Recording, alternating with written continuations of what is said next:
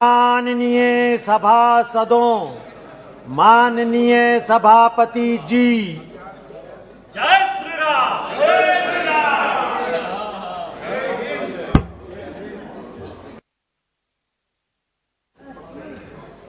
राम। 377 श्री राजेश वर्मा जी। माननीय सभापति जी महोदय, मैं आपका ध्यान अपने संसदीय क्षेत्र सीतापुर उत्तर प्रदेश की तरफ आकृष्ट करना चाहता हूं। मेरे जनपद सीतापुर में सेना की सैकड़ों एकड़ भूमि खाली पड़ी हुई है, जिसमें कुछ भूमि हमारे सीतापुर शहर के अंदर भी आती है। पड़ी हुई खाली भूमि के उपयोग के लिए एवं शहर की सीमा के अंदर पड़ी हुई खाली भूमि को बाजार भाव पर जनता को देने का पूर्व में अनुरोध किया था, जिस संबंध में रक्षा मंत्रालय के द्वारा लिखित रूप में ये जवाब दिया गया था कि सेना की पड़ी हुई खाली भूमि पर जल्द ही सेना की गतिविधि शुरू होगी, परंतु आज तक इस संबंध में रक्षा मंत्रालय के द्वारा किसी प्रकार की कोई भी गतिविधि नहीं हुई है। अतः अध्यक्ष सभापति महोदय, आपके माध्यम से मैं रक्षा मंत्री जी से मांग करता हूं कि रक्षा मंत्रालय द्वारा किए गए निर्णय का अनुपालन कराने के लिए निर्देश प्रदान करने का कष्ट करें। धन्यवाद। आपका बहुत बहुत धन्यवाद। श्री भागीरथ चौधरी जी। सभापति महोदय जी, आपने मुझे 377 पे बोलने का अवसर दिया, बहुत बहुत धन्यवाद। राजस्थान केंद्रीय विश्वविद्यालय के अंतर्गत केंद्रीय विद्यालय मानव सिंधरी अजमेर को वर्ष 2017-18 में उच्चतर अधिगम संस्थान HLI प्रोजेक्ट सेंटर के तहत कक्षा 8 तक खोला गया था, जहां वर्तमान में नामांकित विद्यार्थियों की संख्या 425 है। उक्त विद्यालय वर्तमान में विश्वविद्यालय परिसर में स्थित CPWD के भवन में अस्थायी रूप से संचालित है। इस अस्थायी विद्यालय भवन के वर्तमान कक्षा कक्ष 25-30 विद्यार्थियों की क्षमता वाले हैं, जबकि प्रत्येक कक्षा में 44 से ऊपर विद्यार्थी अध्ययनरत है। उक्त विद्यालय में लगभग 21 कर्मचारी कार्यरत हैं, जिनके आवास की भी कोई व्यवस्था नहीं है, जिसके कारण समस्त कार्मिक जयपुर अथवा किशनगढ़ से प्रतिदिन अनेक समस्याओं के साथ आवागमन करते हैं।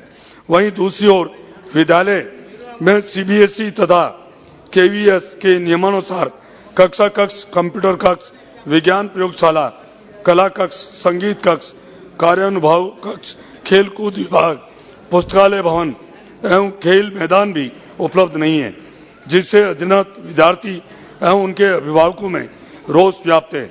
जबकि उक्त विद्यालय के साथ शुरू हुए नागौर, तिवरी, जोधपुर एवं पाली के केंद्रीय विद्यालयों में अपने स्वयं का भवन निर्माण कार्य पूर्ण होने के साथ साथ कक्षा 12 तक कर्मोन्नत होने को तैयार है। अतः सभापति महोदय, केंद्रीय विद्यालय बांधव सिंधरी किशनगढ़ के नवीन भवन निर्माण एवं आवश्यक सुविधाओं हेतु बजट आवंटन चालू बजट 2022-23 की विभागीय कार्य योजनाओं में स्वीकृत करावें। साथ ही उक्त विद्यालय को कक्षा 12वीं तक क्रमोन्नत कराने की सक्षम विभाग कार्रवाई कराएं। मैं शिक्षा मंत्री जी से निवेदन करता हूं। बहुत बहुत धन्यवाद। धन्यवाद जी। श्री जगदम्बिका पाल जी। डॉक्टर रमापति राम त्रिपाठी जी। धन्यवाद अध्यक्ष महोदय। मैं आपके माध्यम से भारत सरकार का ध्यान देवरिया संसदीय क्षेत्र के नौजवानों की समस्या की तरफ आकृष्ट करते हुए बताना चाहता हूं कि यहाँ ग्रामीण क्षेत्र के बड़ी संख्या में नौजुवक भारतीय सेना में भर्ती होकर देश की सेवा करना चाहते हैं, निरंतर तैयारी करते रहते हैं, लेकिन सेना भर्ती केंद्र वाराणसी में होने के कारण अर्थाभाव में जाने आने में कठिनाई होती है, जबकि देवरिया में सेना की लगभग 40 एकड़ जमीन खाली पड़ी है, उसका कोई उपयोग नहीं हो रहा है। अतः मैं आपके माध्यम से माननीय रक्षा मंत्री जी से आग्रह करता हूं कि देवरिया में सैनिक भर्ती केंद्र स्थापित करने की कृपा करें, जिससे देवरिया कुशीनगर के साथ सीमा से सटे बिहार के जिलों के भी नौजवान इसका लाभ लेकर सेना में भर्ती होकर देश की सेवा कर सकें। धन्यवाद। बहुत बहुत धन्यवाद। श्री देवेंद्र सिंह बोले जी, श्री विष्णुदयाल राम। धन्यवाद सभापति जी। आपका ध्यान एक महत्वपूर्ण विषय की ओर आकृष्ट कराना चाहता हूं। झारखंड राज्य के पलामू संसदीय क्षेत्र के अंतर्गत विभिन्न प्रखंडों यथा बड़गढ़, भंडारिया, रंका एवं छतरपुर में बड़े पैमाने पर भूंइहर मुंडा भूंइहर समाज के लोग निवास करते हैं। वर्तमान में इस जाति के लोग अनुसूचित जाति में हैं, जबकि इनका रहन सहन, खान पान, पूजा पद्धति आदिवासी समाज से मिलता जुलता है तथा इनकी वर्षों से पुरानी मांग है कि इन्हें अनुसूचित जनजाति में शामिल किया जाए ताकि झारखंड राज्य में अनुसूचित जनजाति को मिलने वाले लाभ इन्हें भी मिल सके। विदित है कि झारखंड के सीमावर्ती राज्य छत्तीसगढ़ एवं मध्य प्रदेश में भूंइहर मुंडा भूंइहर जाति अनुसूचित जनजाति में शामिल है। विदित है कि उक्त संबंध में डॉक्टर रामदयाल मुंडा जनजातीय कल्याण शोध संस्थान झारखंड रांची के द्वारा पत्रांक 237 दिनांक 25/2/2021 को कार्मिक प्रशासनिक सुधार तथा राजभाषा विभाग झारखंड सरकार रांची को विस्तृत प्रतिवेदन दिया गया था।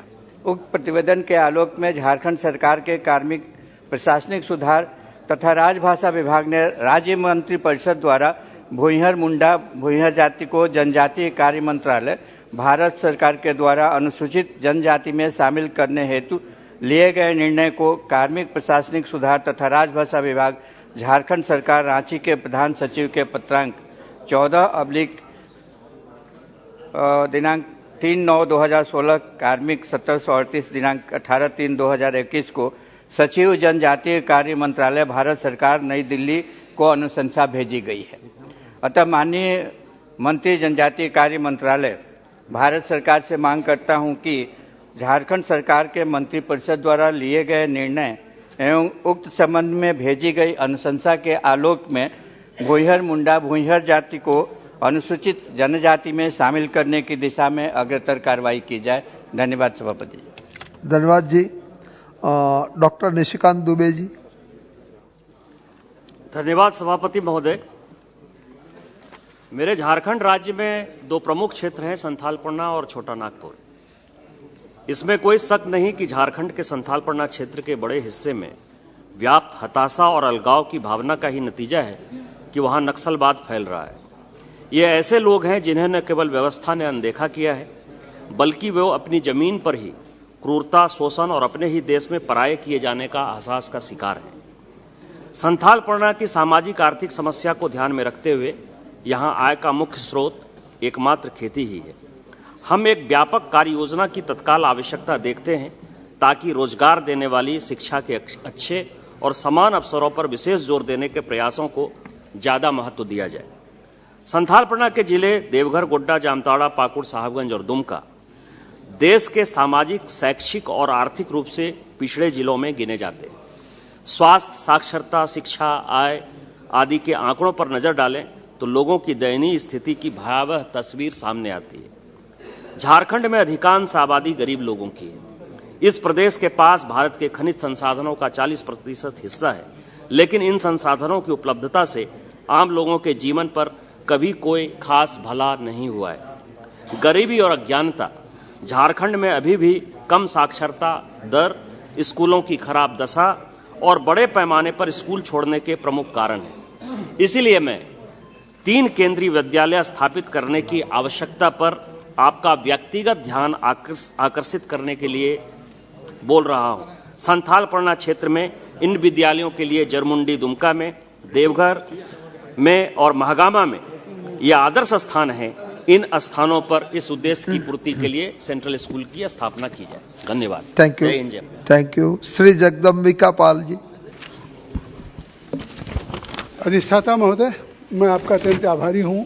नियम 377 के अधीन एक प्रस्ताव आपके माध्यम से सरकार को प्रस्तुत कर रहा हूं। भारत और नेपाल की अंतर्राष्ट्रीय सीमा पे गौतम बुद्ध का जन्म स्थान है, जहां पे उनके पिता श्री राजा सुद्धोधन और जहां पे वो बचपन के 29 वर्षों तक गौतम बुद्ध होने के पहले सिद्धार्थ के रूप में उन्होंने व्यतीत किया था।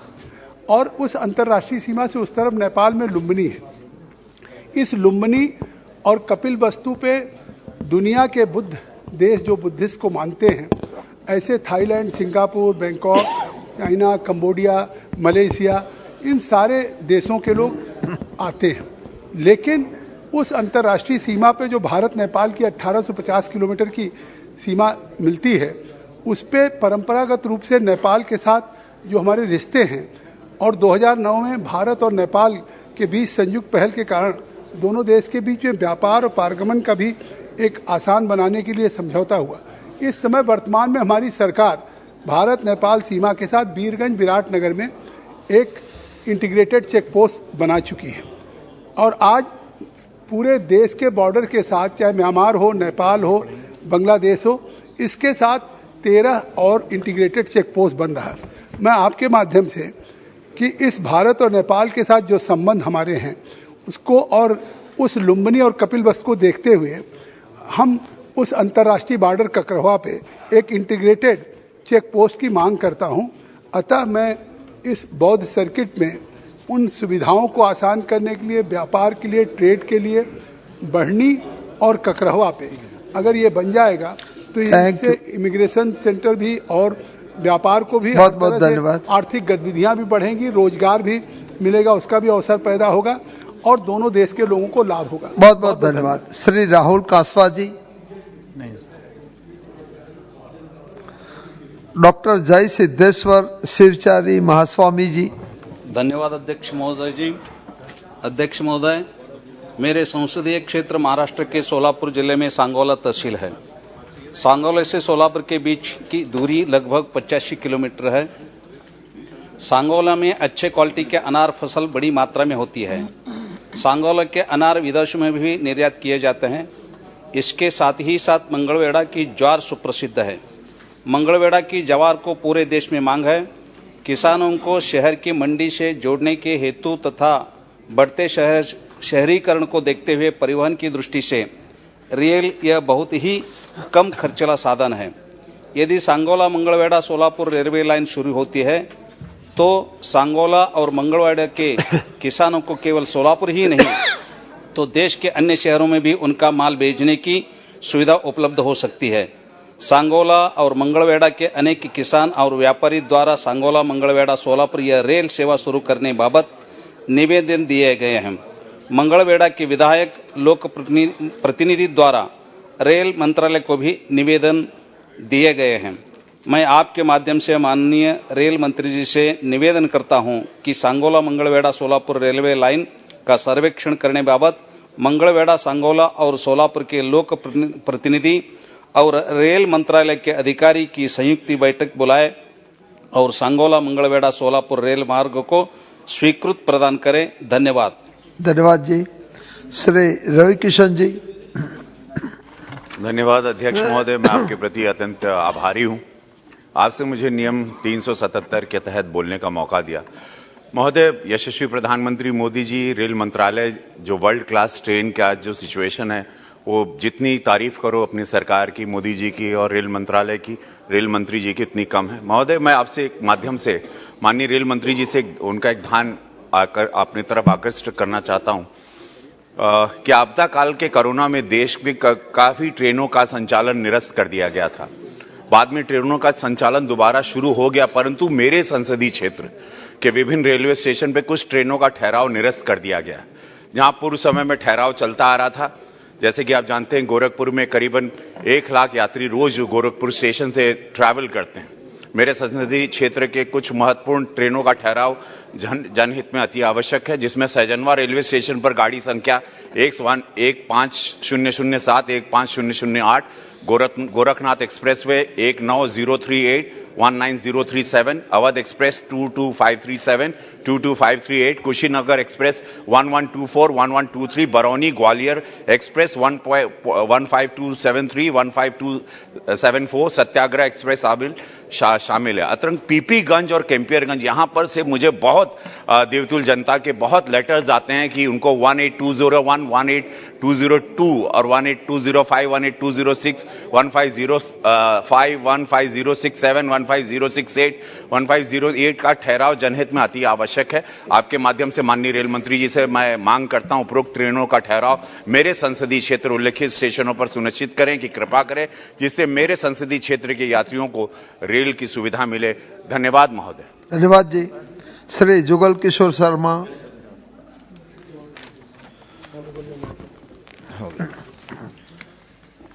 धन्यवाद उपसभापति जी, आपने मुझे नियम 377 के तहत बॉर्डर क्षेत्र के लोगों की समस्या को उजागर करने का मौका दिया। महोदय, मैं सरकार का ध्यान मेरे संसदीय क्षेत्र जम्मू अंतर्गत भारत पाक सीमा पर रह रहे किसानों की दयनीय दशा की ओर ले जाना चाहता हूं।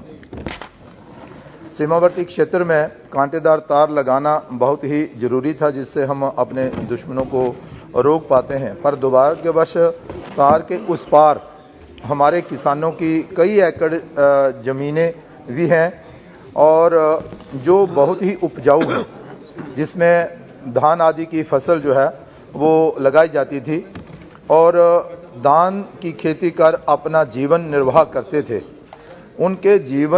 उनके जमीन के तार के उस पार चले जाने से ना ही वो अब उस जमीन पर खेती कर पाते हैं और ना ही इन लोगों को कोई मुआवजा मिला है। अध्यक्ष महोदय जी, मैं आपके माध्यम से सरकार से विनती करना चाहता हूं कि उनकी दयनीय दशा को देखते हुए जिनको मुआवजा नहीं मिला है, उन किसानों को की एक सूची जम्मू कश्मीर सरकार से मंगवाई जाए, ताकि उस जमीन का मुआवजा उन किसानों को यथाशीघ्र मिल सके, जिससे वह अपनी जिंदगी गुजर बसर ठीक प्रकार से कर सकें। धन्यवाद। धन्यवाद जी। श्री दुर्गादास उइके जी। माननीय सभापति जी, मुझे आपके माध्यम से यह विषय सदन के समक्ष प्रस्तुत करने का अवसर मिला, इसके लिए आपका आभार। यदि हम सहायता की बात करें तो वैश्विक स्तर पर जब भी संकट और विपदा की घड़ी आई, हमारे देश ने हमेशा ही विश्व जगत को हर संभव सहायता उपलब्ध कराने का अपनी ओर से भरसक प्रयास किया है। भारत ने कोविड महामारी हो, उसमें वैक्सीनेशन, रूस यूक्रेन युद्ध हो अथवा वैश्विक स्तर की किसी भी प्रकार की समस्या हो, सदैव सभी देशों की सहायता की है। श्रीलंका में भी जब आर्थिक संकट की स्थिति उत्पन्न हुई तो अपनी ओर से एक अच्छे पड़ोसी होने के नाते जो सहायता दी जानी चाहिए वो हमने प्रदान की है। महोदय, हमारी संस्कृति वसुधैव कुटुंबकम की है, जो हमें लोक मांगल्य हित के लिए सर्वदा सहायता का भाव जागृत करती है। आदिकाल से चली आ रही हमारी सत्य सनातन की वसुधैव कुटुंबकम की परंपरा ही हमें सहायता का पाठ पढ़ाती है। माननीय यशस्वी प्रधानमंत्री जी के कुशल प्रेरक नेतृत्व में हमें G20 की अध्यक्षता मिली है, जो हम विश्व के अन्य सर्वाधिक शक्तिशाली 20 देशों को भी सहायता प्रदान करेंगे। इसी परिप्रेक्ष्य में विश्व सहायता दिवस रूपी वैश्विक विचार को अंतर्राष्ट्रीय जगत में प्रस्तुत करने हेतु मैं यह प्रश्न आपके समक्ष प्रस्तुत कर रहा हूँ। महोदय, भारत देश कृपया अपनी स्क्रिप्ट पढ़ो। हर समस्या के समाधान व मानवीय मदद के लिए सदैव तत्परता के साथ खड़ा रहा है। जब भी विश्व में मानव जीवन पर संकट उत्पन्न हुए हैं, हमारे राष्ट्र ने हमेशा मानवीय सहायता के लिए अपनी ओर से जो बेहतर हो जरूरतमंद देशों को सहायता पहुंचाई है। मेरा आग्रह है, जैसे mother's day, father's day, cycle day, पर्यावरण दिवस, योग दिवस मनाए जाते हैं, वैसे ही भारत राष्ट्र के सहायता के भाव को देखते हुए पूरे विश्व में विश्व सहायता दिवस मनाए जाए, यह मेरी विनम्र मांग है। धन्यवाद जी। डॉक्टर संजय जायसवाल जी।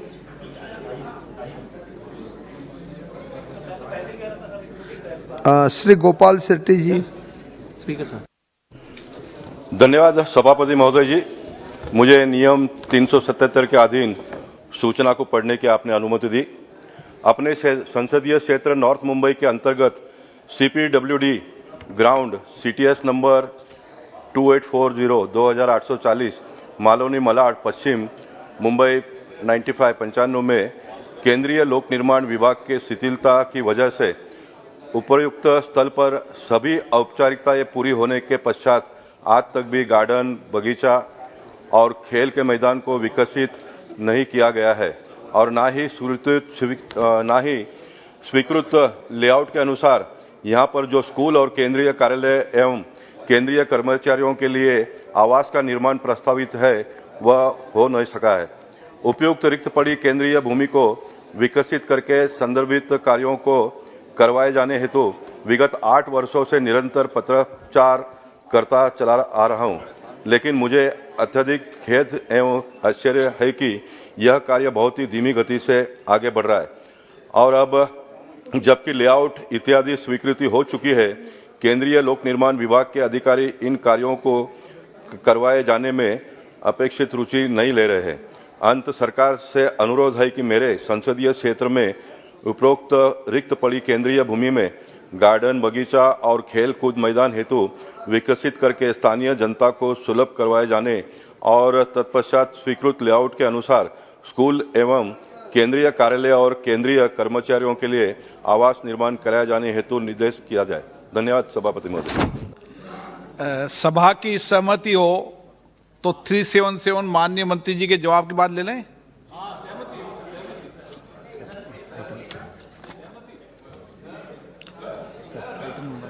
आइटम नंबर 19 और 20 माननीय वित्त मंत्री जी।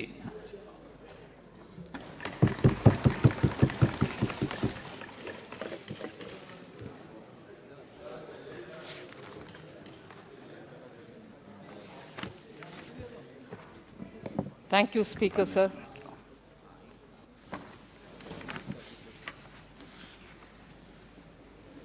We have come up with the first batch of supplementary demands for grants for the year 2022-23.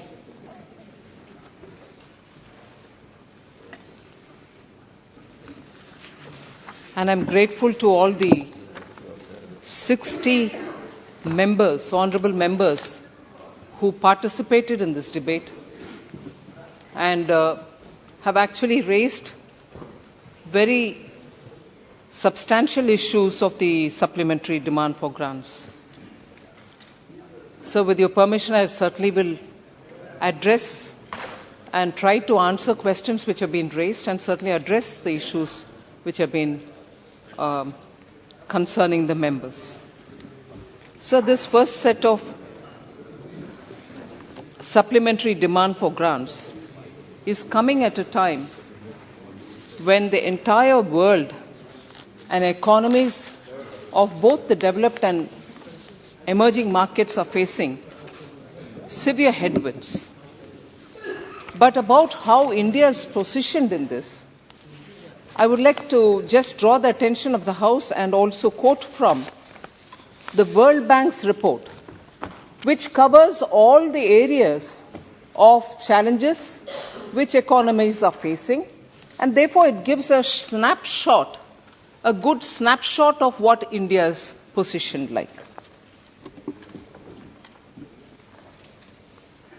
And everything that I'm reading are quotes from the World Bank, so there's no paraphrasing here.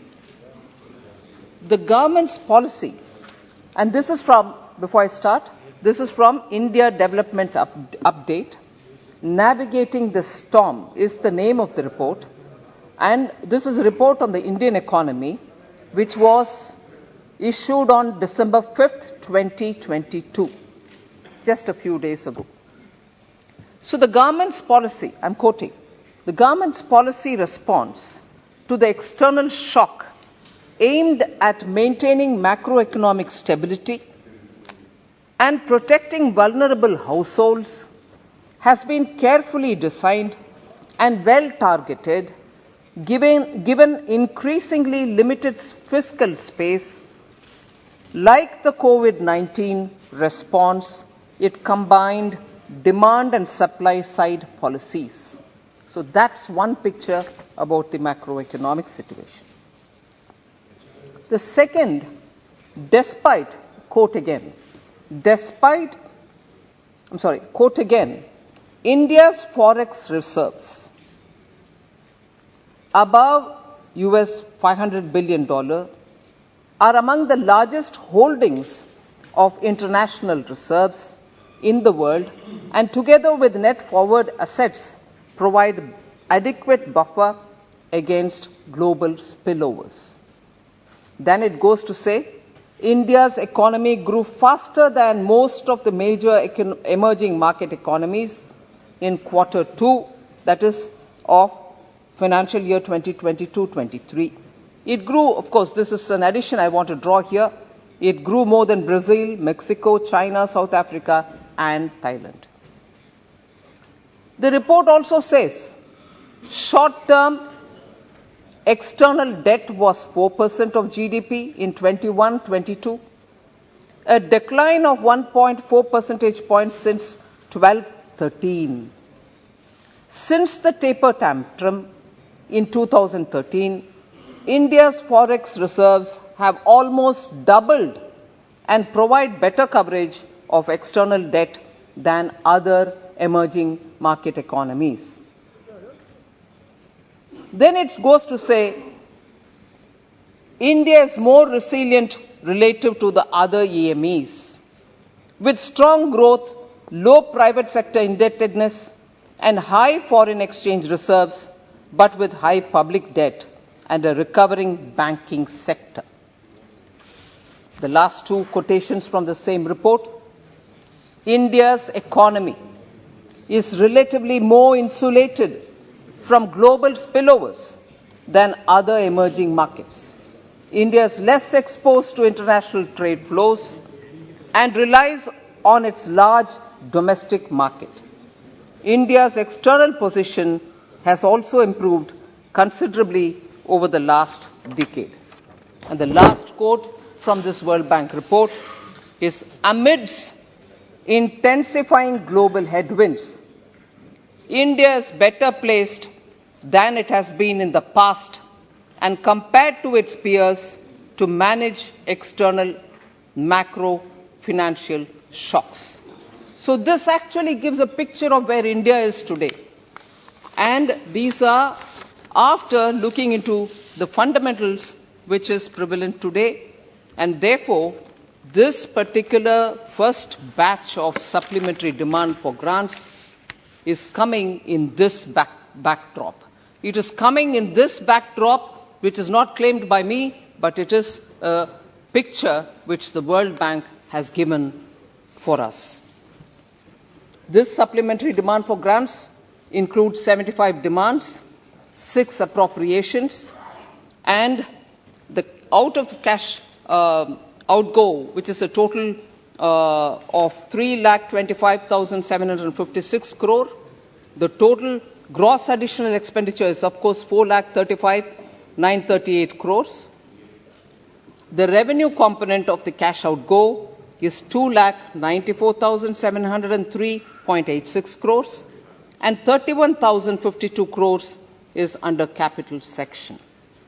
Besides this, we are also coming up with the excess demand, excess grant demand, which pertains to the 2019-20 for 3 appropriations which had to happen, and this is completely on the recommendation of the PAC, the Public Accounts Committee, and that totals 32,637 crores. So I know quite a few members have gone into the details of what these supplementary demand have been for. I'll just highlight as to how these are demands which are so critical for us now, and I'm sure I didn't hear anybody objecting to any of these supplementary demands.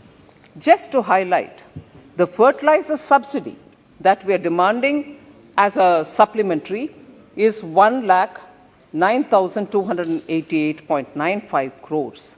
And I want to highlight the fact that India, which is largely an importer of fertilizers, will have to now also start working on self-sufficiency as regards fertilizer manufacturing in this country, and a lot of efforts are going on that score.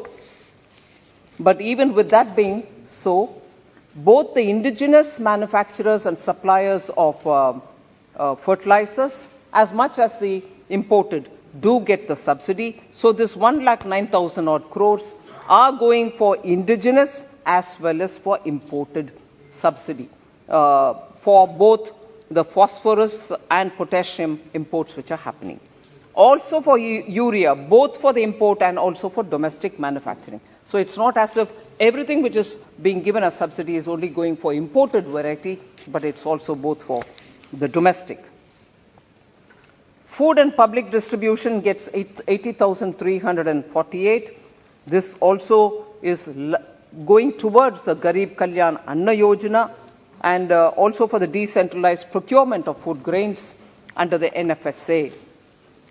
Rural development, normally and largely, many members spoke about why Manrega gets less, why Manrega shouldn't be given more, why Manrega is not being utilized.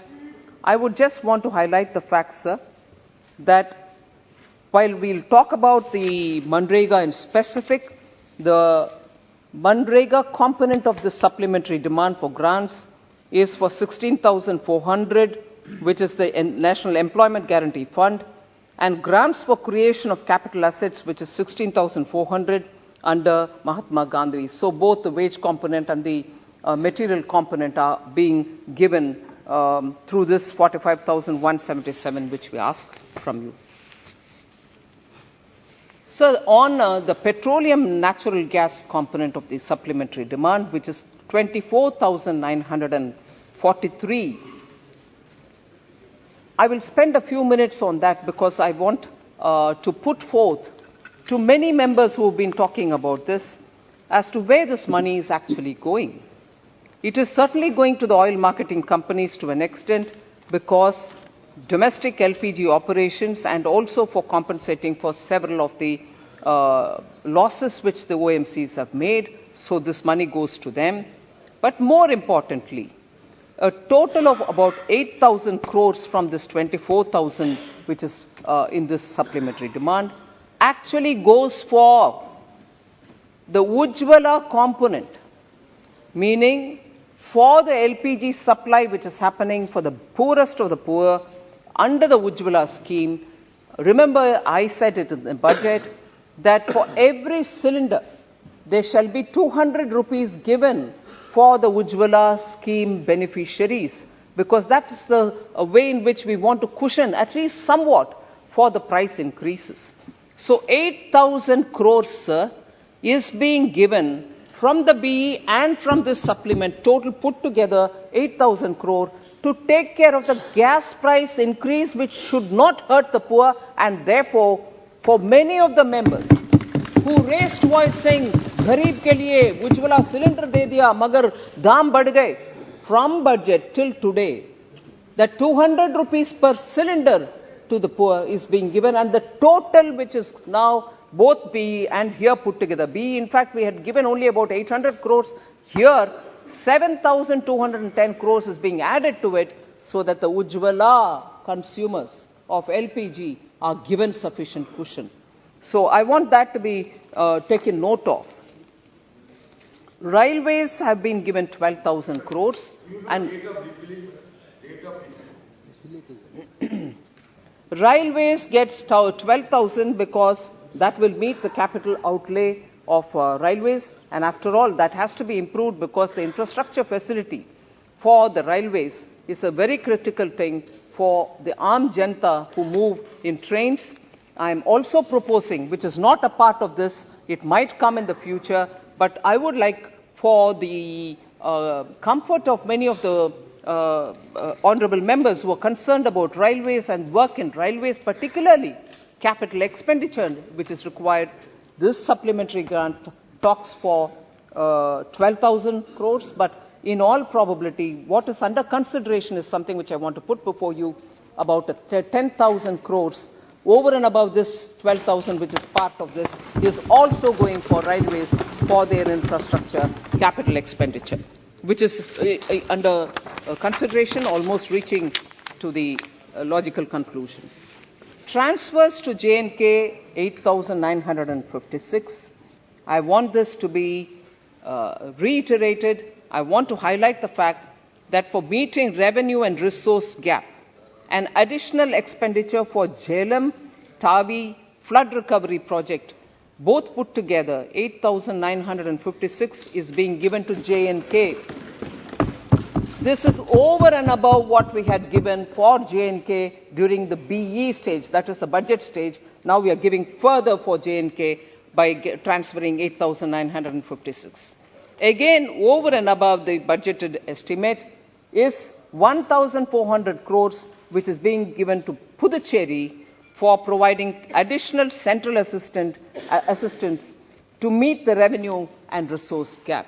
So the supplementary demand for grants is coming up with these, and I'm sure not one member of the parliament, I'm very grateful, has spoken saying you shouldn't be doing this. On the contrary, more is being asked, but certainly we have provided for these, which I want to highlight. So now I go to picking up on the topics on which many members have spoken, other than the contents which have been specified in the supplementary demand for grants statement itself.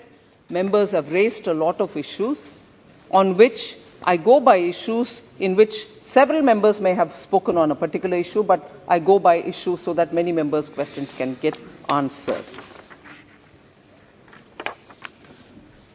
So the food and fuel and fertilizer subsidy, there were questions asked. And also drawing from that and also drawing from the fact that the amount which is claimed during the supplementary demand for grants, people felt if we at the time of BU mentioned something, today you're raising so much more. What is the level of assessment then and what is the level of assessment now? How is it going to touch your fiscal deficit commitments that you've given? I want to highlight the fact, sir, that in 2008-9, global financial crisis, there were 2 supplementary demands. The Constitution allows you to do 2, 3, not beyond 3, of course. And during the global financial crisis, which of course then was big, but now looking back with the benefit of hindsight, we are at a pandemic and post-pandemic war-related economy globally affected. During the 2008-9 global financial crisis, through the 2 supplementary demand for grants, 20% more than what was stated in the budget was brought under the supplementary demand. 20% more. So if we are talking about BE time assessment, your assessment is not good enough, you're not able to get a picture, you should have done a better assessment rather than come with a big amount during supplementary. No, budget makers then now all look at the avenues of revenue and also the ways in which allocations can be made. And as you go through the year, you are in a position to raise more, bring in more demands, and this is absolutely acceptable in the process of budget making. So there's nothing unusual this year that we've come with a huge demand. 20% of what was, of the original budget was brought in even after 2008-9 crisis. Sorry?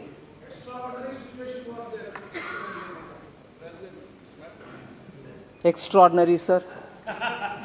I agree, extraordinary. We can always rank which is even better or worse extraordinary, but anyway. So, global financial crisis. You brought up 2 supplementary demands for grants. 20% of what was given in the budget estimates have been brought as extra supplementary demand. 2020-21, immediately post the pandemic, there were again 2 supplementary demand for grants, and in that 19% more than what was originally budgeted for has been brought in. And now with this just 1, and possibly there will be 1 more during the budget time and not beyond that, only 8% of the current budgeted estimate is being brought in here. So I want the members to take cognizance of these facts and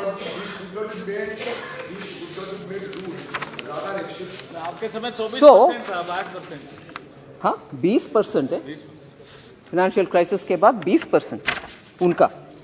So sir,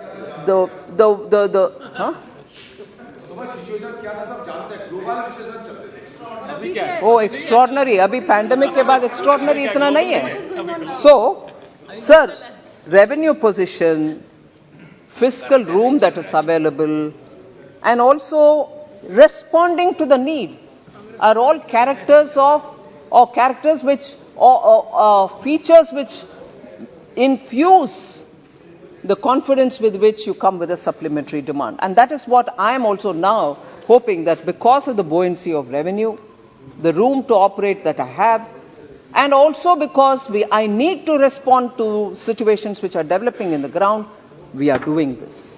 So I want just this to be kept in mind.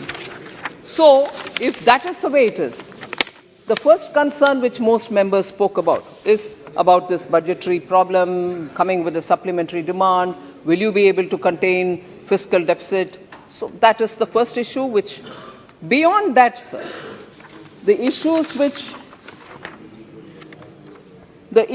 for which there's been a lot of concern are, of course, inflation, talking about rupee depreciation, unemployment, fishermen, coastal communities, and also about fellowships which are not being given to the minority community. Broadly. But I will go by the issues and yes, I'm beginning with it. Sir, in the budget estimate for Manrega, we had given 73,000 crores. Now, with the supplementary demand for grants, we are coming up with 16,400 more. supplementary demand की बात करो. So, 16,400 crores now, sir.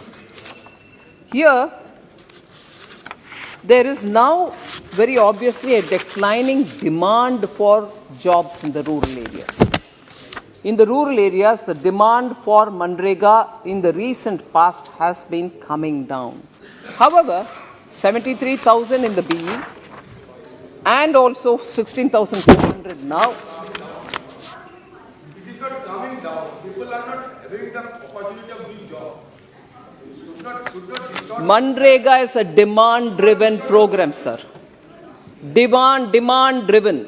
Yeah. And if demand doesn't come, should I read it as it's going up? That's a different issue. I'm answering that also. When demand is demand, I'm talking about demand. When it is not being honored because you have some other issue, I will talk about that as well. But there is a declining trend in the demand-driven. All right. Okay. Sir, I will have to listen to everything that they say, but when I say something, if they have an objection, they can always ask me later. But they can't go on continuously disrupting my answers, sir. माननीय मंत्री महोदय जब जवाब दे रहे हैं, जब आप बीच में डिस्टरबेंस नहीं करें, आपको पर्याप्त समय, पर्याप्त मौका सभी माननीय सदस्य को दिया। और माननीय मंत्री महोदय से मेरा आग्रह है, मैंने उनको अलाउ नहीं किया है, आप उनकी बात का जवाब ही नहीं दें। आप तो अपनी बात का जवाब दें, जब मैं कहूं उनको बोलने की जब आप जवाब दें।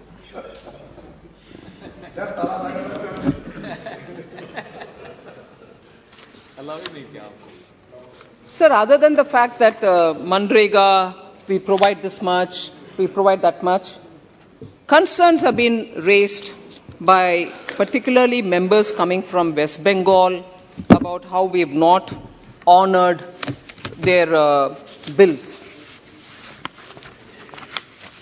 Sir, and Manrega funds to West Bengal has been put on the hold since March 2022 because of complaints which were received from various people.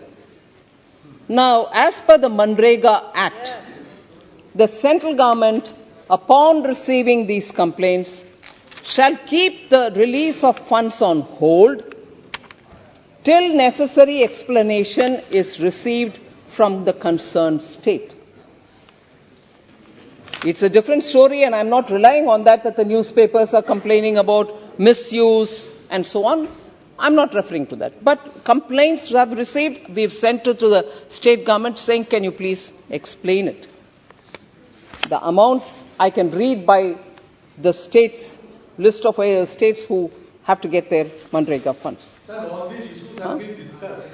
I'm coming. I was physically present when Mr. Sudipto Bandyopadhyaya spoke. I've heard every bit of what you've said. Let me answer, sir. Like, I go by your guidance that you have not asked him to speak. So, So as per Manrega Act, the central government, upon receiving complaints, shall hold the funds from getting released. All issues have been cleared. I've not even answered, sir. Have been cleared already. Now money should go back to the state person. This is what you said, Honourable Member, when you spoke. I heard you also. Please listen to my reply. Kindly please listen to my reply. I've not completed it. I am a very good listener of the House. You, I want to listen to your very but you interrupted me already. I am telling you the fact. Minister of the department has given me a separate missing and you are telling the other thing. That is Sir, my replies are normally prepared with the concerned department inputs. So if honourable members would kindly wait till I finish, it will be okay. Drop of a hat. You get up at the drop of a hat, sir.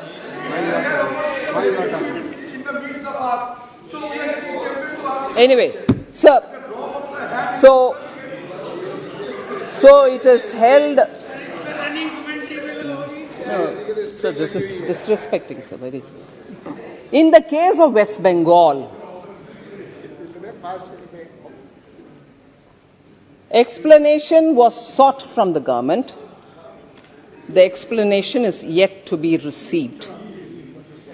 Explanation from West Bengal government is yet to be received, and therefore what has to be held back is being held back. So that's I'm putting it on.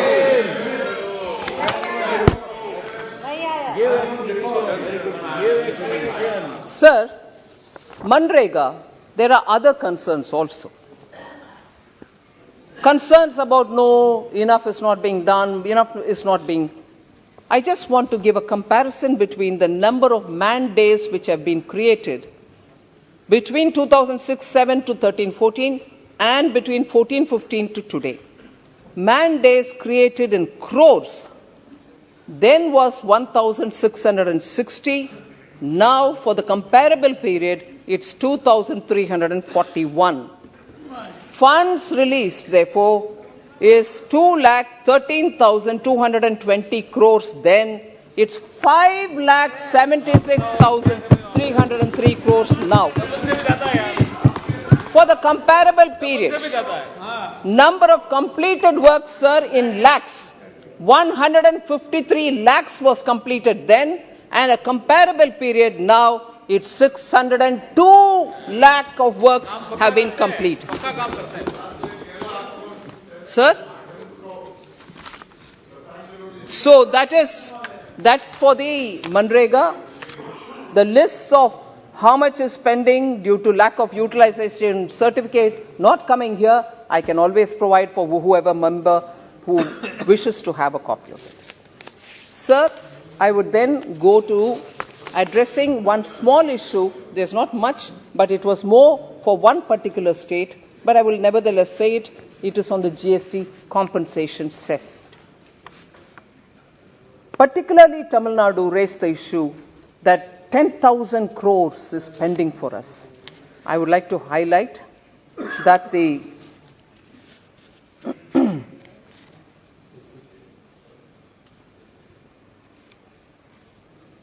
only last week, sir, Tamil Nadu has sent a claim for 4,224 crores, and this is for the year 2020-2021.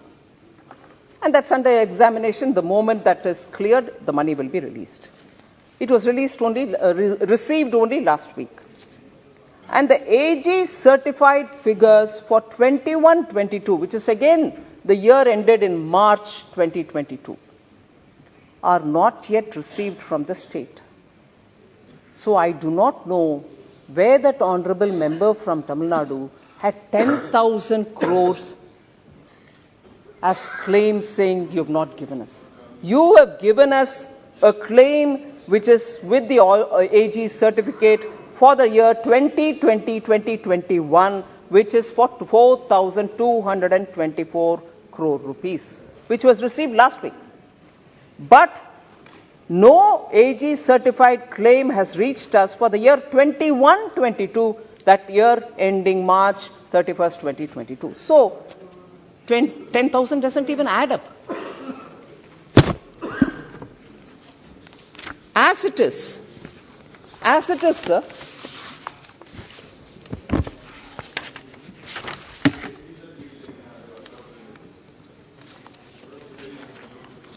it is, state-wise, I just would like to highlight compensation cess. For the period of ending June 2022, Tamil Nadu balanced GST compensation, which is yet to be released, which is whether after we receive from them for 2021-22 only, we have not received yet. For 22, up to June, where every state would have to get their due, for Tamil Nadu, pending is only 1,200.6148 crore rupees. So first we need AG certificate for the year 21-22. AG certificate के साथ 2021 has been received only last week. And for the month ending June, when the compensation cess comes to an end for all states, Tamil Nadu's due is only 1,200. All put together, it's still not 10,000 crores, sir. I thought I should make that clear. Then there was a lot of concern about fiscal deficit. I certainly want to explain that a bit, sir, because that is a very important issue on which members of parliament will have to be informed. Fiscal deficit was estimated to reduce from 6.9% of GDP in the last year's RE to 6.4% of GDP in the current year's BE. This is very much in line with the government's commitment to achieve fiscal consolidation announced in the budget of 21-22. That is to reduce the fiscal deficit to a reasonable level till 25-26.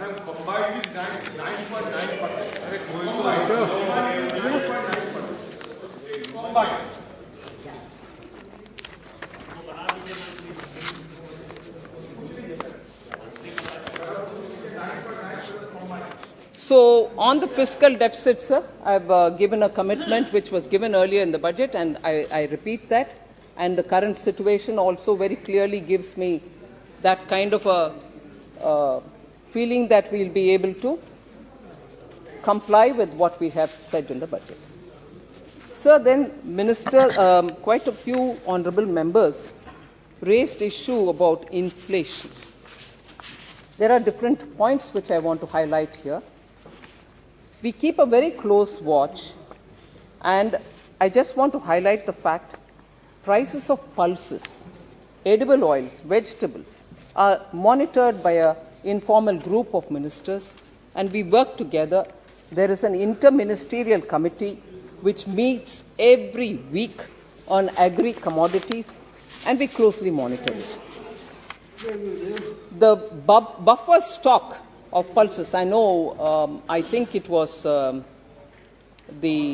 member of Congress from Punjab who spoke, Amar Singh ji, I think, he spoke about the buffer stock concerns. I just want to say the buffer stock of pulses has been maintained for price stabilization in 2020-21, 21-22, 22-23, and calibrated release of pulses from the buffer stock will moderate the price of pulses in the market.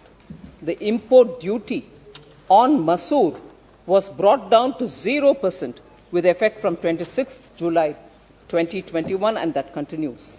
And central government on 1st September 2022 decided to provide 1.5 million tons of chana to states and union territories at a discounted rate for distribution under various welfare schemes.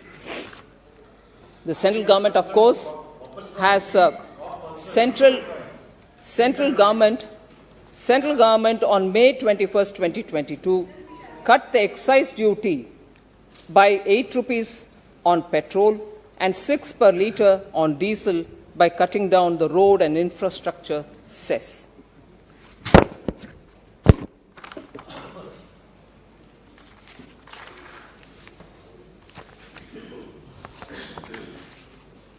And due to all these policies, sir, and the steps taken, I'm glad to say we've just not been talking, we are acting. The latest data on CPI proves it. Inflation has come and it is now come down and it is now in the tolerable band of the RBI. Inflation has been declining since April 2022 and it is declining further. CPI for November 2022 came down to 5.88% year on year, down from 6.77 in October. So I want that taken cognizance of. It's a bit difficult when parties raise question on inflation who saw double-digit inflation during the period. And that's not something which I'm imagining, sir. I'd just like to say the inflation data in November of 2013 was at 19.93%. And the earlier month in October, it was 18.19%.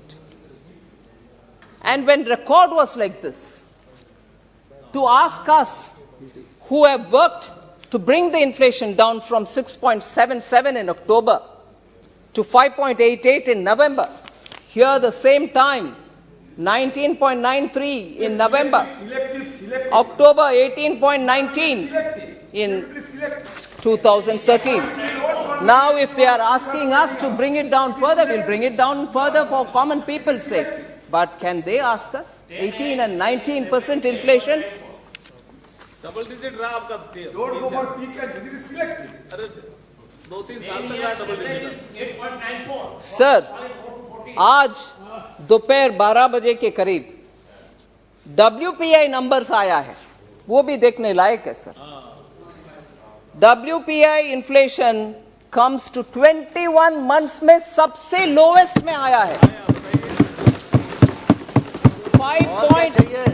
5.85% year on year, November 22. WPI inflation was 8.39% in October, whereas in November it's 5.85%. Food inflation, sir. Food inflation is at 2.17% versus 6.48 month on month.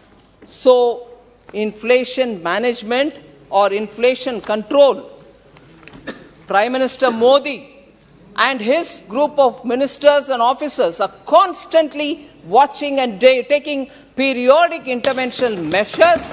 As a result, you find the results coming here.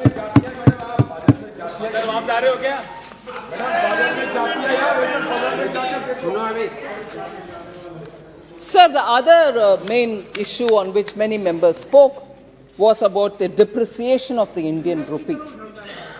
Depreciation of Indian rupee, and they kept mocking at me saying, oh, no, you don't understand, rupee is not weakening. It is a matter of fact. Every report has told you that Indian rupee against every other currency has only strengthened. And against the dollar,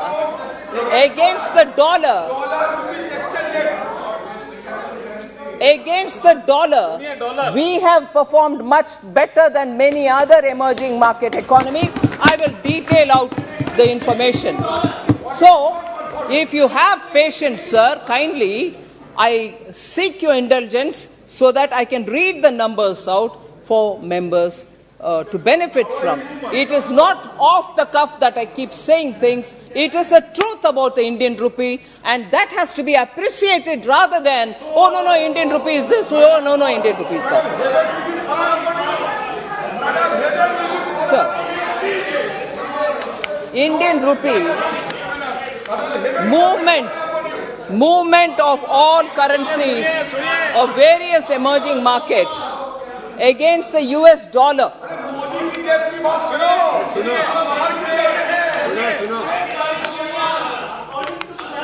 Sir,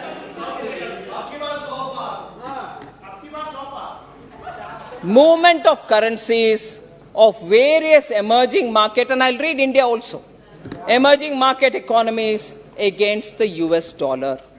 And this is over a period April 1st to 30th November 2022, this year, this financial year. Sir, Turkish lira 21.2% depreciation against the US dollar. Japanese yen 11.9% depreciation against the US dollar. South African rand 15.1% against the dollar. Chinese renminbi 10.6% against the dollar depreciation. Indonesian rupiah 8.75% depreciation against the US dollar. Brazilian real 8.7%. Filipino peso 8.5%. We are fifth largest economy. I'm coming, sir. On hand, you are boasting of India is a fifth largest economy. South Korean won 8.1%. Taiwanese dollar 7.3% depreciation. Indian rupees 6.9% only compared to the rest of it. Thai baht only. Don't reduce yourself to a boss of ridicule. Don't reduce yourself to a boss of ridicule. Only Thai baht 5.7% and Malaysian ringgit 5.4%. So I want to talk about emerging markets is what I'm giving. We'll talk about the rest as well. But even this, when I'm giving data from the RBI, no, we are not willing to accept. I'm not giving my data. It is given by the RBI. Now, rupee movement against other currencies. Yes, I'm coming. I'm coming. The size of the appreciation. Only in dollars. बाकी currency का क्या? बाकी का भी सुनो. क्या करना उससे? The size of Indian rupees appreciation during April-November 2022, sir, compared to April-November 2021 was 15.3% with respect to Japanese yen, 7.6% compared to the pound sterling, and 7.5% with respect to the euro. Sir, pound, euro, wo bhi aa gaya, sir. So, as regards currency, and I'm not taking a random 1 month, sir, April 1st, 2022-23, this financial year's beginning, and data given is up to November. And this is Reserve Bank data and not mine. Sir, there was this question, and I think it was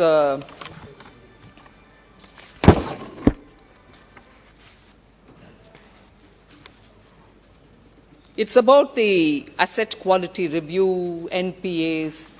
Quite a few members did speak about it. I just want to show that after undertaking the asset quality review in 2015, of course, we followed the 4R principle of getting the banks back to order and restoring the health. The 4 R's were to recognize that there is a problem with an account and recognize there's a problem totally put together for the bank for the number of NPAs that is there in their balance sheet, and therefore then to recapitalize them and help the recovery process, and then reform the bank itself so that it doesn't function on phone banking. You know, kahin se phone aa gaya, mera damad ko do, mera bhatija ko do, wo sab nahi hone dena. Wo reform we have undertaken after 2015. As a result, immediately after undertaking the asset quality review in 2015,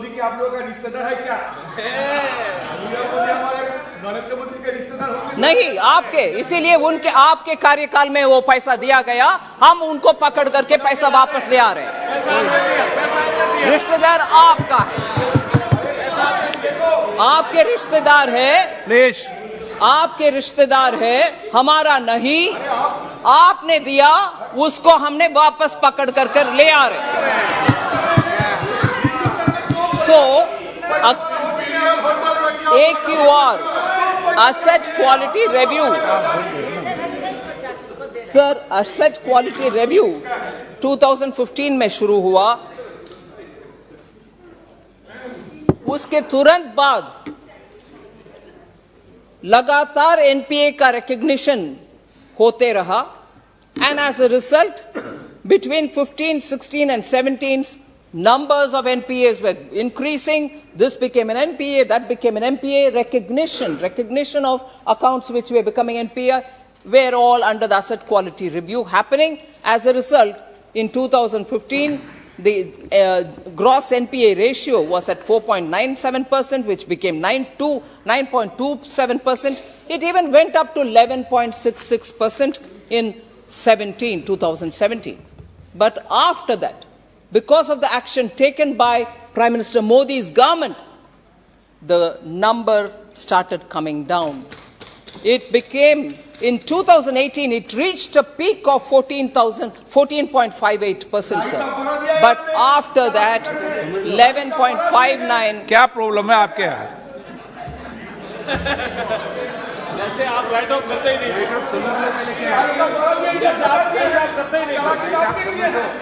समझो आप करते ही नहीं, आप करते ही नहीं, आपने करा नहीं क्या? आपने आप कोई जवाब मत दो, माननीय मंत्री जी जवाब दे रहे हैं. 2019, sir.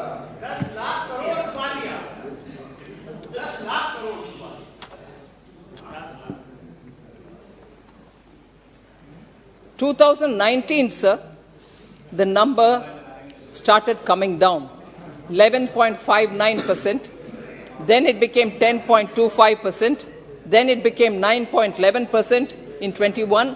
In 22, as of March 22, it is 7.28% only. So the gross NPA numbers are coming down drastically. Not only that, we are pursuing every NPA account which, even if they are there in this country or anywhere else, and making sure that their assets are auctioned through the court process and banks are getting the money back. So NPA handling, we have handled much better, is what I want to tell you. So then, capital expenditure was a concern. I want to state the facts. We, in both the budgets in 21-22 and 22-23 budget, we have 21-22 budget, we have given a capital outlay which was improved in the 22-23 budget to 7.5 lakh crores. Now we have achieved at least nearly 45% of it. On the BE, 54.5% has been touched in the first half year.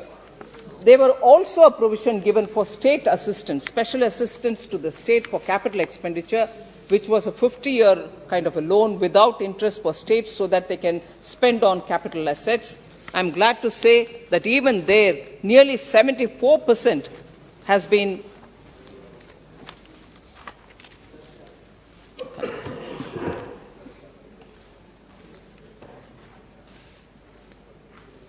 Nearly 74% has been utilized by the states, sir. Yes, I can give you that figure exactly.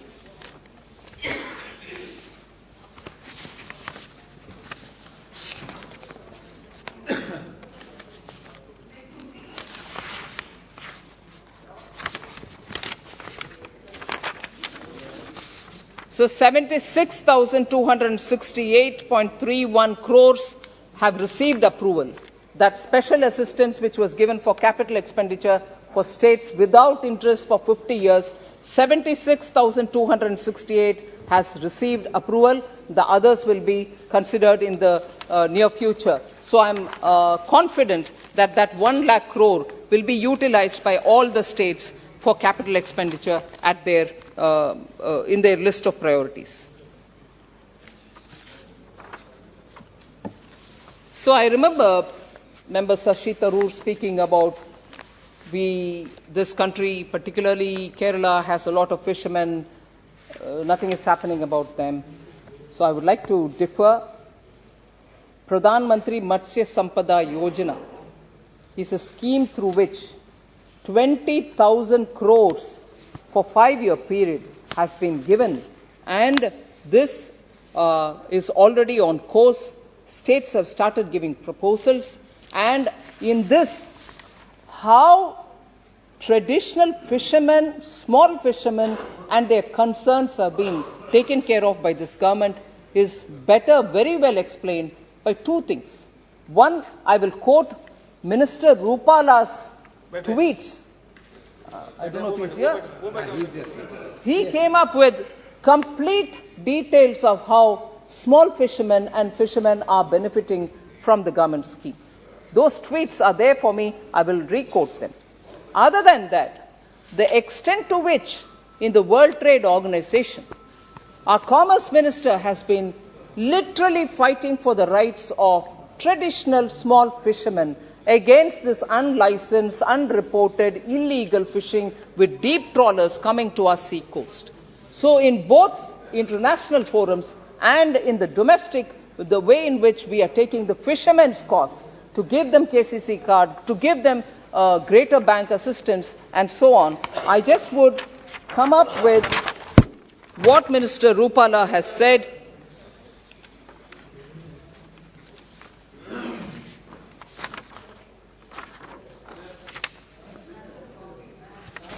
Sir, 1950-51, before I quote Minister Rupala, 1950-51, the total production of inland fisheries and aquaculture was at 2.18 lakh tons, which increased to 61.36 lakh tons in 13-14, which took about 65 years, but never mind, it took 65 years, we were able to reach 61.36 lakh tons.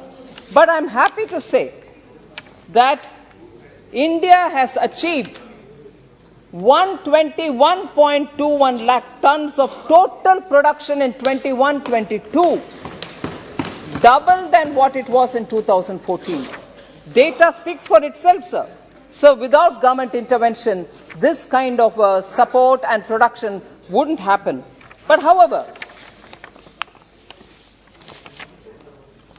now I say, this is a tweet from Purushottam Rupala, the minister. He said this, that I'm happy to state that India achieved 121.21 lakh tons of total production in 21-22, double than in 2014. That was one quote. He also said, we have extended the benefit of Kisan credit card to fishermen and workforce involved in animal husbandry and in dairying, which was earlier available only to farmers. So 25.81 lakh Kisan credit cards have been sanctioned to animal husbandry. This data is as of December 2022. Yes. Animal husbandry, dairy, fishery farmers, and a credit limit of 21,322 crores has been given for fishermen, animal husbandry, and for farmers. Sir, Matsya Sampada Yojana, under the PMMSY, over a span of 5 years, sir, 2020 to 2025, investment worth 20,050 crore have been envisaged for the fisheries, which sector happens to be the highest ever investment. Fishery sector happens to get the highest ever investment till date in this sector. Then, sir, projects to the tune of 11,029.36 crores has been achieved and has been sanctioned, with a few which will generate lakhs of employment in opportunity. So that is about fisheries, what we are doing.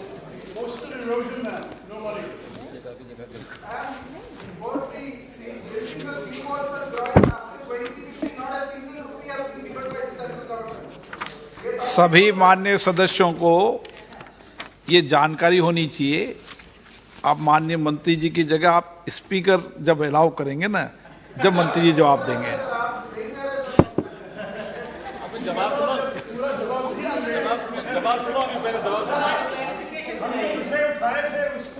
ये मत्स्यकारों को कुछ नहीं मिला बोले, जवाब नहीं मिला।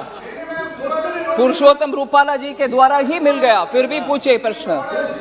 20,000 करोड़ दिया। हाँ sir, there was this question that I'm not sure if the honorable member Hanuman Beniwal ji is here, but he raised this issue, saying बहुत सारे सेंट्रल गवर्नमेंट का स्कीम्स को आपने खत्म कर दिया रूरल में वगैरह।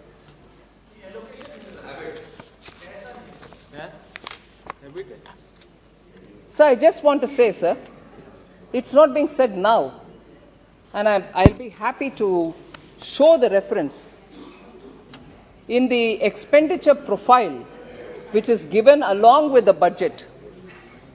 Expenditure profile document which is always given along with the budget statement. On 1st February 2022, a statement 4AA was given, which very clearly shows that the schemes have not been closed down as stated by the honorable member. Instead, they have been rationalized in order to make them more focused and to bring administrative efficiency. This is a recommendation of the 14th and the 15th Finance Commission, and that is exactly what we have followed. So, I'm just showing what was given during the budget statement, sir, expenditure profile. Just to explain my point, I want to say, take for example, Department of Agriculture, Information Technology related, Integrated Scheme for Agriculture Census and Statistics, Integrated Scheme for Agriculture Marketing. Like that, there are 10 schemes. They've all been rationalized to come under Krishi Unnati Yojana. They've not been closed down. They've all just been made into sharp focus under one. Similarly, Pradhan Mantri Krishi Sinchai Yojana, Soil Health and Fertility National Project, Krishi Vikas Yojana, Rashtriya Krishi Vikas Yojana, Rainfed Area Development and Climate Change. Again, a series of 10 of these programs have come under Rashtriya Krishi Vikas Yojana. Like that, 130 schemes, all of which are here, they've all been listed out in the expenditure profile. 130 schemes are now clubbed together into 65 schemes, and none of them have been shut. Koi band nahi hua. 103 schemes अभी 65 schemes में ही condense किया गया है. उसका list मैं अब नहीं दे रही हूं, बजट के समय ही दे चुकी हूं, 1 फरवरी 2022 का बजट में. सो हनुमान बेनीवाल जी को प्लीज इस इंफॉर्मेशन पहुंचाइए. हमने किसी स्कीम को बंद नहीं किया, ऊपर से उनका ज्यादा फोकस के लिए हाँ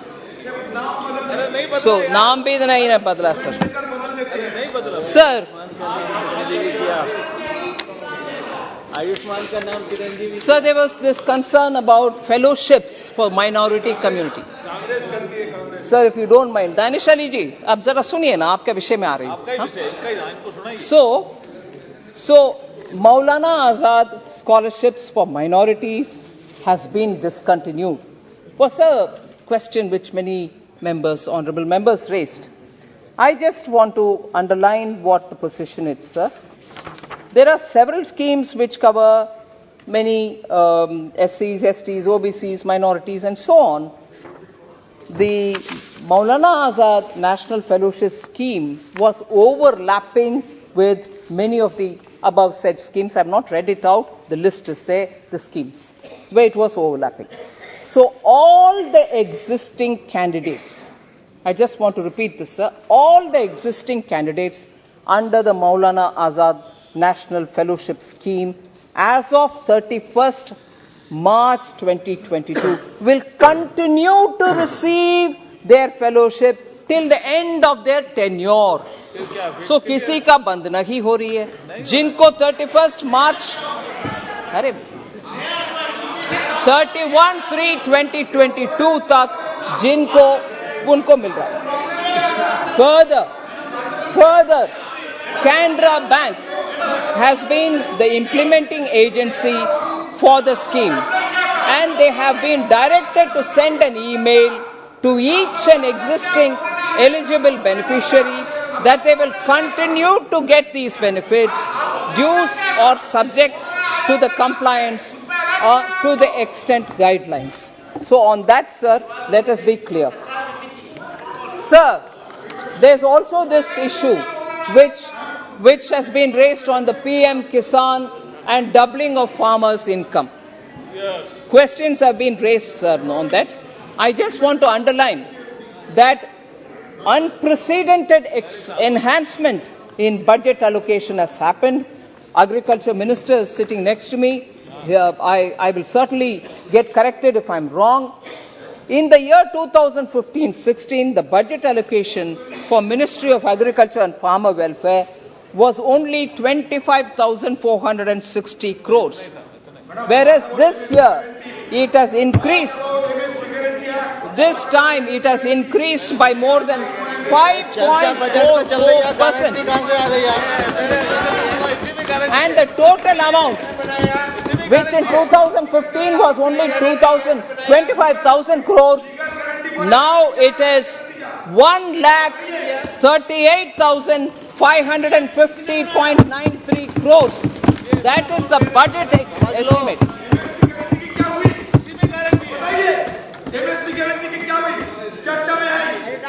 हमारे हिंदुस्तान के प्रधानमंत्री नहीं आता कहते कि तपस्या में कुछ काम नहीं बनेगा। Sir, income support किसानों के लिए आए income support was launched in 2019. The PM Kisan Samman Nidhi was launched in 2019 for an income support to be provided 6,000 rupees per year in 3 equal installments. More than 2 lakh crores has been released so far to all the farmers. Sir, institutional credit for agriculture sector. Benefit for concessional institutional credit through Kisan credit card at 4% interest per annum. Sirf 4% interest per annum is now extended to animal husbandry, fisheries farmers, and also for meeting their short-term credit requirements. Special drive, and I know for this for sure, banks undertook a special drive in February 2020 to provide concessional institutional credit with focus on covering all the PM Kisan beneficiaries through Kisan credit card. As on 11/11/2022, 376.97 lakh new KCC applications have been sanctioned with a sanctioned credit limit of 4,33,426 crores. Sir, minimum support price, on which a lot of questions. I want to just come and before I do that, sir,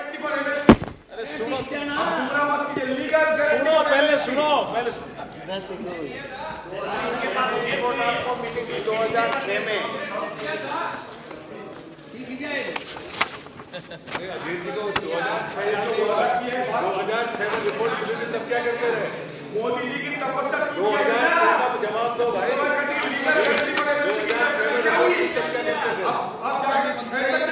Sir, I'm just taking my data out, sir. किसानों को पता है 2006 में report लगातार कर रहे हैं वो।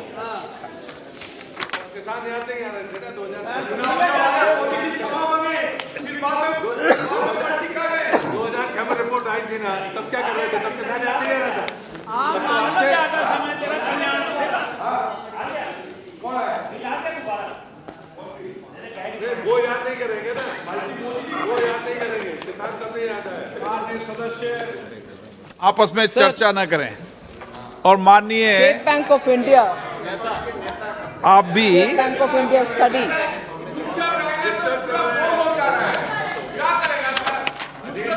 has very clearly said that farmers' income is doubling on very many scores, such as soya farmers and others. Their income is doubling, and when plantation crops are being sowed, farmers benefit. Also, on the minimum support price, government has increased the MSP for all mandated Kharif and Rabi crops and other commercial crops as well, with a return of at least 50% over all India weighted average cost of production from 2018-19, sir. So on MSP, I know the minister next to me has been working a lot, and we are now giving 50% over the weighted average cost of production since 2018-19. Paddy MSP for common paddy, sir, it has increased to 2040 per quintal in 2022-23, and it has risen from, it has increased from 1,310, which was the amount in 2013-14. Again, 2014, in input cost. Sir, when inflation was double digit in 2013-14, you can imagine what was the input cost. Even then they gave only this much. MSP for wheat was 1,400 per quintal in 13-14. It went to 2,125 per quintal in 2022-23, sir. So I'm almost coming to the end of the responses. There are one or two points which are very, very important, which I want to highlight.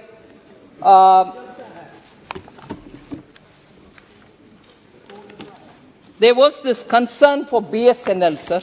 Quite a few members had voiced concern for BSNL and the monies being given to them. I just want to highlight, sir. Madam, I have please elaborate on it. अभी बताएंगे अभी सुनो एक-एक आ रहा है एक-एक आपका पूरा क्लियर करेंगे बैठो Sir, the supplementary demand, which is now on the table of the House, for BSNL, the supplementary demand requires 18,127 crores for viability gap funding for BSNL for the rural wireline operations. So we are giving 18,000 subject to House approving, 18,127. 49.37 crore for champion sector schemes of BSNL. Also for research and development, 130 crores. All this is part of this supplementary demand. Further, 30,156 crore allocation for 900 megahertz spectrum, again for BSNL. Equity infusion into BSNL for capital expenditure, 3,013 crore. And restructuring of MTNL, 1,600 crores. And also reissue of 9% non-cumulative preferential shares for 7,500 crores. All these put together, of course, there are some token allocations being made from one head to another within the telecommunications heads. All this put together, BSNL gets 60,575.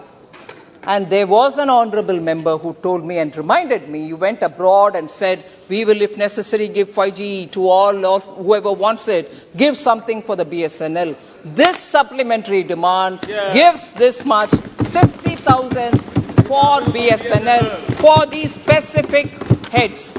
So, and this is stated. I only wish the honorable member saw what was the demand for grants which is on this table now. Therefore, you will give everything for the world, not anything for our BSNL. No, we are giving for BSNL also. And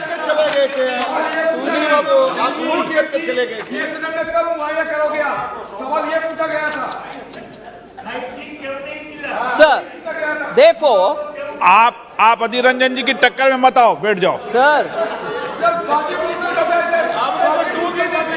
Sir, because Manya Speaker, sir, now because people will want to get into details of we are letting down BSNL, you have not done this for BSNL. These are people who are asking us questions who did not even give money for BSNL 4G. Professor is asking me today, BSNL ko. Sir, capital approval in 2019-20 budget, Prime Minister Modi coming back to power, first thing he did, was to bring in 54,021 crore. And for what? For BSNL. And for what? Because in 2019-20, sir, pensionary benefits wanted 12,768 crore, ex gratia given 17,169 crore, capital infusion for 4G spectrum, which did not happen during UPA time. They denied it. BSNL was on the verge of death. Prime Minister Modi revived it by giving capital infusion for 4G spectrum for BSNL, 20,410 crores. Grant for GST related matters, 3,674. So in 2019-20, 54,000 crores was given for BSNL. Now through this supplementary demand for grants, I am giving 60,575 for BSNL. BSNL gets its due recognition and infusion of monies, which was denied over a period. In fact, at one night, overnight, MTNL was asked to pay for something, after which a cash-rich company became cash negative. And that was UPA government's attention for both BSNL and MTNL. So, Adhir Ranjan ji should be informed about it, sir. I am well informed. So, you should learn from the past experiences. Yes, from your mistakes. We should learn from your mistakes. Sir, BSNL आप इस्तेमाल करते हो क्या? नहीं करते क्योंकि signal नहीं आते. ये हालत हो गई यार. BSNL गरीब लोगों के लिए और बाकी सारे एलिट लोगों के लिए. लूटने वाले काम को छोड़ करके माननीय मंत्री कर रहे हैं. BSNL ने कितने लोगों को नौकरी दिया?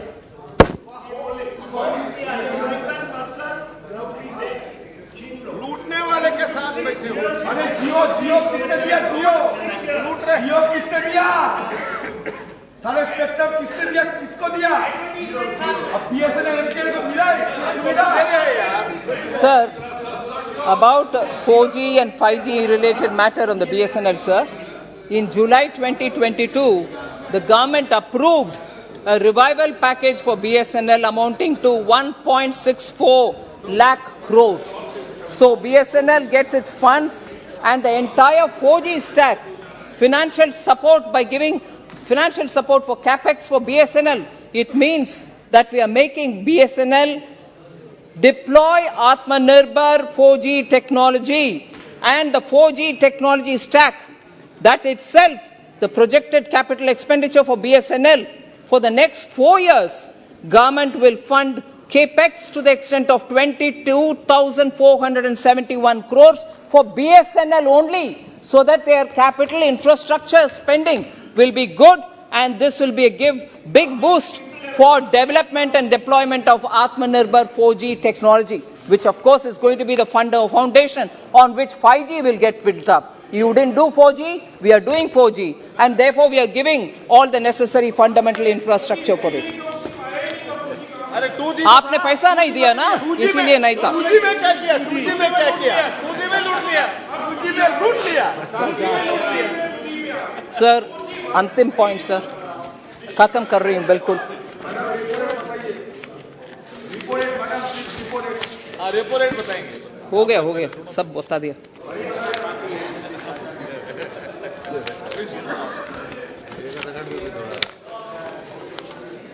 Sir, talking about macroeconomy, economic fundamentals and so on, Honorable Member Mahua Moitra said about where one should find Pappu, who's the Pappu, where's the Pappu and so on. Actually, either West Bengal in the... Sorry? So, all the fundamental macroeconomic fundamentals being questioned. There was this question of where is the Pappu, who's the Pappu, who's the Pappu. Actually, if only Honorable Member looks back into her own backyard, she'll find Pappu in West Bengal. So there's no doubt, where there are wonderful schemes which can benefit common people, West Bengal sits over it, doesn't distribute it. You don't need to search anywhere else for Pappu. But even worse, sir, Even worse is this point. माचिस किसके हाथ में है? ये अपमान है लोकतंत्र। This is really, I don't want to elaborate too much on it because it probably just wanted to spice the questions and the issues she raised, about which I think in different ways I've tried answering. But it's a matter of concern, sir, because kisne diya matches is not the issue, because democracy, people elect the leader and give it to the concerned people. We don't need to undermine the people by saying किसने दिया इनके हाथ में? जनता ने दिया match. But किसके हाथ में मैचेस कैसे उपयोग में आता है वही है इंपॉर्टेंट। मैचेस किसके हाथ में कैसे उपयोग में आया? Recently you had, at least BJP had a fantastic victory in Gujarat. Post election, sir, what was the environment there? Peacefully, the new government came to power, was sworn in. Whereas compare it with what happened in West Bengal post the state government election, marches किसके हाथ में कैसे उपयोग में आया? कैसे उपयोग में आया? वो है प्रश्न वो है। पूरा बंगाल को दिला दिया इन्होंने। माचिस किसके हाथ में?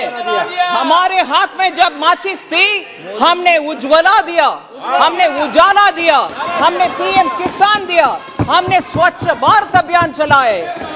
जब आपके हाथ में आया माचिस, आर्सन हुआ, लूटिंग हुआ, रेप हुआ, हमारे कार्यकर्ता के घर जला दिया, और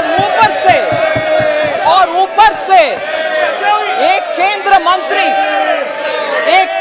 मंत्री MOS मुरलीधरन, उनके गाड़ी के ऊपर इतना अटैक हुआ, सेंट्रल मंत्री तक सेफ नहीं था पोस्ट इलेक्शन।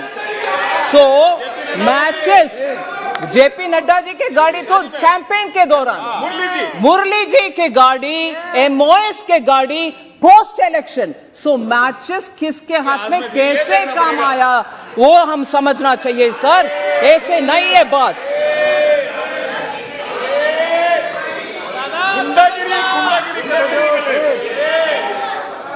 सर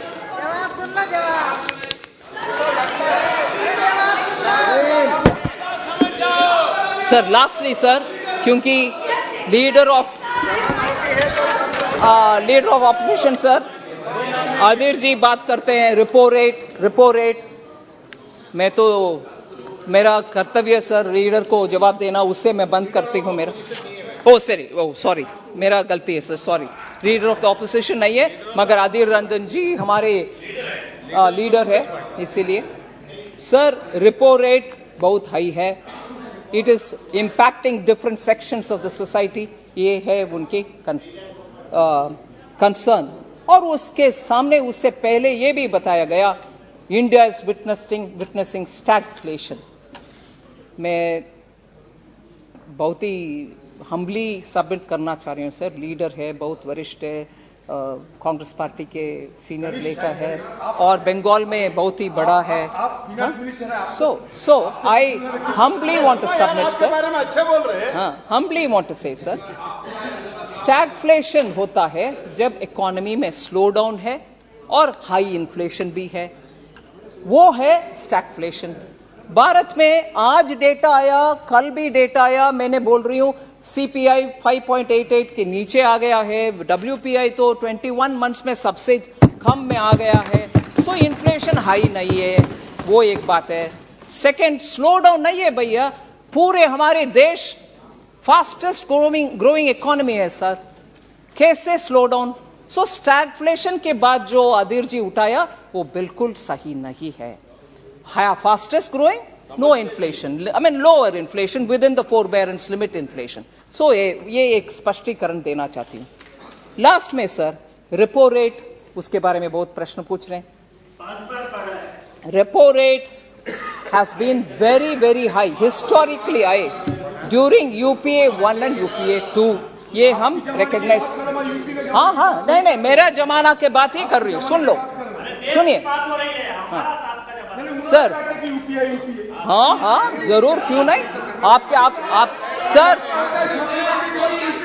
आदिर जी 1 मिनट पहले हमसे ये बात बोले कि आप सीख लेना चाहिए, उनसे मैं सीख रही हूं सर। और उनके रेपो रेट 8% था ड्यूरिंग 2014, अभी 6.25% है सर रेपो रेट। तब तो 8% था, अभी 6.25 है।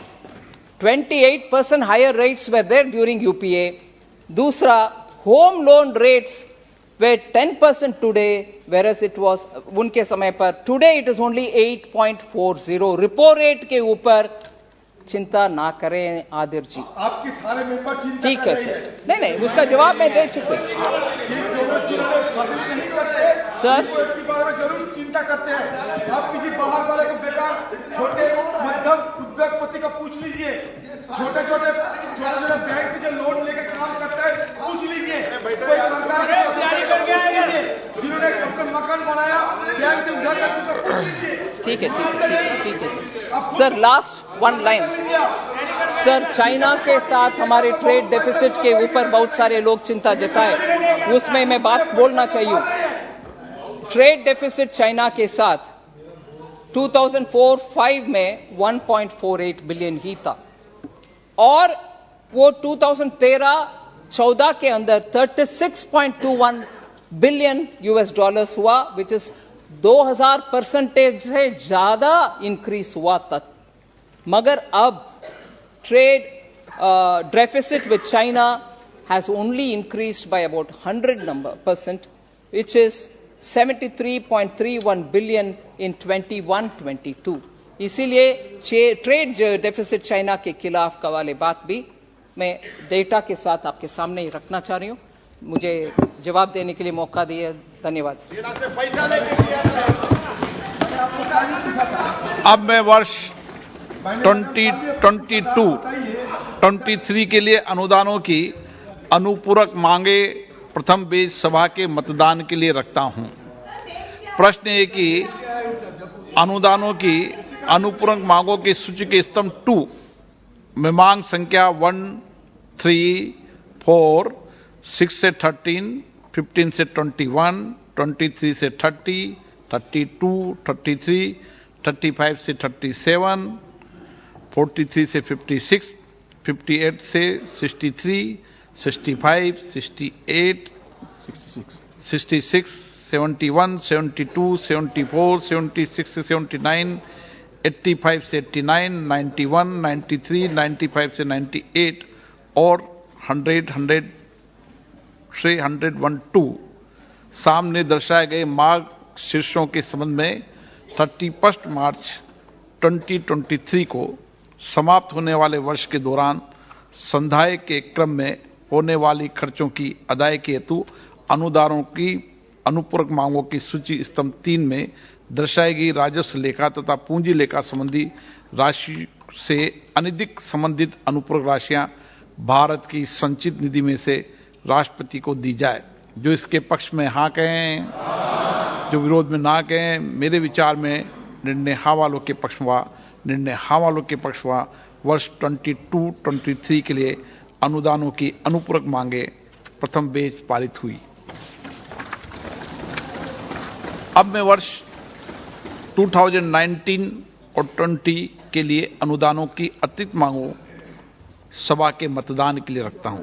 प्रश्न ये कि अनुदानों की अतिरिक्त मांगों की सूची में स्तंभ 2 से दर्शाए गए मांग शीर्ष संख्या 22, 20 और 31 के संबंध में 31 मार्च 2020 को समाप्त होने वाले वर्ष में संधाय के दौरान हुए खर्चों की अदायगी करने हेतु अनुदानों की अतिरिक्त मांगों की सूची के स्तंभ 3 में दर्शाई गई राजस्व लेखा तथा पूंजी लेखा संबंधी राशियों से अनधिक संबंधित अतिरिक्त राशियां भारत की संचित निधि में से राष्ट्रपति को दी जाए।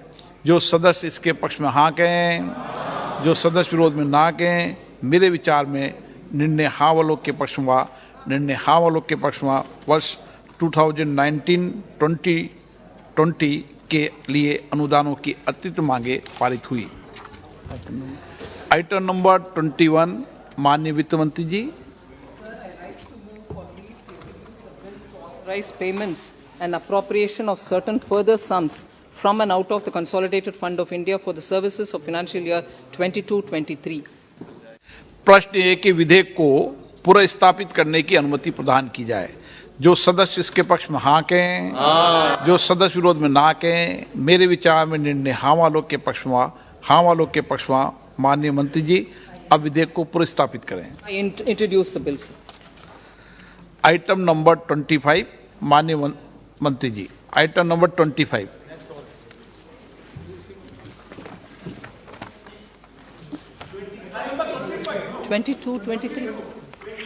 सर 22-23 नहीं किया है। आगे आएगी, आगे आइटम नंबर 22।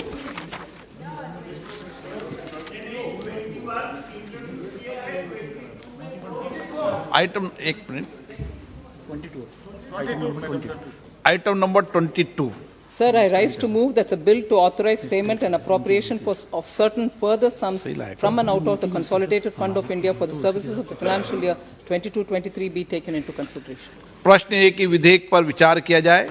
जो सदस्य इसके पक्ष में हाँ कहें, जो सदस्य विरोध में ना कहें। मेरे विचार में निर्णय हाँ वालों के पक्ष में, हाँ वालों के पक्ष में। विधेयक पर विचार करने हेतु प्रस्ताव को स्वीकृत किया गया। अब सभा विधेयक पर खंडवार विचार करेगी। प्रश्न है कि खंड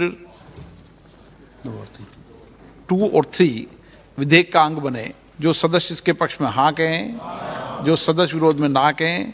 मेरे विचार में निर्णय हाँ वालों के पक्ष में, हाँ वालों के प्रश्न हुआ। खंड 2 और 3 विधेयक का अंग बना। प्रश्न ये कि अनुसूची विधेयक का अंग बने। जो सदस्य इसके पक्ष में हाँ कहें, जो सदस्य विरोध में ना कहें। मेरे विचार में निर्णय हाँ वालों के पक्ष में, हाँ वालों के पक्ष में। अनुसूची विधेयक का अंग बनी। प्रश्न ये कि खंड 1 अधिनियम सूत्र और विधेयक का पूरा नाम विधेयक का अंग बने। जो सदस्य इसके पक्ष में हाँ कहें, जो सदस्य विरोध में ना कहें। मेरे विचार में निर्णय हाँ वालों के पक्ष में, हाँ वालों के पक्ष में। खंड 1 अधिनियम सूत्र और विधेयक का पूरा नाम विधेयक का अंग बने। मंत्री जी अब प्रस्ताव करें कि विधेयक को पारित करें। This item number 23. Bill be passed. Will be passed. Sir, I introduce. No, I stand to request the bill be. I rise to move that the bill be passed. प्रश्न है कि विधेयक को पारित किया जाए। जो सदस्य इसके पक्ष में हाँ कहें, जो सदस्य विरोध में ना कहें। मेरे विचार में निर्णय हाँ वालों के पक्ष में, हाँ वालों के पक्ष में। प्रस्ताव स्वीकृत हुआ और विधेयक पारित हुआ। Item number 23। Move for leave to introduce a bill to provide for the authorization of appropriation of monies out of the Consolidated Fund of India to meet the amount spent on certain services during the financial year ended on the 31st day of March 2020 in excess of the amounts granted for those services and for that year. प्रश्न है कि विधेयक को पुनर्स्थापित करने की अनुमति प्रदान की जाए। जो सदस्य इसके पक्ष में हाँ कहें, जो सदस्य विरोध में ना कहें। मेरे विचार में निर्णय हाँ वालों के पक्ष में, हाँ वालों के पक्ष में। माननीय मंत्री जी अब विधेयक को पुनर्स्थापित करें। Sir, I introduce the bill. माननीय मंत्री जी item number 24। Sir, I rise to move that the bill to provide for the authorization of appropriation of monies out of the Consolidated Fund of India to meet the amount spent on certain services during the financial year ended on the 31st day of March 2020 in excess of the amounts granted for those services and for that year be taken into consideration. प्रश्न है कि विधेयक पर विचार किया जाए। जो सदस्य इसके पक्ष में हाँ कहें, जो सदस्य विरोध में ना कहें। मेरे विचार में निर्णय हाँ वालों के पक्ष में, हाँ वालों के पक्ष में। विधेयक पर विचार करने हेतु प्रस्ताव को स्वीकृत किया गया। अब सभा विधेयक पर खंडार विचार करेगी। प्रश्न है खंड 2 और 3 विधेयक का अंग बने। जो सदस्य इसके पक्ष में हाँ कहें, जो सदस्य विरोध में ना कहें। मेरे विचार में निर्णय हाँ वालों के पक्ष में, हाँ वालों के पक्ष में। खंड 2 और 3 विधेयक का अंग बना। प्रश्न ये कि अनुसूची विधेयक का अंग बने। जो सदस्य इसके पक्ष में हाँ कहें, जो सदस्य विरोध में ना कहें। मेरे विचार में निर्णय हाँ वालों के पक्ष में, हाँ वालों के पक्ष में। अनुसूची विधेयक का अंग बनी। प्रश्न ये कि खंड 1 अधिनियम सूत्र और विधेयक का पूरा नाम विधेयक का अंग बने। जो सदस्य इसके पक्ष में हाँ कहें, जो सदस्य विरोध में ना कहें। मेरे विचार में निर्णय हाँ वालों के पक्ष में हुआ। खंड 1 अधिनियम सूत्र विधेयक का पूरा नाम विधेयक का अंग बने। मंत्री जी प्रस्ताव करेगी विधेयक को पारित किया जाए। Sir, I rise to move that the bill be passed. प्रश्न है कि विधेयक को पारित किया जाए। जो सदस्य इसके पक्ष में हाँ कहें, जो सदस्य विरोध में ना कहें। मेरे विचार में निर्णय हाँ वालों के पक्ष में, हाँ वालों के पक्ष में। प्रस्ताव स्वीकृत हुआ और विधेयक पारित हुआ।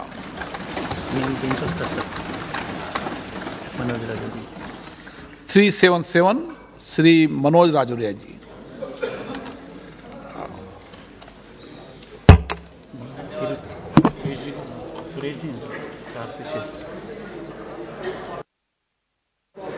धन्यवाद माननीय अध्यक्ष महोदय जी। मैं मेरे संसदीय क्षेत्र करौली धौलपुर के एक बहुत ही महत्वपूर्ण विषय जो कि नेशनल हाईवे से संबंधित है वो आपकी ओर ध्यान दिलाना चाहता हूं। महोदय, 14 अक्टूबर 2016 को करौली जिले में माननीय सड़क एवं परिवहन मंत्री श्री नितिन गडकरी जी द्वारा एक नेशनल हाईवे की घोषणा की गई थी, जो कि मेरे करौली जिले के जिला मुख्यालय जो कि मदन मोहन जी की नगरी है और कैला देवी जो कि लाखों श्रद्धालुओं का आस्था का केंद्र है, इस रोड को आगरा से जगनेर, जगनेर से बसेड़ी, बसेड़ी से मासलपुर, मासलपुर से करौली, करौली से कैला देवी, सपोटरा, सपोटरा से जीरोता, हाड़ौती और सवाई माधोपुर रणथंभौर तक एक सड़क जोड़कर नेशनल हाईवे बनाने की मांग थी। माननीय अध्यक्ष महोदय जी, इस नेशनल हाईवे से न सिर्फ करौली जिले के बल्कि धौलपुर और आसपास के 50-60 जिलों को इसको जोड़ने की 50-60 जिलों के लाखों श्रद्धालुओं को इस नेशनल हाईवे से लाभ मिलेगा। मेरा आपके माध्यम से माननीय सड़क परिवहन मंत्री से आग्रह है कि कृपया उक्त रोड को नेशनल हाईवे बनाने की कृपा करें और शीघ्रता से इसका कार्य शुरू करें। धन्यवाद। Satyadev Pachauri. Honourable member Shri Satyadev Pachauri ji. Yes please, please. Arif ji, Hasan Masood ji, please sit down, sit down. Sudeep ji. सड़क परिवहन एवं सुदीप बंदोपाध्याय जी का ध्यान मेरे संसदीय क्षेत्र कानपुर में NH 91 जो रामा देवी से शहर के बीचों में गुजरता है पर लगने वाली जाम की समस्या से अवगत कराना चाहता हूँ। शैलेंद्र बाबू जी। रामा देवी चौराहे से गोल चौराहे तक करीब 10 किलोमीटर GT रोड पर जाम की समस्या बनी रहती है, जबकि सड़क परिवहन एवं राजमार्ग मंत्रालय ने 2021 में इस GT रोड को 1000 करोड़ की लागत से एलिवेटेड रोड बनाए जाने का प्रस्ताव दिया था, परंतु यह प्रस्ताव अभी तक लंबित है। महोदय, मैं आपके माध्यम से माननीय मंत्री जी को अवगत कराना चाहता हूं कि ट्रैफिक जाम की गंभीर समस्या से यातायात अवरुद्ध होने के कारण मरीज समय से अस्पताल नहीं पहुंच पाते, स्कूल के बच्चे कॉलेज नहीं पहुंच पाते, व्यापारी अपने गंतव्य को नहीं पहुंच पाते। अब इस जाम से वायु गुणवत्ता पर भी दुष्प्रभाव पड़ता है और पर्यावरण प्रदूषित होता है। कानपुर में बढ़ती आबादी को देखते हुए यातायात को सुगम बनाए जाने के लिए जनहित में इस एलिवेटेड GT रोड रामा देवी चौराहे से गोल चौराहे तक का निर्माण अति आवश्यक है। अतः अध्यक्ष महोदय, मेरा आपके माध्यम से माननीय सड़क परिवहन एवं जलमार्ग मंत्री जी से अनुरोध है कि उपरोक्त एलिवेटेड GT रोड का निर्माण कराए जाने हेतु संबंधित को निर्देश कर कानपुर की जनता को अनुग्रहित करने की कृपा करें। धन्यवाद। धन्यवाद। Honourable member Shri doctor Sanjay Jaiswal ji. सभापति महोदय, मैं आपके माध्यम से जो उत्तर भारत में हवा की क्वालिटी जो खराब हो रही है उसके बारे में मैं आपको उठाना चाहता हूं। पूरे उत्तर भारत में जैसे ठंड की शुरुआत होती है तो न केवल दिल्ली में बल्कि राजस्थान, हरियाणा, पंजाब, उत्तर प्रदेश और यहाँ तक कि मेरे गृह प्रदेश बिहार में भी हवा की क्वालिटी बहुत ज़्यादा खराब हो जाती है। पहली बार हमारी सरकार ने बिहार में जब हमारे पर्यावरण मंत्री थे तो हमने सब जगह एयर क्वालिटी इंडेक्स के लिए मशीनें लगवाई और इस बार के विंटर्स में सबसे खराब, यहाँ तक कि मेरा जो होम टाउन है बेतिया शहर, उसकी भी एक दिन सबसे ज्यादा खराब एयर क्वालिटी थी। यह हमारे यहाँ एक चीज है कि हमारे यहाँ गैसेस नहीं है, जो 2.5 ppm का तो हमारे यहाँ बहुत ज्यादा पॉल्यूशन है, पर डेंजरस गैसेस नहीं है। पर मेरा आप अनुरोध रहेगा कि केंद्र सरकार और विभिन्न प्रदेशों के राज्य सरकारें मिल करके एयर क्वालिटी हर प्रदेश में ठीक हो। यह केवल पर्यावरण का मामला नहीं है, बल्कि यह स्वास्थ्य का भी मामला है, क्योंकि अगर हवा खराब रहेगी तो यह डेटा है कि दिल्ली में 60% बच्चों का जो वाइटल कैपेसिटी होता है लंग का, वह कमजोर हो गया है। तो इस चीज को देखते हुए केंद्र सरकार और राज्य सरकारें आपस में समन्वय स्थापित करके पूरे देश में एयर क्वालिटी इंडेक्स अच्छा रहे, इसकी चिंता करें। यही अनुरोध आपके माध्यम से मैं करना चाहता हूं। थैंक यू, धन्यवाद। ऑनरेबल मेंबर श्री राहुल कसवन जी। भारत सरकार द्वारा मेरे लोकसभा क्षेत्र चूरू के साथ ही साथ झुंझुनू के एक जिले के 1 लाख हेक्टेयर भूमि को सिंचित किए जाने के लिए व आमजन को पीने के पानी की सुविधाओं के लिए यमुना के जल को ताजेवाला हेड से भूमिगत पाइपलाइन के माध्यम से पानी उपलब्ध कराए जाने हेतु यमुना जल योजना का कार्य शुरू किया गया था, जिसके तहत केंद्रीय जल आयोग के द्वारा तत्कालीन राजस्थान सरकार को डीपीआर बनाए जाने हेतु निर्देशित भी किया गया था। राजस्थान सरकार द्वारा हेलीकॉप्टर के माध्यम से पूरे क्षेत्र का सर्वे करवाकर तुरंत प्रभाव से डीपीआर केंद्रीय जल आयोग की स्वीकृति हेतु भिजवाई जा चुकी है, लेकिन आज दिनांक तक उक्त डीपीआर की स्वीकृति की कोई भी कार्रवाई नहीं हुई। यह योजना क्षेत्र के लिए अत्यंत ही आवश्यक है। इस योजना के माध्यम से मेरे लोकसभा क्षेत्र के साथ साथ झुंझुनू व सीकर जिले में आमजन को भी पीने का पानी की सुविधा के साथ साथ क्षेत्र के लिए लगभग 1 लाख हेक्टेयर भूमि के ऊपर कृषि का कार्य भी किया जाना प्रस्तावित है। अगर यह योजना स्वीकृत की जाती है तो हमारे असिंचित क्षेत्र को सिंचित किया जा सकेगा और किसानों की आय में वृद्धि होगी। अतः मेरा सदन के माध्यम से माननीय जल शक्ति मंत्री से निवेदन है कि राजस्थान सरकार को बाध्य कर जल्द से जल्द जो डीपीआर 22,000 करोड़ की बनी थी, उसके अंदर 10 to 15% की राशि उनको देनी थी और वो उनको स्वीकृति प्रदान करे ताकि ये परियोजना चालू हो सके। बहुत बहुत धन्यवाद। थैंक यू, धन्यवाद। Honourable member Shrimati Keshari Devi Patel. अध्यक्ष महोदय, मेरे निर्वाचन क्षेत्र फूलपुर प्रयागराज जनपद की स्वाधीनता आंदोलन में पूरे देश में अग्रणी भूमिका निभाया है। हमें ये कहने में तनिक भी संकोच नहीं है कि केवल देश में ही नहीं बल्कि संपूर्ण विश्व में प्रयागराज जनपद विविधता, योग्यता, अध्यात्म और भारतीय संस्कृति तथा राजनीतिक एवं सामाजिकता का एक संगम रहा है। मानव मेरा इस सदन के माध्यम से आपसे निवेदन है कि गंगा, यमुना, सरस्वती के पावन तट को और उसी से जुड़े हुए सेना क्षेत्र के किले में एक वट वृक्ष है जिसे अक्षयवट के नाम से जाना जाता है, जो हमारी भारतीय विरासत का एक उत्कृष्ट और अद्भुत प्रमाण है। वह सेना के आधिपत्य में किले के अंदर है। मैं आदरणीय मोदी जी को बहुत बहुत साधुवाद व आभार एवं धन्यवाद ज्ञापित करती हूँ, जिन्होंने उपरोक्त अक्षयवट वृक्ष जिस पर पूरे देशवासियों की श्रद्धा है उसको स्वयं आकर आम जनमानस के दर्शन हेतु सुलभ कराया है। हम संक्षेप में निवेदन करना चाहते हैं कि हम जिस वृक्ष की बात कर रहे हैं वह एक अक्षयवट ऐसी सांस्कृतिक, धार्मिक और आध्यात्मिक विरासत है जो पूरी दुनिया में जनपद प्रयागराज को एक बहुत बड़े पर्यटन केंद्र के रूप में स्थापित कर सकता है। हजारों एकड़ जमीन और एक किला जो संगम तट पर है और सैन्य भूमि के रूप में है। हर वर्ष वहाँ जनवरी फरवरी माह में पूरी मानवता का भव्य समागम होता है।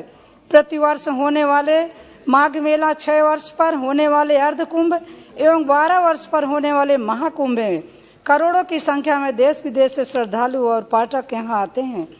इस स्थान को सेना के नियंत्रण से हटाकर धार्मिक गतिविधियों एवं पर्यटन स्थल के रूप में इसका भू उपयोग करने की कृपा करें। गंगा, यमुना, सरस्वती के संगम स्थल को विश्व धरोहर स्थल के रूप में संरक्षित करने के लिए भी मेरा अनुरोध है।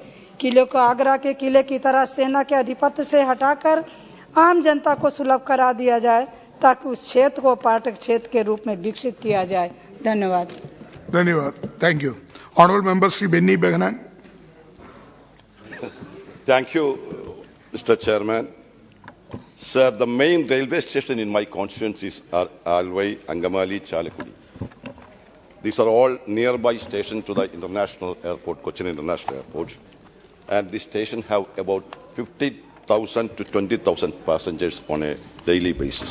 But unfortunately, none of the stations have basic amenities. Sir, Alway railway station is connected to the second largest commercially important town to Alway. And in the railway map, it is the gateway to the eastern side of Kerala, and one of the oldest railway station. And the migrants' labours are mostly depends upon this railway station. But unfortunately, this railway station has only one entrance. So we had a proposal for the western entrance of the station and the multi-purpose parking space. Even though this is a very old railway station, many of the major trains had no stoppage there, like Kannur Trivandrum Janashatabdi Express, Chennai Trivandrum Superfast Express, Ernakulam Shalimar Express. Another railway station is Angamali railway station, which is only 10 kilometers from this international airline. It is having a level crossing across the platform, and it is creating very difficulties there. And after the COVID, many of the stoppage of the main train is cancelled there. That is Mangalore Trivandrum, Maveli Express, Tirunelveli Palakkad, Palarvi Express, and Madurai Amrita Express. And another station is the Chalakkudi railway station, which had a footfall at near about 8,000 people there. And it is also very near to this big tourist area like this Adirapalli. And like the Angamali station, after the COVID, many main important trains have stopped the stoppage, like Tirunelveli Palakkad, Palarvi Express, and the Kannur Trivandrum Janashatabdi Express.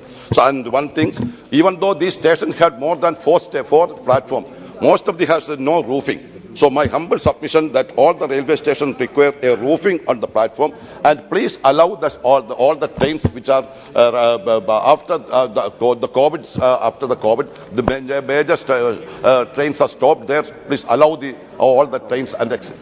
Thank you. Thank you. Honourable Member, Advocate Dean Kuriakos.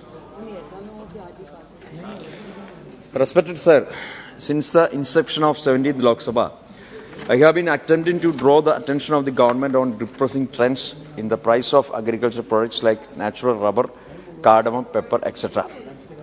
Now the market recorded a sudden drop in rubber and cardamom prices. This was arisen at such time when the small and marginal farmers looked forward to a steady market during the Christmas festival season. The rubber farmers were making it even with prices staying steady around rupees 200 per kg, but it has now dropped to a low of rupees 150 per kg. Sir, the cardamom farmers are also going through the same situation. Presently, the price of cardamom is below rupees 800 per kg in the local market, and it touched to rupees 7,000 kg in August 2019. The major reason for this to happen is the low demand of natural rubber and cardamom in domestic market, as well as the unconditional import of these items from the ASEAN countries. So the production cost, including labor, fertilizers, etc., have increased heavily in the last few years. If the low price situation continues, the farmers will be compelled to stop its cultivation, which will affect the agrarian economy of Kerala. Hence, it is important to provide minimum support price to natural rubber and cardamom. Sir, I urge upon the government to announce MSP of rupees 250 per kg to rubber and 2,000 per kg to cardamom. Thank you, sir. Thank you. Honourable Member Sri Saptagiri Shankarulka. Thank you, Chairman, sir, for giving me an opportunity to speak on a very important issue under Rule 377. Sir, after the implementation of Direct Benefit Transfer, DBT, for National Social Assistance Program, NSAP, and Madhu Babu Pension Yojana, MBPY, for pension in the state, sir, it has created havoc in many places in Raigada and Koraput districts, causing inconveniences to thousands of pensioners and vulnerable people, especially the elderly in rural areas. Sir, around 4,376 Gram Panchayats in Odisha have no banking facilities. Even existing banks are unable to bear the burden of large number of pensioners due to acute staff shortage. Odisha has been disbursing pension in cash on 15th of every month at the Gram Panchayat level and urban local body headquarters. Previously, beneficiaries in rural areas could opt out to receive their payments in cash until adequate banking infrastructure is set up in proximity to the Gram Panchayats. The situation on the ground has not changed much, but Odisha government has now implemented direct benefit transfer for pension. So recent visits to Borgi, Kumari, Langalbeda, Naranpatna, Boriguma, Nilabadi in Koraput districts reconfirmed the miseries by listening to the grievances of the people. I would request the Honorable Prime Minister, Sri Narendra Modi, to kindly look into the matter and allow disbursing pension in cash to mitigate the sufferings of the people till adequate banking facilities are made available in remote areas, especially the tribal areas. Thank you so much, sir, for giving me the opportunity. Shyam Kumar. Honorable Member Sri Dhanisham Kumar. Absent. Honorable Member Srimati Chinda Anuradha ji. Not present.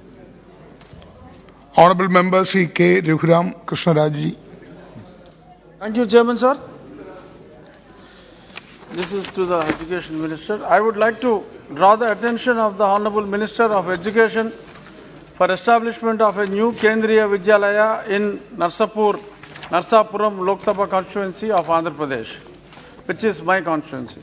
Subsequent to the recent restructuring of districts in accordance to the parliamentary constituency wise, our district, now it is named as West Godavari district, covering the Narsapuram parliamentary constituency, headquarters as Bhimavaram to the newly formed district, West Godavari. Over 1250 Kendriya Vidyalaya schools are there in almost all districts in the country. But there is no Kendriya Vidyalaya in our district as of now. It is a well-developed area with an aqua export of over 15,000 crore from my district alone, newly formed district alone. Many central government institutions have already been located and many more are coming up. There is a huge demand for Kendriya Vidyalaya school in Bhimavaram area to cater to the needs of the students of central government employees, which is the primary criteria for setting up of a Kendriya Vidyalaya, and also many are there who are seeking good quality education. I therefore request the Honorable Minister of Education to kindly consider setting up of a Kendriya Vidyalaya on topmost priority, and from our side we will extend whatever support that is required. Thank you, sir. Thank you. Honorable Member Professor Saudar Roy ji. I want to raise a very important matter under Rule 377.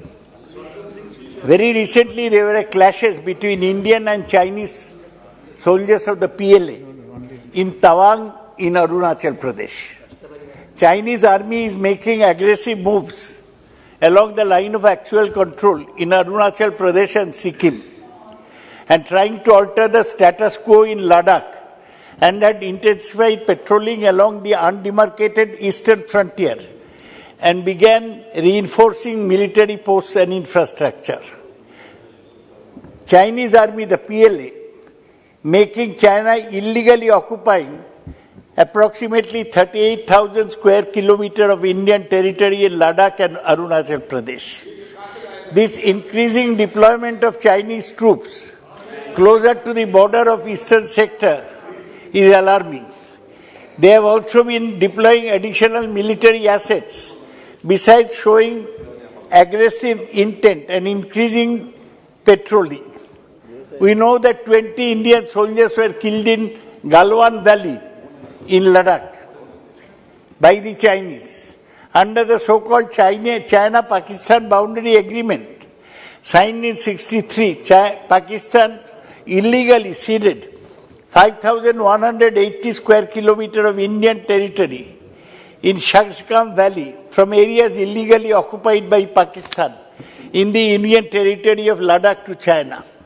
I urge upon the government to ensure urgent steps to protect and preserve the entire territory of Ladakh, Jammu and Kashmir, union territories belonging to India, and also Arunachal Pradesh, and the message should be conveyed to Pakistan and Chinese authority.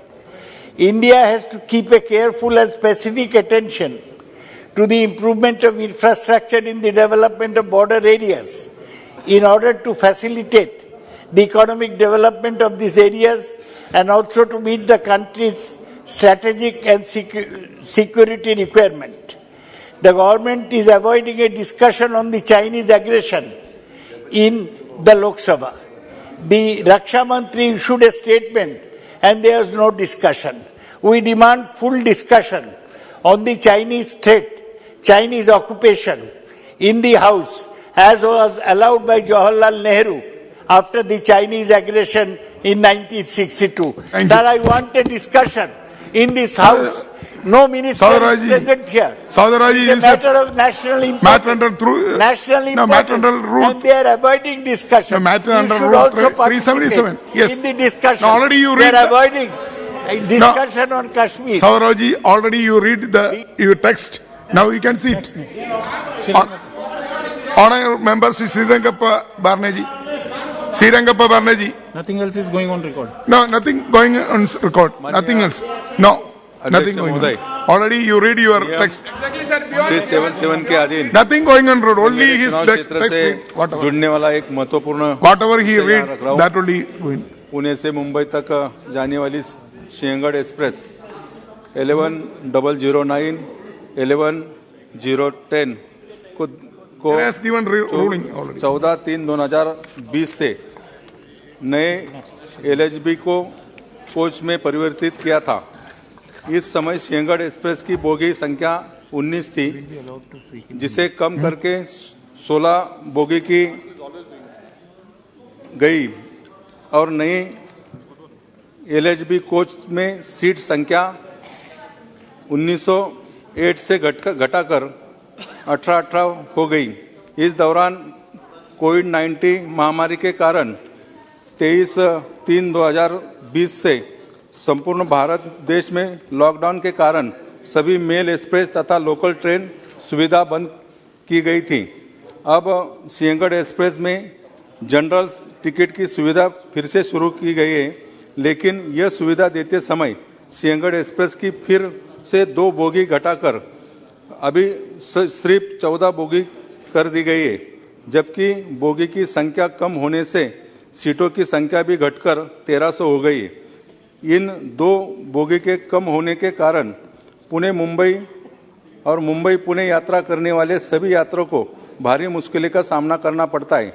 Sinhagad express सुबह पुणे से मुंबई जाने वाले पहली गाड़ी होने के कारण इसमें हजारों यात्री रोजाना पुणे मुंबई, मुंबई पुणे यात्रा करते और बोगी संख्या कम होने के कारण हजारों यात्रियों को पुणे मुंबई, मुंबई पुणे के बीच खड़े रहकर यात्रा करनी पड़ती है। इसमें छोटे बच्चे, महिला, बुजुर्ग, कर्मचारी की संख्या सबसे ज्यादा होती है। मैं सरकार और रेल मंत्री से मांग करता हूं कि सिंहगढ़ एक्सप्रेस में फिर से 2 कोच बढ़ाकर 16 कोच किए जाए, जिसमें जनरल कोच से यात्रा करने वाले सभी यात्रियों को फिर से अच्छी सुविधा प्राप्त हो सकेगी। धन्यवाद। Thank you. Honorable Member Dr. Alok Kumar Sumanji. धन्यवाद सभापति महोदय। विभिन्न मंत्रालयों, विभागों, सार्वजनिक क्षेत्र के उपक्रमों, केंद्रीय सरकार के अधीन स्वायत्त निकायों जैसे प्रतिष्ठान अपनी आवश्यकताओं जैसे कार्य की अनिवार्यता, कार्य संचालन में दक्षता और मितव्ययिता तथा अपरिहार्य परिस्थितियों के आधार पर कर्मचारियों को आउटसोर्स करते हैं। संविदा पर आउटसोर्स इन सेवाओं की भर्ती जनरल फाइनेंशियल रूल 2017 और manual for procurement of consultancy and other services 2017 में किए गए उपबंधों के अनुसार की जाती है। आउटसोर्सिंग के माध्यम से संविदा पर कर्मचारियों की भर्ती से अनुसूचित जाति, अनुसूचित जनजाति एवं अन्य पिछड़े वर्गों के लिए आरक्षण का कोई उपबंध नहीं है। अतः महोदय, मैं आपके माध्यम से माननीय मंत्री जी, कार्मिक, लोक शिकायत, पेंशन से आग्रह करता हूं कि केंद्रीय सरकार के मंत्रालयों, विभागों, सार्वजनिक क्षेत्र के उपक्रमों, स्वायत्त निकायों के अंतर्गत आउटसोर्स नौकरियों में अनुसूचित जाति, अनुसूचित जनजाति एवं अन्य पिछड़े वर्ग के लिए आरक्षण की नीति बनाने तथा उसे लागू करने की कृपा की जाए। धन्यवाद सभापति महोदय। Thank you. Honorable Member Sri Chandrasekhar Sahu ji. Thank you, Chairman sir. Sir, road infrastructure plays a major role in the development as it connects major and important places. Keeping in this view, Odisha government, our Honorable Chief Minister Shri Naveen Patnaik, has forwarded a proposal for declaration of new national highways stretches from Palasa, Pallakemandi, Ramnaguda, Bishmakatak, Muniguda, Bhavanipatna, Khariyar, Bangamunda, Patnagar, Padmampur, Odisha, sir, with Chhattisgarh border, and submitted the same to the ministry in August 2021. The above stretches were previously declared in principle in 2015, and the ministry has also appointed DPR consultants. The development of these stretches will improve tourist flow in this region, including in my parliamentary constituency. This is also to bring to your notice that these areas are strategically significant and better connectivity will improve in efficient handling of law and order situation. In view of the above, I request the Honorable Minister of Road, Transport and Highways to issue instructions to the concerned authorities to take action for early completion of the stretches of National Highway. Thank you, sir. Thank you. Honorable Member Sri Maluk Nagarji. सब बहुत बहुत धन्यवाद, आपने rule 377 पे बोलने का मौका दिया और जिसमें पढ़कर बोलना भी अनिवार्य है और सरकार भी जवाब देना सरकार का भी अनिवार्य है। किसानों की आय दोगुनी करने, गन्ने का रेट बढ़ाने आदि से संबंधित मुद्दे में 9 बार संसद में उठा चुका, 3 बार संसदीय समिति की बैठकों में उठा चुका, 4 बार उत्तर प्रदेश के मंत्रियों को चिट्ठी लिख चुका और पिछले वर्ष वित्त मंत्री जी को पत्र लिख चुका। इस तरह 17 बार उठा चुका और ये 18वीं बार आज उठा रहा हूँ। परसों भी 1 बार उठाया, 19वीं बार उठा रहा हूँ। अति शीघ्र गन्ने की खरीद का रेट के साथ साथ अन्य फसलों के रेट तुरंत बढ़ाए जाएं, मूल्य लागत के अनुपात में बढ़ाए जाएं। वे पूरे उत्तर प्रदेश में हजारों करोड़ और देश में लाखों करोड़ गन्ने की जो पेमेंट बकाया है उसे तुरंत दिलवाया जाए और देश की रीढ़ की हड्डी कृषि क्षेत्र को मजबूत कराया जाए और देश की अर्थव्यवस्था इससे मजबूत होगी और देश के किसान खुशहाल होंगे। इसलिए तुरंत रुकी हुई पेमेंट को ब्याज के साथ तुरंत कराया जाए और दूसरे तुरंत जो भी फसलों के कहीं पर रुकी हुई है उनकी पेमेंट तुरंत दिलाई जाए। धन्यवाद। Honorable Member Dr. MP Abdul Samad Samadani ji. Thank you, Honorable Mr. Chairman. My submission is, sir, to draw the attention of the government to the problems faced by the people in connection with the acquisition of land for the Kozhikode-Palakkad Greenfield Highway. At present, land acquisition is being carried out in a manner that makes the living condition of the people, agriculture and social life system uncertain, and it is done without any transparency. Sir, it is done without taking into consideration even the representative of the people, without informing the people. It is decided to implement the alignment of the proposed highway by excluding residential areas, traditional places of worship, graveyards, marketplaces, and it is also suggested that they can be protected without major changes in the alignment. Sir, a special package should be formulated and implemented for those people whose land would be acquired in such a way that agricultural laborers and other economically backward people with marginal land can get reasonable financial support. Along with that, sir, a package of compensation, a package consisting compensation amount of not less than 3 times of the market value of the land should be announced for land acquisition to all those whose land is acquired. Therefore, sir, I urge upon the government to urgently consider this matter and to address these problems and proposals in order to solve the problems faced by the people who lose their land and places of habitation. Thank you, sir. Sir, here. Thank you. Members, it passes through their constituencies also, yes, sir. Yes. Honorable Member Shrimati Navneet Ravi Rana ji. धन्यवाद। 377 के अधीन LIC का जो मामला हाँ sir, आपको खुशी होनी चाहिए, सीनियर लोगों ने तो आशीर्वाद देना चाहिए हम लोगों को। यस सर, मैं इस सदन को अवगत कराना चाहूंगी कि आरटीआई के 26 दिसंबर 2016 के इंश्योरेंस एजेंट का जो गैजेट जारी हुआ था उसके कमीशन के अनुसार सरकार ने ये कहा था कि 2017 में एलआईसी के जितने भी एजेंट्स हैं उन्हें 17 में फाइनेंशियल ईयर में उन्हें लागू करना चाहिए और उनके अनुसार उनको पैसे और उनके जो इंश्योरेंस के अनुसार एजेंट्स लोगों को जो कमीशन मिलना चाहिए वो मिलना चाहिए। आपको बताना चाहूंगी कि इंश्योरेंस एजेंट को ग्रेजुएटी उम्र के 60 साल पूरे करने पर तथा 15 साल व्यवसाय को ध्यान में रखते हुए सिर्फ 30,000 रुपए दिए जाते हैं और इसमें भी सिर्फ विनेश और कमीशन को ध्यान में लिए जाते हैं कि सरासर गलत है। इसलिए मैं आपके माध्यम से सरकार को ये विनती करूंगी कि बीमा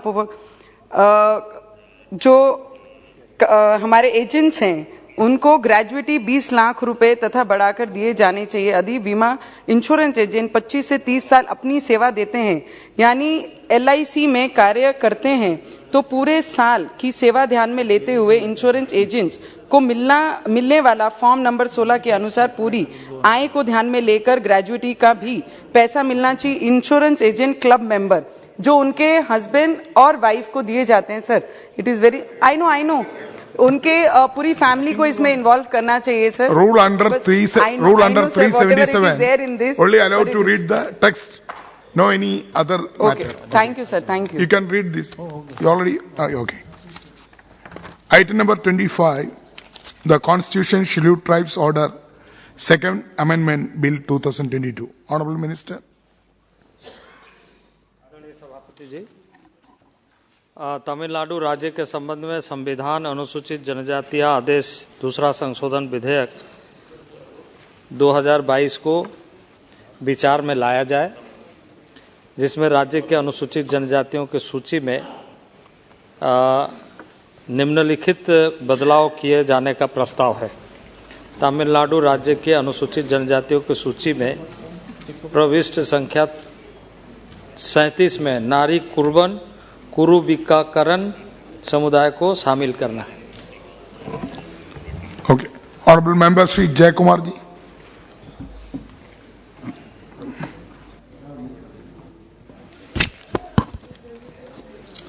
Honorable Chairperson, I raise to register my views on this amendment bill of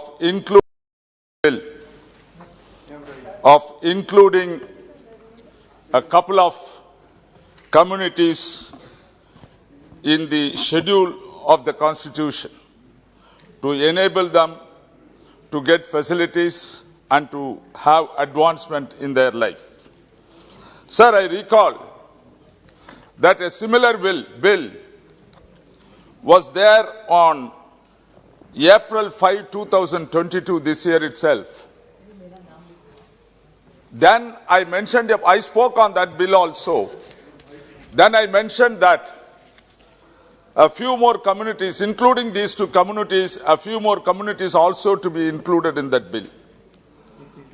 I am thankful to the Honorable Chief Minister of Tamil Nadu, Mr. Stalin, for recommending this proposal to the central government to introduce these two communities. I request, and I also thank the National Commission for Scheduled Tribes to enable this bill be processed, and they have also assisted in piloting this bill over here.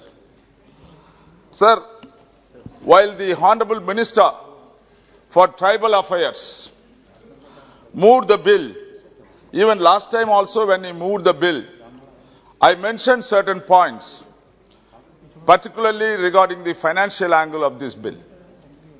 In this financial memorandum, nothing has been mentioned. There is a mention about the financial memorandum that the expenditure will be there, but it is not possible to estimate. I don't know why this vague statement in this. If we know the number of people who are going to be benefited in Tamil Nadu, The minister must be knowing it, his department must be knowing it. Without knowing that how many people are going to be benefited, a bill will not reach up to this point. And we are all aware that how much money is spent per family of the scheduled tribe. So it is an easy proposal for anyone to arrive at the financial quantification of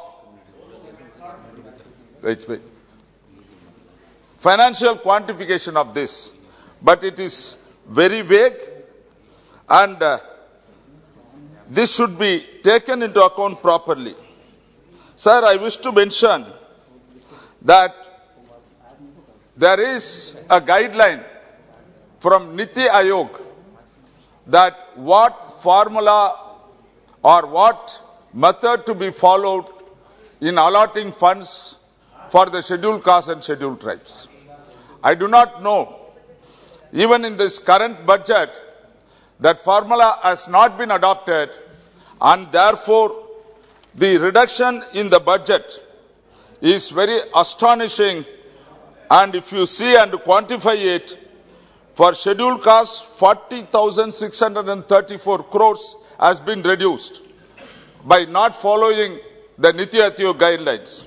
And for scheduled tribes, 9,399 crores is a deficit. Had the minister insisted upon that the guidelines given by the Niti Aayog should be followed, it would have been a great help for the scheduled caste and scheduled tribe people, and it is a huge amount it is going off. Another thing, the minister is aware, I wish to point out that the pre-metric scholarship has been reduced in the current budget to an extent of 225 crores. About 4,000 crores is the total allotment for the scheduled castes. In that, pre-metric scholarship has been reduced to an extent of 225 crores compared with the previous year. No remedial measure has been taken. And all the more astonishing and shocking is that it is a matter of concern for the scheduled caste and scheduled tribe people. Yesterday, a member from Tamil Nadu, Mr. Subbarayan, also mentioned very vehemently, he recorded in this house, that the pre-metric scholarship is being stopped. It is through a circular, you are bringing an order to take away the benefits for the students of the scheduled caste and scheduled tribe community, and this government has been day in and day out, has been talking about developing the poor people, assisting the scheduled caste and scheduled tribe. We will bring them on par to the others. We will not treat in different ways.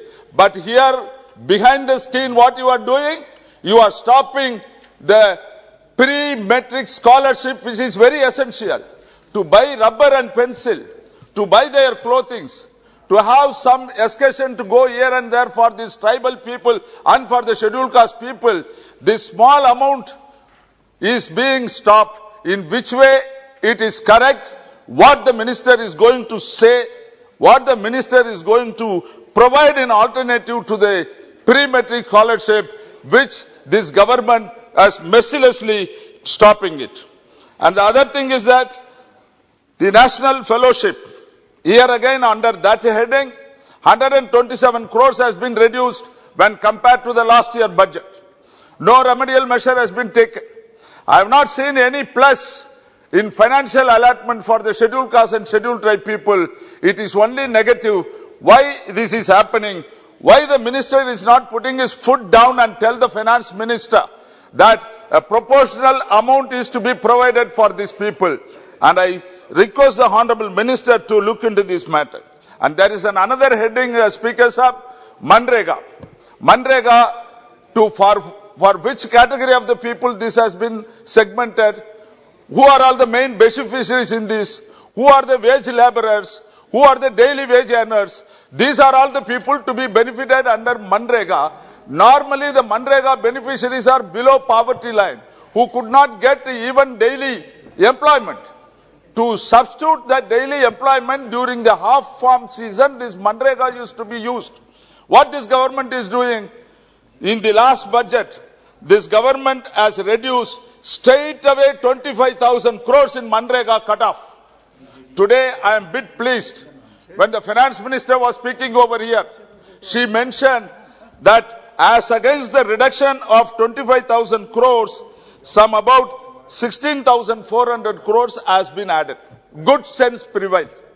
They have at least taken into account, they have realized they are doing injustice for this section of the people, poor people, and now woken up and they have added, and still there is a deficit of 8,600 crores. Sir, only 2 minutes, sir, I am the first speaker. Please conclude. Sir, and then you come to the education part of it.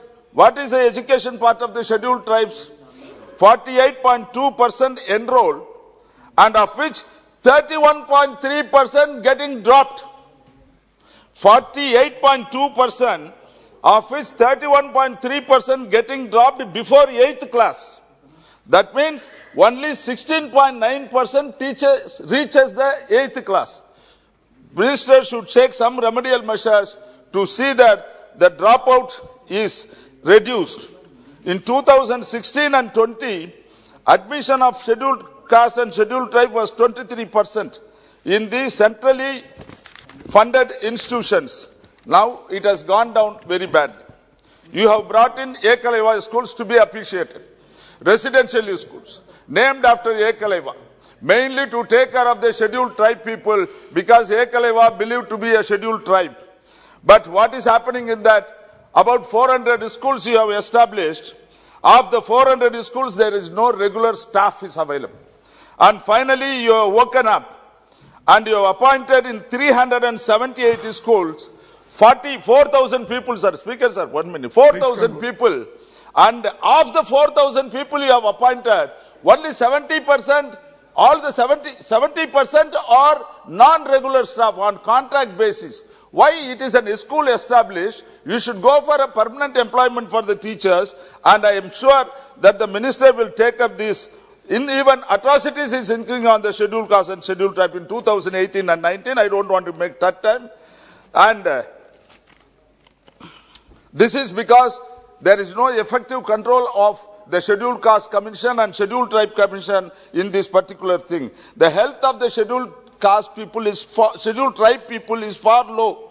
42% of the children are anemic, and about 65% of women among the scheduled caste are anemic. Therefore, necessary corrective measures to be taken.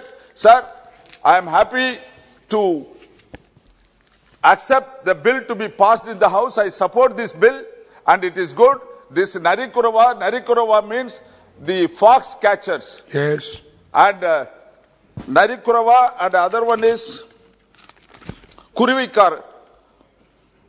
Kurivikar means those who catch birds, those who keep birds as the pet animal and grow. These are all the two communities taken, and few more communities are there. Kindly take steps. See that with folded hands, I beg the Honorable Minister, please wake up and see that your right is given. Take shelter under Niti Ayog. Ask this government to follow Niti Ayog, get substantial amount for the people. Without this substantial amount, this amendment is a waste. Thank you. Honorable Member Shri Ranjit Singh Nimbalkar. मैं आपका बहुत बहुत आभार व्यक्त करना चाहता हूँ कि महत्वपूर्ण बिल के विषय पर मुझे बोलने का अवसर दिए। अध्यक्ष महोदय, ये जानकर बहुत खुशी होगी कि हमारे देश के यशस्वी प्रधानमंत्री श्रद्धेय श्री नरेंद्र मोदी जी के नेतृत्व में समाज के अंतिम छोर पे विकास की धारा पहुंच रही है। हमारी सरकार का मुख्य लक्ष्य जो है कि अंत्योदय से उदय का भाव, वही सरकार होती है, दिख रही है। इसलिए आज़ादी के 7 दशक के अधिक समय तक मुख्य धारा में जिन्हें शामिल नहीं कर पाए, वो पूर्ववर्ती सरकार, उन्हें आज देश के सबसे उच्चतम पद पे, महामहिम राष्ट्रपति पद पर आसीन होने का गौरव प्राप्त हो रहा है। आदरणीय अध्यक्ष महोदय, इसी संदर्भ में मैं हमारी सरकार ये बिल लाई जिसके अनुसूचित जनजाति समाज के उत्थान हेतु प्रभावी कदम उठाया जाए। देश के अलग अलग भागों में कुछ पिछड़े जनजातियां हैं, अभी भी इनको सूचित नहीं किया गया है। इस बिल के माध्यम से ये किया जाएगा। अध्यक्ष महोदय, महाराष्ट्र कर विशेषतः महाराष्ट्र का पश्चिम महाराष्ट्र एरिया में धनगर करके एक जनजाति है जिसको पिछड़ा समाज के अंदर आ जाती है, उन्हें आज भी अधिसूचित नहीं किया जा रहा है। अध्यक्ष महोदय, मैं आपके माध्यम से सम्मान्य मंत्री जी को अवगत कराना चाहता हूं कि असल में ये धनगर आरक्षण का मुद्दा यह है कि महाराष्ट्र की अनुसूचित जनजाति में 36वें क्रमांक पे धनगढ़ नाम का शब्द है, जो कि धनगढ़ महाराष्ट्र में बिल्कुल धनगढ़ नाम का कोई जनजाति नहीं है। धनगर की जगह धनगढ़ हो गया है और आज महाराष्ट्र के सरकार ने वहां पे डिक्लेरेशन भी दिया है कि धनगढ़ नाम का यहाँ पे कोई जनजाति नहीं है। लेकिन जो धनगर, जो पिछड़ी हुई जनजाति है, उनको आज तक ये अधिसूची में शामिल नहीं किया। उच्चतम न्यायालय ने भी इसकी संविधान पीठ पे फैसला दिया है कि अनेक मामलों में उच्चतम न्यायालय ने अपने निर्णय दे चुके। इसी आधार पे महाराष्ट्र में माना गोवारी समाज को न्यायालय ने निर्णय मिल चुका है। गोंड माना और गोंड गोवारी नाम की महाराष्ट्र के अनुसूचित जाति जनजाति सूची में दर्ज है, जबकि इस नाम की जनजाति महाराष्ट्र में अस्तित्व ही नहीं है। न्यायालय ने माना कि गोंड माना की जगह माना था कि गोंड गोवारी की जगह गोवारी जनजाति मानते हुए जनजाति का प्रमाण देने का आदेश न्यायालय दे चुकी है। बिल्कुल इसी तरह का मामला धनगर और धनगढ़ में है। धनगढ़ जहाँ पे कई जगह प्रोनाउंसिएशन में गलतियां हो जाती है। महाराष्ट्र की बाहर की राज्यों में धनगढ़ बोला जाता है, यहाँ पे धनगर बोला जाता है। मैं आपको आपके माध्यम से मंत्री जी के ध्यान में लाना चाहता हूँ कि धनगढ़ अस्तित्वहीन होने के बाद मुंबई उच्च न्यायालय ने सामने सरकार खुद मान चुकी कि धनगढ़ जनजाति नहीं है। अध्यक्ष महोदय, इस संबंध में कुछ पॉइंट सदन के सामने रखना चाहता हूं जिससे लोग महत्व विषय पे स्थिति प्राप्त हो जाएगी। 1950 में महाराष्ट्र की अनुसूचित जनजातियों की सूची में संख्या 36 में शामिल हो इस विशेष जनजाति का उल्लेख यानी धनगढ़ प्रतिनिधित्व शून्य है। अगर प्रतिनिधित्व सिर्फ धनगर समाज का है, यही नहीं, सन 1881, सन 1931, सन 1941, सन 1951 में की जनगणना रिपोर्ट में उल्लेख किया जाता है कि इस जनगणना रिपोर्ट में जाति का, उपजाति का, जनजाति का, उपजनजाति का समूह धनगढ़ नाम का जनजाति नहीं पाया गया है, लेकिन धनगर पाया गया है। इसमें प्रत्येक जनगणना में ये रिपोर्ट अस्तित्व में है। आदरणीय अध्यक्ष महोदय, 1961 में RIGR द्वारा इस ग्रंथ की सूची में SC/ST सूची में धनगढ़ और धनगर अस्तित्व का प्रमाण करने के लिए 29 प्रतिष्ठित लेखकों तथा 30 दस्तावेज, साक्ष्य, जनगणना रिपोर्ट का उल्लेख है, लेकिन इसमें धनगढ़ का कोई उल्लेख नहीं मिलता। इसके बजाय दस्तावेज में धनगर संदर्भित जाति का जनजाति के रूप में पाया गया है। महाराष्ट्र सरकार ने ग्राम पंचायत अधिनियम में 1959 में, बॉम्बे कोर्ट फीस अधिनियम 1959 में निरस्त नहीं है। धनगढ़ के बजाय देवनागरी में धनगर का उल्लेख किया गया है। इसका तात्पर्य है कि महाराष्ट्र में वास्तविक अन्य धनगर नहीं पहचानता। धनगर में अन्य कोई नहीं पहचानता, धनगढ़ है नहीं, धनगरी है। अध्यक्ष महोदय, जनजाति मामलों रिपोर्ट में 2009-2010 की वार्षिक रिपोर्ट में धनगढ़ देवनागरी का उल्लेख है। इसका तात्पर्य है कि भारत सरकार भी धनगर के रूप में वास्तविक जनजाति को पहचाने। 1982 किट्स द्वारा संकलित भारत में पाई जाने वाली जनजातियों में संग्रह में भारत की पूरी आबादी जातियों में जनजातियों में नाम शामिल है, जिसमें जिन जाति जनजातियों का कोई नामों का उल्लेख किया जाए जिसमें धनगर जनजाति का अस्तित्व पाया गया है, उस पर धनगढ़ का कोई उल्लेख आज तक दिखाई नहीं गया। इसीलिए मैं अध्यक्ष महोदय से आपके माध्यम से इस सदन तथा मंत्री महोदय से मैं निवेदन करना चाहता हूं कि धनगढ़ की जगह धनगर को अनुसूचित जाति के अधिसूचित करने की कृपा करे तथा महाराष्ट्र का लाखों धनगर समाज आपकी तरफ देख रहा है कि उनको न्याय कब मिले। समस्त धनगर जनजाति के लोग आशा की तरह निगाह से आपकी तरफ देख रहे हैं। मैं उनकी आशा आपकी तरफ ये सदन में रखना चाहता हूं कि उनकी आशा टूटने ना दे। वही कई वर्षों से उनको न्याय मिलना अपेक्षित है।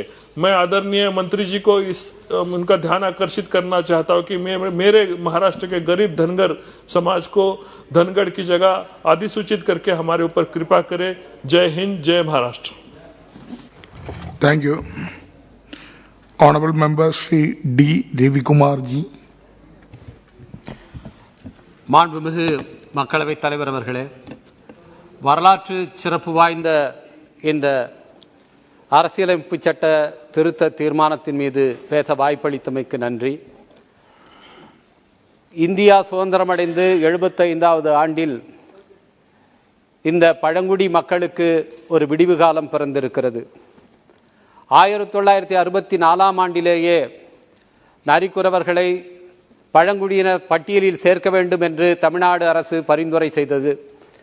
அன்றைக்கிருந்த காங்கிரஸ் அரசும் அதை ஏற்றுக்கொண்டு பட்டியலில் சேர்ப்பதற்கான நடவடிக்கைகளை மேற்கொண்டது. ஆனால் அது நிறைவடையவில்லை. தமிழ்நாடு அரசு அதற்கிடையிலே பழங்குடியினருடைய சலுகைகளை நரிக்குறவர்களுக்கு வழங்கி வந்தார்கள். 1974ஆம் ஆண்டு வரை அப்படி சலுகைகள் வழங்கப்பட்டன. ஆனால் அரசியலமைப்பு சட்ட திருத்தம் செய்யப்படாத நிலையில் அந்த சலுகைகளை அவர்களுக்கு வழங்கக்கூடாது என்று சொன்னதன் காரணமாக அது நிறுத்தப்பட்டது. அதன் பின்னர் பிற்படுத்தப்பட்டோர் பட்டியலிலே இவர்கள் எல்லாம் வைக்கப்பட்டிருந்தார்கள். கடந்த 60 ஆண்டுகளிலே பலமுறை தமிழ்நாடு அரசின் சார்பிலே இதற்கான பரிந்துரை அளிக்கப்பட்டு ஒன்றிய அரசு அதை அப்படியே கிடப்பிலேயே வைத்திருந்தார்கள். 2006ஆம் ஆண்டிலே அன்றைய முதல்வர் தலைவர் கலைஞர் அவர்கள் முதலமைச்சராக இருந்தபோது விடுதலை சிறுத்தைகள் கட்சியினுடைய கோரிக்கையை ஏற்று நரிக்குறவர்களை பழங்குடியினர் பட்டியலில் சேர்க்க வேண்டும் என்று வலியுறுத்தி ஒன்றிய அரசுக்கு கடிதம் எழுதினார்கள். ஆனால் அப்பொழுதும் நடவடிக்கை எடுக்கப்படவில்லை. 2016ஆம் ஆண்டு மீண்டும் ஒன்றிய அரசுக்கு தமிழ்நாடு அரசின் சார்பிலே வலியுறுத்தப்பட்டது. அது இன்றைக்குத்தான் நிறைவேறியிருக்கிறது. இதற்கு காரணமாக அமைந்த மாண்புமிகு தமிழ்நாடு முதலமைச்சர் தளபதி மு.க. ஸ்டாலின் அவர்களுக்கு என்னுடைய மனமார்ந்த பாராட்டுக்களை, நன்றியை நான் இந்த இடத்திலே பதிவு செய்கின்றேன். இந்த நரிக்குறவர் மக்கள் தமிழ்நாட்டிலே மட்டுமல்ல, தென்னிந்தியாவிலே கர்நாடகத்தில், ஆந்திராவில், மகாராஷ்டிராவில், குஜராத்தில் அவர்கள் இருக்கிறார்கள். ஹரியானாவிலே இருக்கிறார்கள். ஹரியானாவிலே பௌரியா என்ற பெயரிலும், மத்திய பிரதேசத்திலே பார்தி என்ற பெயரிலும், குஜராத்திலே வாக்ரி என்ற பெயரிலும், கர்நாடகாவிலே ஹக்கி பக்கி என்ற பெயரிலும் இந்த மக்கள் அழைக்கப்படுகிறார்கள். அங்கெல்லாம் இவர்களுக்கு பழங்குடியினர் பட்டியலிலே இவர்கள் சேர்க்கப்பட்டு அந்த வசதிகள் கொடுக்கப்பட்டு வந்தன. இப்பொழுதுதான் தமிழ்நாட்டிலே அந்த நிலை ஏற்பட்டிருக்கிறது. இவர்கள் இன்றைக்கு பழங்குடியினர் பட்டியலிலே சேர்க்கப்பட்டாலும் இவர்கள் அடிப்படையிலே இன்றைக்கு பறவைகளை வேட்டையாட முடியவில்லை, விலங்குகளை பிடிக்க முடியவில்லை. அதற்கெல்லாம் வன பாதுகாப்பு சட்டங்களின் அடிப்படையிலே இன்றைக்கு தடை வந்துவிட்டது. அவர்கள் பாசிமணிகளை விற்றுத்தான் பிழைப்பு நடத்துகிறார்கள். குடியிருப்புகள் கூட இல்லாத நிலை இருக்கிறது. இன்றைய தமிழ்நாடு முதலமைச்சர் தான் அதற்கான சில நடவடிக்கைகளை எடுத்து வருகின்றார். எனவே அவர்களுக்கு திறன் மேம்பாட்டு பயிற்சி அளிப்பதற்கு, அவர்களுக்கான குடியிருப்புகளை ஏற்படுத்துவதற்கு சிறப்பு நிதியை ஒன்றிய அரசு ஒதுக்கீடு செய்ய வேண்டும் என்று நான் கேட்டுக்கொள்கின்றேன். இதிலே ஒரு திருத்தத்தை நான் அளித்திருக்கின்றேன். அவர்கள் பிற்படுத்தப்பட்டோர் பட்டியலிலே இருந்தபொழுது நரிக்குறவர், குருவிக்காரர் என்று மரியாதையோடு அழைக்கப்பட்டிருந்தார்கள். ஆனால் இப்பொழுது பழங்குடியினர் பட்டியலில் அவர்கள் மாற்றுகிற நேரத்திலே நரிக்குறவன், குருவிக்காரன் என்று மரியாதை குறைவாக அவர்கள் பெயர்கள் சுட்டப்பட்டிருக்கின்றன. அதை வழக்கம் போல ஏற்கனவே இருந்த முறையிலே திருத்த வேண்டும் என்ற ஒரு திருத்தத்தை நான் கொடுத்திருக்கின்றேன். அதை ஏற்க வேண்டும் என்று நான் கேட்டுக்கொள்கின்றேன். இது மட்டுமல்ல, தமிழ்நாட்டிலே இருக்கின்ற எஸ்சி எஸ்டி சாதிகள் அனைத்துமே இப்படித்தான் என்ற முடியும் விதத்திலே, மரியாதை குறைவான விதத்திலே அவர்களுடைய பெயர்கள் குறிப்பிடப்பட்டிருக்கின்றன. அவற்றை மற்ற சாதியினர் பெயரை போல மரியாதையோடு அழைக்கும் விதத்திலே ஒரு சட்ட திருத்தத்தை இந்த அவையிலே ஏற்படுத்த வேண்டும் என்று நான் கேட்டுக்கொள்கின்றேன். அது மட்டுமல்லாமல் எஸ்சி பட்டியலிலே இன்றைக்கு இருக்கிற சாதிகளிலே பல சாதிகள் எஸ்டி குணாம்சங்கள், பண்பாட்டு கூறுகள் கொண்ட சாதிகளாக தமிழ்நாட்டிலே இருக்கின்றன. ஏறத்தாழ 17 சாதிகள் அப்படி இருக்கின்றன. அவற்றையும் மீண்டும் அவற்றை அவர்களுக்கு உரிய விதத்திலே எஸ்டி பட்டியலிலே சேர்த்து அவர்களுடைய அந்த சலுகைகள் அவர்கள் பெறுவதற்கான வாய்ப்பை ஏற்படுத்த வேண்டும் என்று நான் கேட்டுக்கொள்கின்றேன். இன்றைக்கு பழங்குடியின மக்களிலே குறிப்பாக அங்கே இருக்கின்ற பல சாதிகள் பழங்குடியினர் பட்டியலில் இருந்தாலும் பர்டிகுலர்லி வல்னரபிள் ட்ரைபல் குரூப் என்ற பிவிடிஜி குரூப்பிலே சில சாதிகள் வைக்கப்பட்டிருக்கின்றன. அந்த சாதிகள் இன்றைக்கு மிகவும் பாதிப்படைந்த நிலையிலே அவர்கள் எல்லாம் சமவெளி பிரதேசத்திலே இருக்கிறவர்கள். அவர்களுடைய மேம்பாட்டுக்காக போதுமான நிதி ஒன்றிய அரசிடமிருந்து ஒதுக்கீடு செய்யப்படுவதில்லை. இன்றைக்கு அவர்களுக்கான நிதி முழுமையாக ஒதுக்கீடு செய்யப்பட்டு அவை செலவு செய்யப்பட்டால் அந்த மக்களுடைய நிலை எந்த அளவுக்கோ முன்னேறி இருக்கும். அதற்கான நடவடிக்கையை ஒன்றிய அரசு எடுக்க வேண்டும். இன்றைக்கு அவர்கள் எண்ணிக்கையிலே மிக குறைவானவர்களாக இருக்கின்ற காரணத்தினாலே, அவர்களுக்காக கேட்பவர்கள் யாரும் இல்லாத காரணத்தினாலே, அவர்களுக்கு அரசியல் செல்வாக்கு இல்லாத காரணத்தினாலே அந்த மக்கள் எல்லாம் புறக்கணிக்கப்படுகிறார்கள். அப்படியான புறக்கணிப்புக்கு இனியும் அவர்களை ஆளாக்க கூடாது. அவர்களுடைய மேம்பாட்டுக்காக ஒன்றிய அரசு போதுமான நிதியை ஒதுக்க வேண்டும். அங்கே இன்றைக்கு பல மாநிலங்களில் பழங்குடியின மக்களுக்காக பல்கலைக்கழகங்கள் உருவாக்கப்படுகின்றன, கல்லூரிகள் உருவாக்கப்படுகின்றன, ஏகலவ்யா பள்ளிகள் உருவாக்கப்படுகின்றன. ஆனால் தமிழ்நாட்டிலே போதுமான ஏகலவ்யா பள்ளிகள் உருவாக்கப்படுவதில்லை. என்னுடைய விழுப்புரம் நாடாளுமன்ற தொகுதியிலே 2 விழுக்காடு பழங்குடியின மக்கள் இருக்கிறார்கள், இருளர் பழங்குடியினர். அவர்களுக்காக அங்கே ஏகலவ்யா பள்ளியை உருவாக்க வேண்டும் என்று நான் கடந்த 3 ஆண்டுகளாக தொடர்ந்து வலியுறுத்தி வருகின்றேன். விழுப்புரம் நாடாளுமன்ற தொகுதியிலே ஏகலவ்யா பள்ளியை உருவாக்கி அங்கே இருக்கின்ற பழங்குடியின மக்களுக்கு அவருடைய கல்வி மேம்பாட்டுக்கு உதவ வேண்டும் என்று கேட்டுக்கொண்டு, இந்த வரலாற்று சிறப்பு வாய்ந்த தீர்மானம் இன்றைக்கு நிறைவேறுவதற்கு காரணமாக முதல்ல அதற்கு துவக்க புள்ளி அமைத்த தலைவர் கலைஞர் அவர்களையும் இன்றைய முதல்வர் தளபதி மு க ஸ்டாலின் அவர்களையும் மீண்டும் நன்றியோடு நினைத்து இந்த அவைக்கு நன்றி கூறி அமைகின்றேன். வணக்கம். Honorable Member Srimati Pradima Mondalji. Thank you, Chairperson sir, for allowing me to speak on the Constitution Scheduled Tribe Order, Second Amendment Bill 2022. Sir, the scheduled tribes are among the most disadvantaged socio-economic groups in India.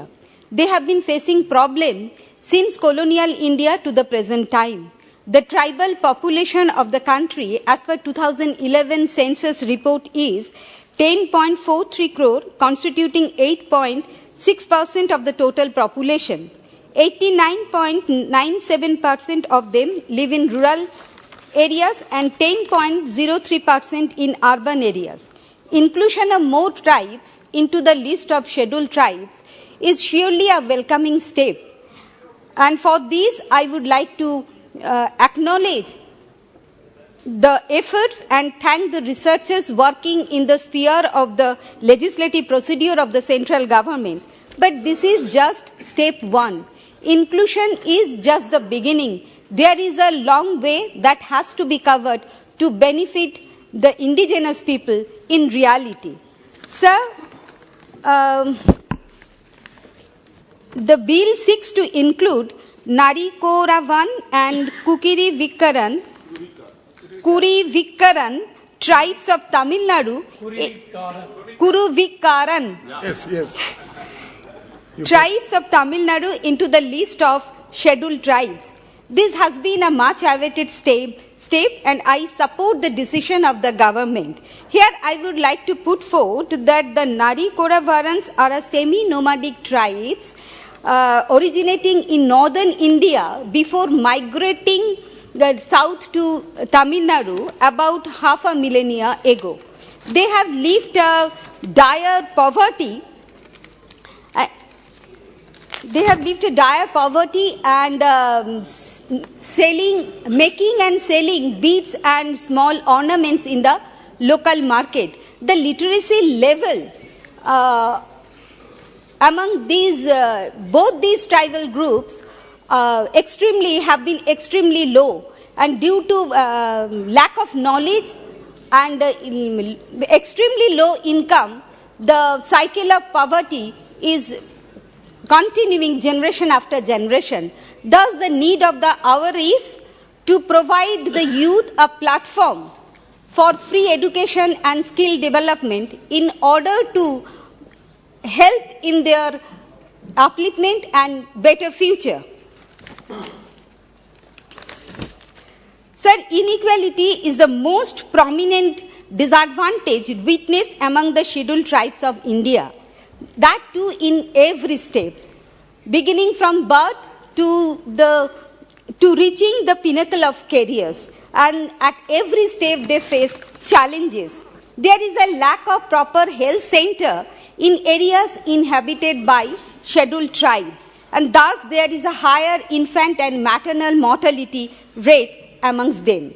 According to the paper titled Infant Mortality Among Scheduled Tribes in Central India, a concern by Mr. Arvind Varma and Mr. Kalyan Shah, the infant mortality rate of India stands at 40 per 1,000 live births, whereas amongst ST population it stands at 84.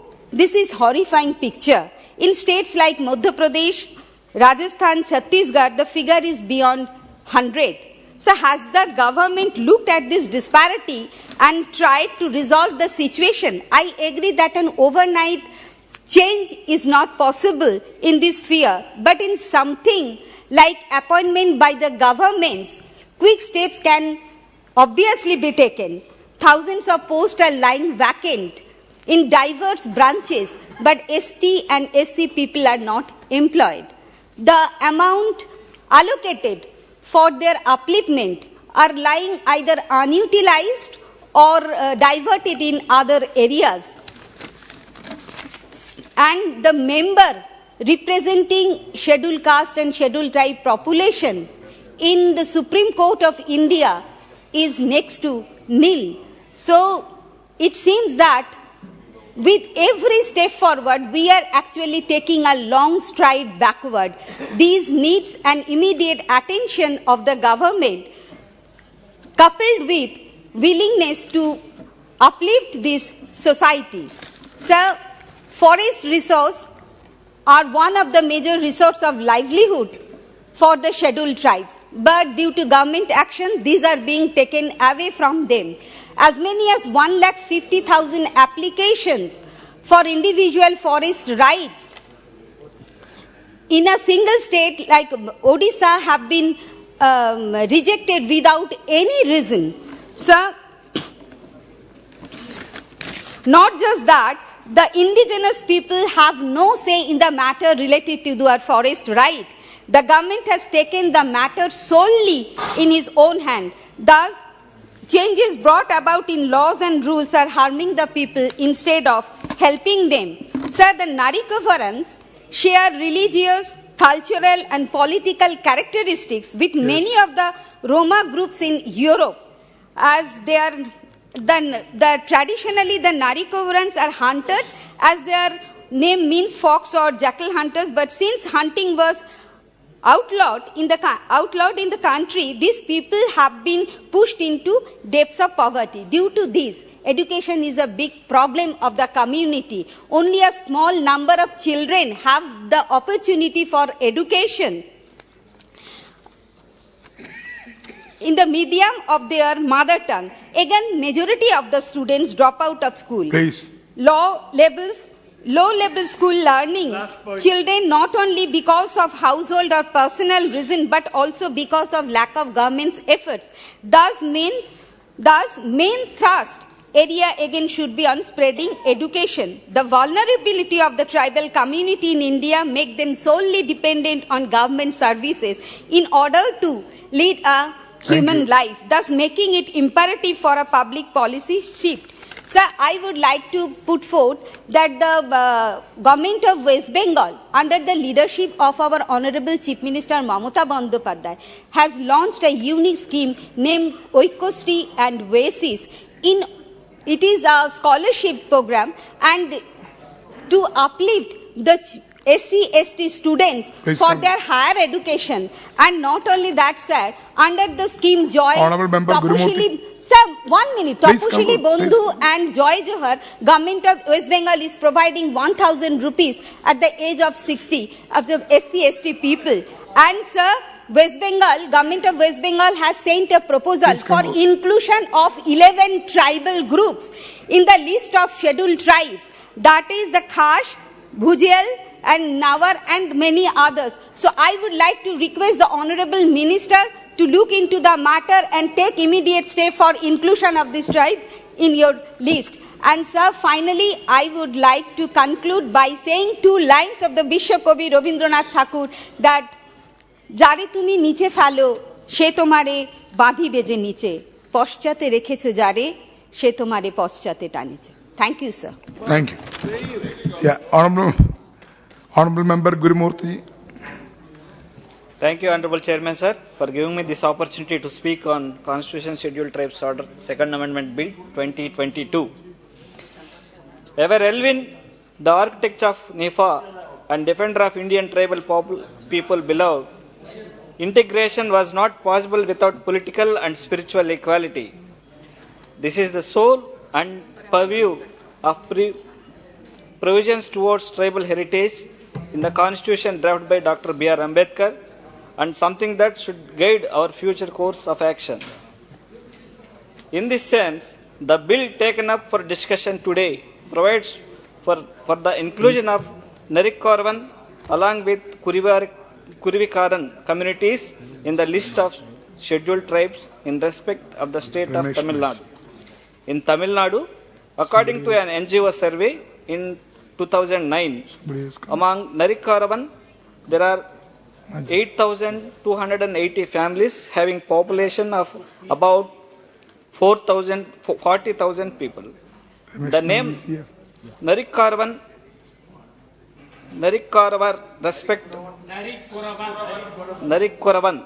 and Narikkorvar respect one and the same community. Kurivikaran is an additional colloquial name of this community in Tamil Nadu. Due to one of their traditional occupations of trapping birds, Narikkorvan, a nomadic community by tradition, constitute the most deprived sections of all the communities in the state, living under extremely poor and unhygienic conditions in the outskirts of villages and towns. Speaker, sir, the positives of this bill are it proposes to widen the umbrella of inclusion of more tribes and sub-tribes under the ambit of scheduled tribes of the state of Tamil Nadu. This will ensure that more tribal communities get the scheduled tribes status and are eligible for government schemes, and government also should sensitize the tribal communities regarding the government schemes implementing specifically for them. The tribal communities are an easy target for exploitation and discrimination. Moreover, geographical isolation hampers their development. They are malnourished and lack access to basic education and healthcare system. Speaker, sir, now after 75 years of independence, it is even more crucial for us to recognize the fact that the tribal communities still need the constitutional status of scheduled tribes, and specific schemes aimed to preserve their culture will ensure their advancement, sir. In fact, the literacy rate of tribal community is just 59% as opposed to all overall literacy rate of 73%. To overcome the literacy gap, the government should encourage tribal education, particularly at the primary level, sir. Speaker, sir, under the visionary leadership of our CM Y. Jagan Mohan Reddy Garu, our state, Andhra Pradesh, is implementing one district, one medical college program. As of now, the state of Andhra Pradesh has only 14 government medical colleges, including 3 new government medical colleges that we are sanctioned by the Government of India on 20th March 2020. This will help more medical students to pursue quality medical education, affordable cost, while ensuring that healthcare is more accessible to the people, even remote regions.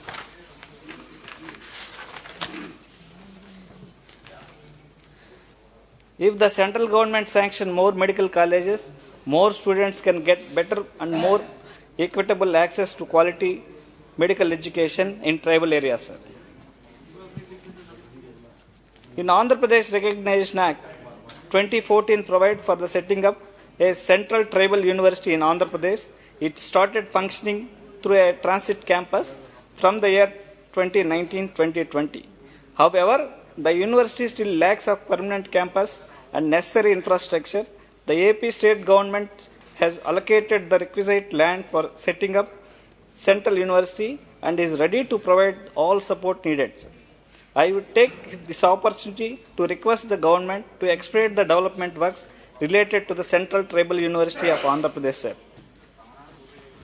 Speaker, sir, while conserving the forest in India, government should think about well-being of tribal communities residing in the reserve forest and in eco-sensitive zones for decades and depends exclusively on forest resources for a livelihood. For reference, the tribes living in my Tirupati parliamentary constituency, Pulicat eco-sensitive zone, were facing several challenges for their existence. The ESG's guidelines restricting developmental activities and failed to provide basic amenities to tribes, especially road connectivity, even though the state government took special interest for providing them road connectivity to give them access to emergency services like ambulances and fire services. Forest officials conveying that ESG guidelines won't permit such activities. Speaker, sir, I would like to conclude that YSR Congress Party will support this bill. I would request the Minister to address the issues raised by us and take our suggestions into account. Sir. Thank you, sir. Thank you. Honorable Member Shri Ramesh Maji. Ramesh. धन्यवाद chairman sir. The constitution schedule tribe order second amendment bill 2022 के ऊपर चर्चा हो रहा है या Tamil Nadu state के बारे में डिस्कशन हो रहा है. मैं उड़ीसा से आ रहा हूँ एवं उड़ीसा के तरफ से 169 जो प्रपोजल है 1978 से आज तक उड़ीसा गवर्नमेंट नवीन पटनायक जी ने बहुत सारे प्रपोजल भेजे हैं गवर्नमेंट ऑफ इंडिया को. अभी तक वो प्रेसिडेंशियल ऑर्डर नहीं हो पा रहे हैं. मेरा निवेदन है कि इस बारे में गवर्नमेंट ऑफ इंडिया फिर से सोचना चाहिए. एक टास्क फोर्स गठित हुआ था 2014 में under the chairmanship of secretary tribal affairs, जिसमें 9 प्रपोजल जो उड़ीसा गवर्नमेंट के जो प्रायोरिटी केस में इंक्लूड करना था. और वो प्रपोजल आया था भंजपुरन, भगत, भोक्ता, दुर्वा, कलंज, नकसिया, पब, खंडायत भूया, तुमुड़िया, तामड़िया, चौपुआ कमार, कंधिया. मेरा संसदीय जो क्षेत्र है नवरंगपुर, वहाँ एक कोरापुट जिले के दुर्वा कम्युनिटी बहुत दिनों से रह रहे हैं.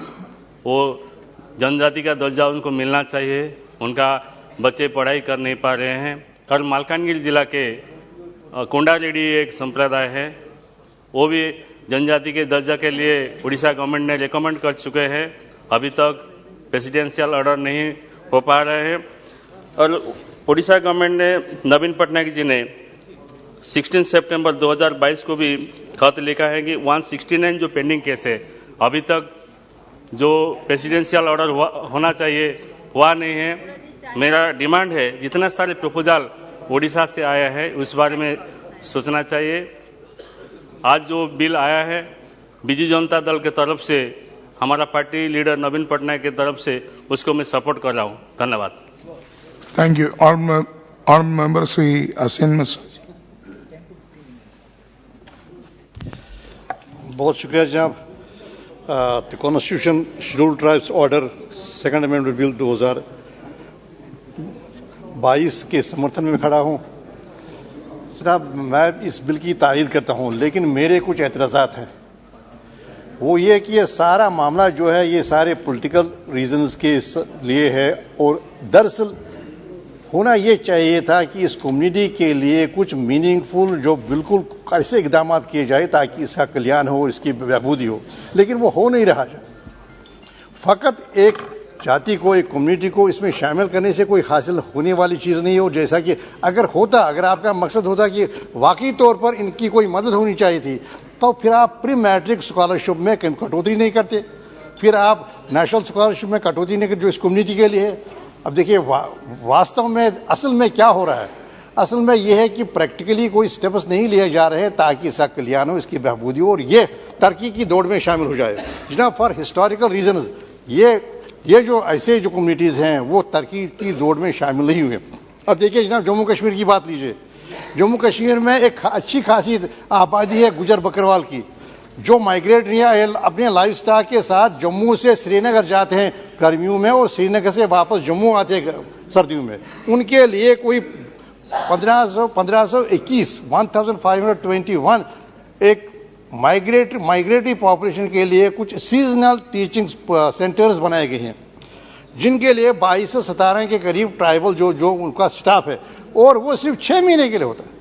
वो जब माइग्रेट हो जाते हैं तो वो जो सारे टीचर्स हैं, ट्राइबल टीचर्स जो हैं उन सेंटर्स के, उनकी छुट्टी की जाती है और 2007 से जनाब वो अपनी जो रेगुलराइजेशन है उसका इंतजार कर रहे हैं।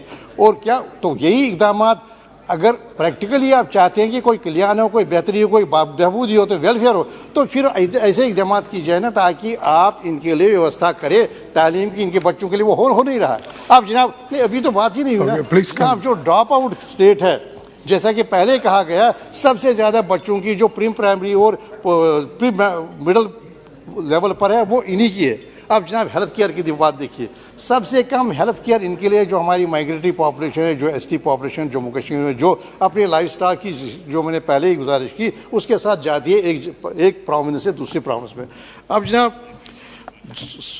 समग्र शिक्षा अभियान के तहत ये जो मैंने कहा कि 1521 सेंटर बनाए गए और जहां का स्टाफ आज भी, अब देखिए उन बच्चों की तालीम मुतासिर हो, कोई कमिटमेंट नहीं रही उस स्टाफ की, तो मंत्री जी को चाहिए ये कि प्रयास करें ताकि उनकी नौकरी पक्की हो जाए और ये जो योजना जो है, ये जो स्कीम है, इसमें इसको पूरी तरह से बिल्कुल मुस्तहकम किया जाए।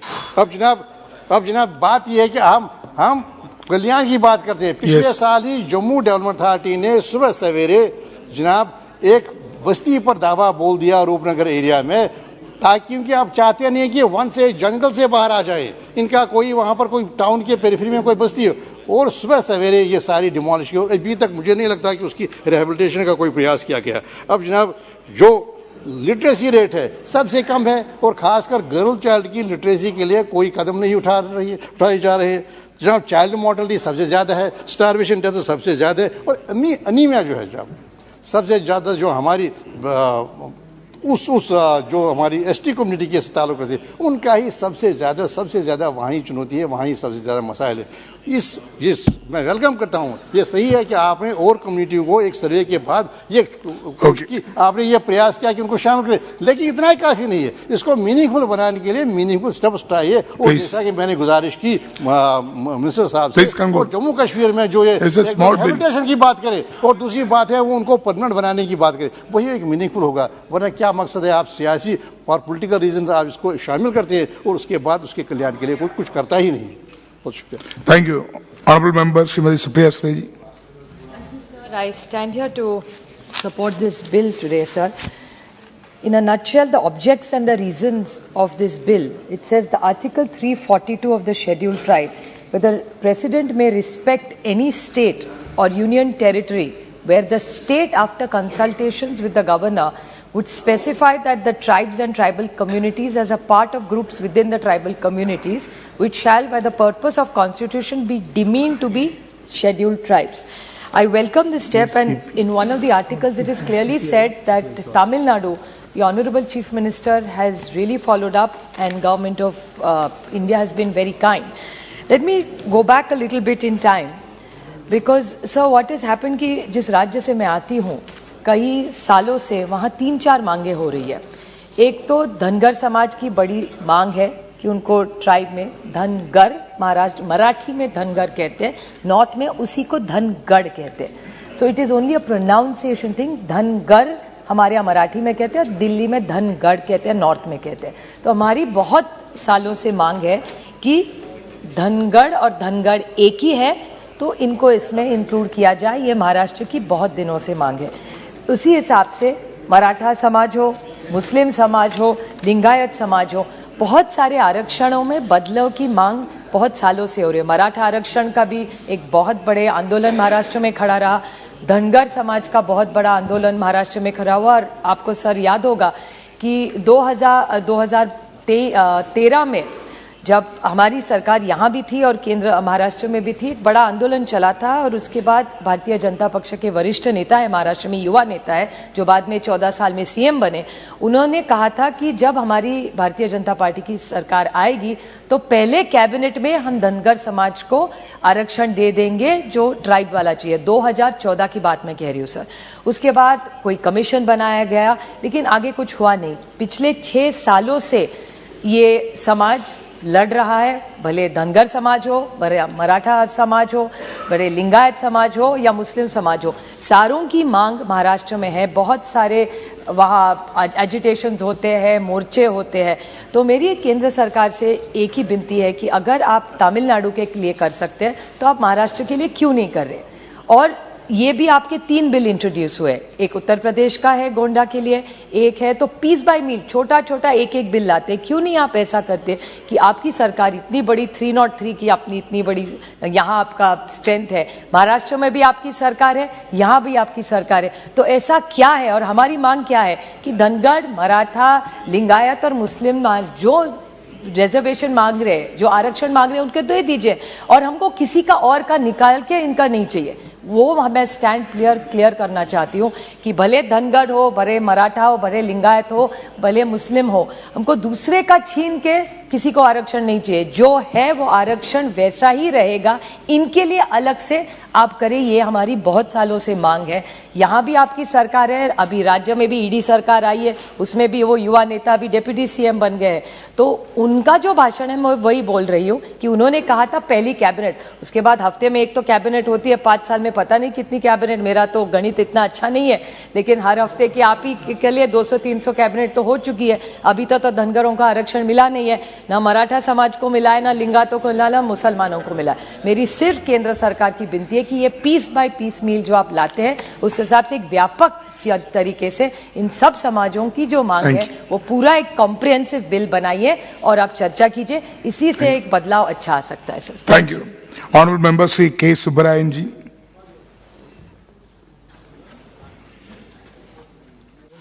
ஸ்பீக்கர் சார் வணக்கம். இந்த பில்லை நான் வரவேற்கிறேன், ஆதரிக்கிறேன். இதில் எனக்கு முன்னர் பேசிய மாண்புமிகு உறுப்பினர் ரவிக்குமார் முன்மொழிந்த அந்த திருத்தத்தை நானும் வழிமொழிகிறேன். ஏனென்றால் ஆங்கிலத்தில் என் என்று முடிகிற போது ஒரு இழிவான சொல்லாக அது அர்த்தப்படுத்தப்படுகிறது. அது ஆர் என்று மாற்றப்பட்டால் அந்த இழிவு நீங்கிவிடும். எனவே நரி குறவன் என்று இருப்பதை குறவர் என்று மாற்ற வேண்டும். அது மிக மிக முக்கியமான, மிக மிக நியாயமான ஒரு கோரிக்கையாகும். அந்த கோரிக்கையை நானும் தங்கள் மூலமாக வழிமொழிகிறேன். அடுத்து நான் குறிப்பிட விரும்புவது, ஜெயக்குமார் அவர்கள் குறிப்பிட்டதையும் நான் குறிப்பிட விரும்புகிறேன். மாண்புமிகு உறுப்பினர் ஜெயக்குமார் அவர்கள் நான் முன்னர் சொன்ன சர்க்குலேட் ஆகியிருக்கிறது. அதுவும் நம்முடைய எஸ்டி அமைச்சரகத்திலிருந்து ஒரு சர்க்குலர் ப்ரீ மெட்ரிக் ஸ்காலர்ஷிப்பை பழங்குடி மக்களுக்கு நிறுத்திவிட வேண்டும் என்று போட்டிருப்பது தவறிலும் மிகப்பெரிய தவறாகும். அந்த தவறை திரும்ப பெற வேண்டும் என்றும் இந்த நேரத்தில் நான் வற்புறுத்துகிறேன். அடுத்து, கடந்த ஆண்டு ஏப்ரல் மாதம் இதே மாதிரி ஒரு சட்ட முன்வடிவை மாண்புமிகு அமைச்சர் அவர்கள் முன்மொழிந்த போது நான் குறிப்பிட்டேன், நரிக்குறவர் பழங்குடியின பட்டியலில் சேர்க்கப்பட வேண்டும் என்பதோடு தமிழ்நாட்டில் மலையாளி என்ற ஒரு இனம் இருக்கிறது. மலையாளி என்ற ஒரு இனம் தமிழ்நாட்டில் 14 மாவட்டங்களுக்கு மேல் இருக்கிறார்கள் பழங்குடி மக்கள். 12 மாவட்டங்களில் அவர்கள் எஸ்டி என்று அங்கீகரித்திருக்கிறது அரசு. ஆனால் ஒரே ஒரு மாவட்டத்தில் மட்டும், ஈரோடு மாவட்டத்தில் மட்டும் அதே மலையாளி மக்கள் பழங்குடி பட்டியலில் சேர்க்கப்படவில்லை. இது ஒரு அப்பட்டமான அநீதி. இந்த அநீதி களையப்பட வேண்டும் என்று நான் கடந்த ஏப்ரல் மாதமே பேசினேன். இதே அவையில் பேசினேன். அமைச்சரின் கவனத்திற்கும் கொண்டு வந்தேன். ஆனால் அது களையப்படவில்லை. எனக்கு ஒரு கடிதத்தை அமைச்சர் அனுப்பினார்கள். மாநில அரசிலிருந்து பரிந்துரை வந்தால் அது பரிசீலிக்கப்படும் என்று அறிவித்தார்கள். நான் மாண்புமிகு முதலமைச்சர் மு.க.ஸ்டாலின் அவர்களை நேரிலே சந்தித்து இவற்றை கொடுத்து பரிந்துரை அனுப்ப சொல்லி பரிந்துரையும் அனுப்பப்பட்டு விட்டதாக மாநில அரசு தெரிவித்திருக்கிறது. பின்னரே இந்த திருத்த பட்டியலில் நரிக்குறவா குருவிக்காரர் என்ற பட்டியலோடு மலையாளி என்ற எஸ்டி மாநிலத்தின் எல்லா பகுதிகளிலும் ஏற்கப்பட்டதை ஈரோடு மாவட்டத்திலும் ஏற்க வேண்டும் என்று வலியுறுத்த வேண்டும் என்று கேட்டுக்கொள்கிறேன். அந்த திருத்தத்தையும் அமைச்சர் அவர்கள் பட்ஜெட் தொடரிலாவது முன்மொழிய வேண்டும், அல்லது இந்த இடைப்பட்ட காலத்திலாவது முன்மொழிந்து அது அந்த தவறை திருத்த வேண்டும் என்று கேட்டுக்கொள்கிறேன். Please conclude. Please conclude. Within a minute, I will conclude. Okay, please. Sir, நிறைவாக நான் குறிப்பிட விரும்புவது எஸ்டி நலன் குறித்து பலரும் நாம் பேசியிருக்கிறோம். ஒரு விஷயத்தில் ஒரு ஒயிட் பேப்பர் பிளேஸ் பண்ண வேண்டும் என்று நான் எஸ்டி அமைச்சரவையை கேட்டுக்கொள்ள விரும்புகிறேன். ஏனென்றால் புகழ்பெற்ற எழுத்தாளர் அருந்ததி ராய் அவர்கள் தண்டகாரண்யா காடுகளுக்கு சென்று அங்குள்ள நிலைமைகளை எல்லாம் ஆராய்ந்து ஒரு கட்டுரையை எழுதியிருக்கிறார்கள். அந்த கட்டுரையில் ஏறத்தாழ 600க்கும் மேற்பட்ட கிராமங்களில் இருந்து பல நூற்றாண்டு காலம் வாழ்ந்து வந்த அந்த கிராமங்களில் இருந்து அவர்களை வேதாந்தா கம்பெனியினுடைய அடியாட்கள் வெளியேற்றி விட்டார்கள் என்று குறிப்பிடப்பட்டிருக்கிறது.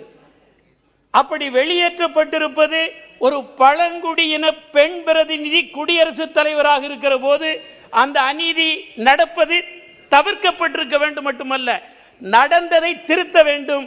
எனவே மாண்புமிகு அமைச்சர் அவர்கள் எவ்வளவு கிராமங்களில் இருந்து அவர்கள் வெளியேற்றப்பட்டார்களோ அதே கிராமங்களில் அவர்களை குடியமர்த்த உரிய நடவடிக்கை மேற்கொள்ள வேண்டும் என்றும் இந்திய கம்யூனிஸ்ட் கட்சியின் சார்பில் கேட்டு முடித்துக் கொள்கிறேன். Thank you. Honorable Member Sri V.K. Srikandan.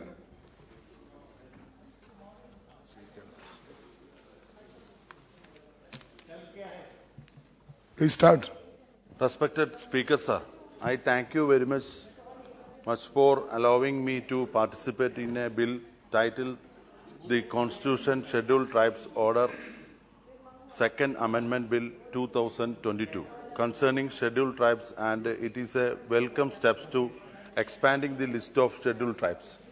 However, I take this opportunity to highlight here the problems and difficulties being faced by tribal community in Attapadi, which is a part of my parliamentary constituency, Palakkad. Attapadi is a tribal taluk that comes under Palakkad district in Kerala, with a population of more than 72,000 people, out of which tribal people accounts for 33,000. So Attapadi basically is a tribal dominated taluk. Some of the tribal hamlets or Uru named Murugala, Kinattukara, Kadugumanna, Thare Tudukki, Mele Tudukki, Gelasi, Abbanur under Pudur Panchayat and Maranatti in Cholayur Panchayat, out of nearly 200 hamlets in Attapadi, lack proper transportation, electricity, drinking water, medical facility. Nearly 30 hamlets do not have community centers. Nearly 30 Anganwadis are working without permanent structures. The community kitchens working earlier have been stopped functioning, resulting into again the nutrition deficiency among this tribal taluk. Unemployment is a major issue which prompts the youth to take the path of drug addiction and consumption of liquor. The tribal people were enjoying 200 working days under Mahatma Gandhi National Rural Employment Guarantee Scheme. But now with the new guidelines, the limitation of worksite to 20 under Mandrega, the tribal people may not get even 100 working days. It has been widely reported about the growing number of infant deaths of account of malnutrition. The pregnant women there are on the high risk list owing to a slew of health issues such as suffering from disease like anemia, etc. More than 120 infant children lost their lives during last 8 years.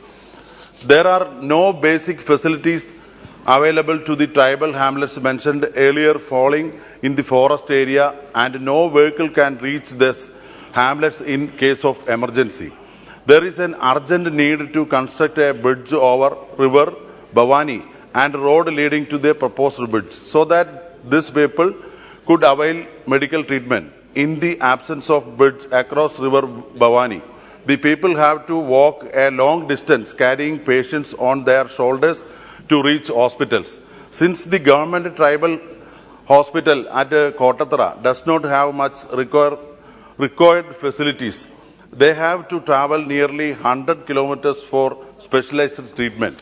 Sir, there is no proper internet connectivity in this tribal hamlet, which affects the study of tribal students.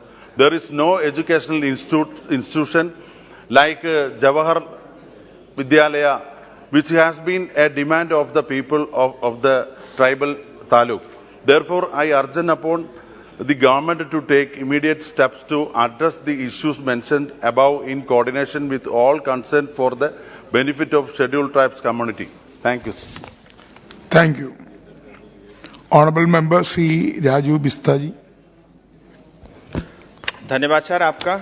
और the constitution schedule tribe order second amendment bill 2022 के समर्थन में बोलने के लिए मैं खड़ा हूं सर। और हमें आज बड़ा गर्व होता है कि जब हमारी देश की प्रथम महिला राष्ट्रपति वो इसी समाज ट्राइबल समाज से आती है। और मैं ये भी कहना चाहूँगा कि मोदी जी के नेतृत्व में गांव, गरीब, किसान, पिछड़े इन सभी का बहुत तेजी से जो है उन्नति और उनका विकास हो रहा है। आंकड़े स्वयं बताती है कि जिस तरह से 2013-14 में ट्राइबल मिनिस्ट्री के ऊपर में करीब 25,000 करोड़ रुपए का खर्चा और बजट होता था, आज वो बढ़ के 90,000 करोड़ रुपए हो गया, यानी करीब 360% की ग्रोथ है। और आदिवासी समाज जिसको अपना भगवान मानता है, ऐसे हमारे स्वतंत्रता सेनानी भगवान बिरसा मुंडा जी का जो जन्मदिन है वो एक जनजाति समाज, जनजाति गौरव के रूप में मनाता है। वो मोदी जी की और इस सरकार की बहुत बड़ी समाज को देन है। सर, मैं सीधा दार्जिलिंग की तरफ आना चाहूँगा, क्योंकि दार्जिलिंग का सांसद होना अपने आप में बहुत सारी उसकी विशेषताएं हैं। भारत में एकमात्र जिला जिसमें एक तरफ भूटान, बांग्लादेश, नेपाल, तिब्बत कह लीजिए या चाइना लगता है, एक तरफ बिहार, सिक्किम और आसाम भी लगता है। और यूनिटी एंड डाइवर्सिटी आप ये किताबों में पढ़ेंगे, लेकिन अगर उसका प्रैक्टिस आपको देखना है, मैं स्वागत करना चाहूँगा। दार्जिलिंग में हर जाति समाज के लोग मिलजुल करके रहते हैं, ऐसा एक विशिष्ट स्थान है। चाहे वहाँ की चाय हो, चाहे वहाँ का टॉय ट्रेन हो, वहाँ की टूरिज्म हो, और हाइड्रो पावर से बिजली भी सबसे पहले हिंदुस्तान में दार्जिलिंग में आई। और भारत में बसने वाले करीब 1.5 करोड़ गोरखा समाज का ये धड़कन है, उनकी आत्मा भी दार्जिलिंग में बसती है। सर, मैं ये कहना चाहूँगा, भारत के जो 1.5 करोड़ गोरखा है, आए दिन इनके साथ बहुत अन्याय और अत्याचार होता है। जो संविधान सबको समान अधिकार देता है, कई बार हमको ऐसा लगता है कि ये शायद अधिकार हमारे लिए नहीं है। जबकि आप सर ये मानेंगे कि जब कॉन्स्टिट्यूएंट असेंबली बना, जब भारत का संविधान बना, तब उस संविधान के सदस्य बनाने वाले 2 गोरखा भी थे उन दिनों, डम्बर सिंह गुरुंग जी और अरिबहादुर गुरुंग जी। इशू ये है सर कि भारत नेपाल मैत्री, जो इंडिया नेपाल फ्रेंडशिप टीटी है, उसके कारण दार्जिलिंग और खास करके जो सिक्किम में रहने वाले गोरखा हैं, उनको बार बार विदेशी और उनको नेपाली नागरिक कहा जाता है। और इसके कारण जो है आपने देखा होगा, कई बार दार्जिलिंग में कई सारे आंदोलन भी हुई, गोरखालैंड अलग राज्य की मांग भी हुई। खैर, मैं वो आज विषय नहीं रखूंगा, वो अलग विषय अलग फोरम में करूंगा। मेरा ये कहना है सर, अगर जो देखिए गोरखा 1941 तक ये ट्राइबल स्टेटस इनके पास था, हिल ट्राइब के रूप में जाने जाते थे। लेकिन 1951 के बाद बहुत चालाकी से जो है उनको उस अधिकार से छीन लिया गया। और पश्चिम बंगाल के हमारे साथी बहुत अच्छे भाषण दे रहे थे इस बिल के ऊपर में, उन्होंने राष्ट्रपति जी का भी अपमान किया। और उनका दूसरा मेरा उनके ऊपर आरोप यह है कि पूरा दार्जिलिंग जब 1954 में बंगाल का हिस्सा बना तो जमीन की तो अपना बना लिया, अपना मान लिया, लेकिन वहां रहने वाले जनताओं को अब तक इन्होंने अपना नहीं माना। मेरा आपके माध्यम से सर ये है कि जो छूटे हुए 11 जनजाति है उनको एसटी स्टेटस मिले, उसका कारण और भी है सर। FRA एक्ट 2006 दार्जिलिंग में लागू नहीं है। दार्जिलिंग में ज्यादातर लोग जो है चाय बागान में काम करते हैं, उनके पास पट्टा नहीं है, 200 साल से है। और वहां की स्टेट की सरकार आज जो है घुसपैठी करके जो अलग अलग देशों से आते हैं उनको उन चाय बागान में बसा करके वहां से गोरखाओं को भगाने का एक बहुत बड़ा षड्यंत्र चल रहा है। अगर हम गोरखाओं को ये एसटी स्टेटस देते हैं सर, उनकी जो बहुत बड़ी समस्या है, उनको बार बार ये जो विदेशी का लांछना लगता है उससे उनको मुक्ति मिलेगी। और लेपचा, धुपका, भूटिया, योलमा, शेरपा, लिंबू, तामांग ये ऑलरेडी एसटी में है। लिंबू और तामांग को तो 2003 में एसटी का स्टेटस उनको मिला है, यानी 2003 अटल जी के समय में। आज मगर, राई, सुनुवार, याखा, गुरुंग, नेवार, खस, धीमाल, धामी, भुजेल ऐसे 11 जनजातियां उस स्टेटस से छूटी हुई है और ये हम उनको देते हैं। मैं तो ये कहता हूं कि ये उनके बच्चों को एडमिशन मिले इसके लिए नहीं है, लेकिन उनके ऊपर में जो विदेशी होने का ये जो बार बार लांछना लगता है, कास्ट सर्टिफिकेट बनाने जाओ तो भी कहते हैं विदेशी हो, पासपोर्ट बनाने जाओ तो वो अधिकारी आके इतना तंग करते हैं, वो कहते हैं आप नेपाल से हो, वोटर आईडी कार्ड बनाने जाओ तो भी यही समस्या। तो ये एक जो 11 जनजातियां हैं, अगर हम उनको एसटी स्टेटस दे देते हैं तो इनका बहुत एक बड़ी समस्या का हल होगा। और मैं भारत सरकार से आग्रह करना चाहूंगा, मैं स्वयं मंत्री जी से कई बार मिला हूं और भारत सरकार ने भी प्रयास किया है, कई बार कमेटियां भी बनी है और कमेटियों में जो है उनको लेकर के मतलब काफी अच्छी बातें भी लिखी गई है। अब मैं ये चाहता हूं इसमें ज्यादा देरी नहीं हो और जल्द से जल्द उनको ये अधिकार मिले। मैं आपके माध्यम से भारत सरकार से ये निवेदन करना चाहूंगा। आपने मुझे बोलने का समय दिया, इसके लिए बहुत बहुत धन्यवाद। ऑनरेबल मेंबर श्री हनुमान बेनीवाल जी। सबसे पहले तो मैं आपको धन्यवाद दूंगा कि आपने आज संविधान अनुसूचित जनजातियां आदेश दूसरा संशोधन विधेयक 2022 पर जो चर्चा हो रही है उस पर मुझे बोलने का अवसर दिया। सौद महोदय, न्यायिक नियुक्तियों में आरक्षण वर्तमान में जिला न्यायपालिका उच्च और निम्न के लिए लागू है।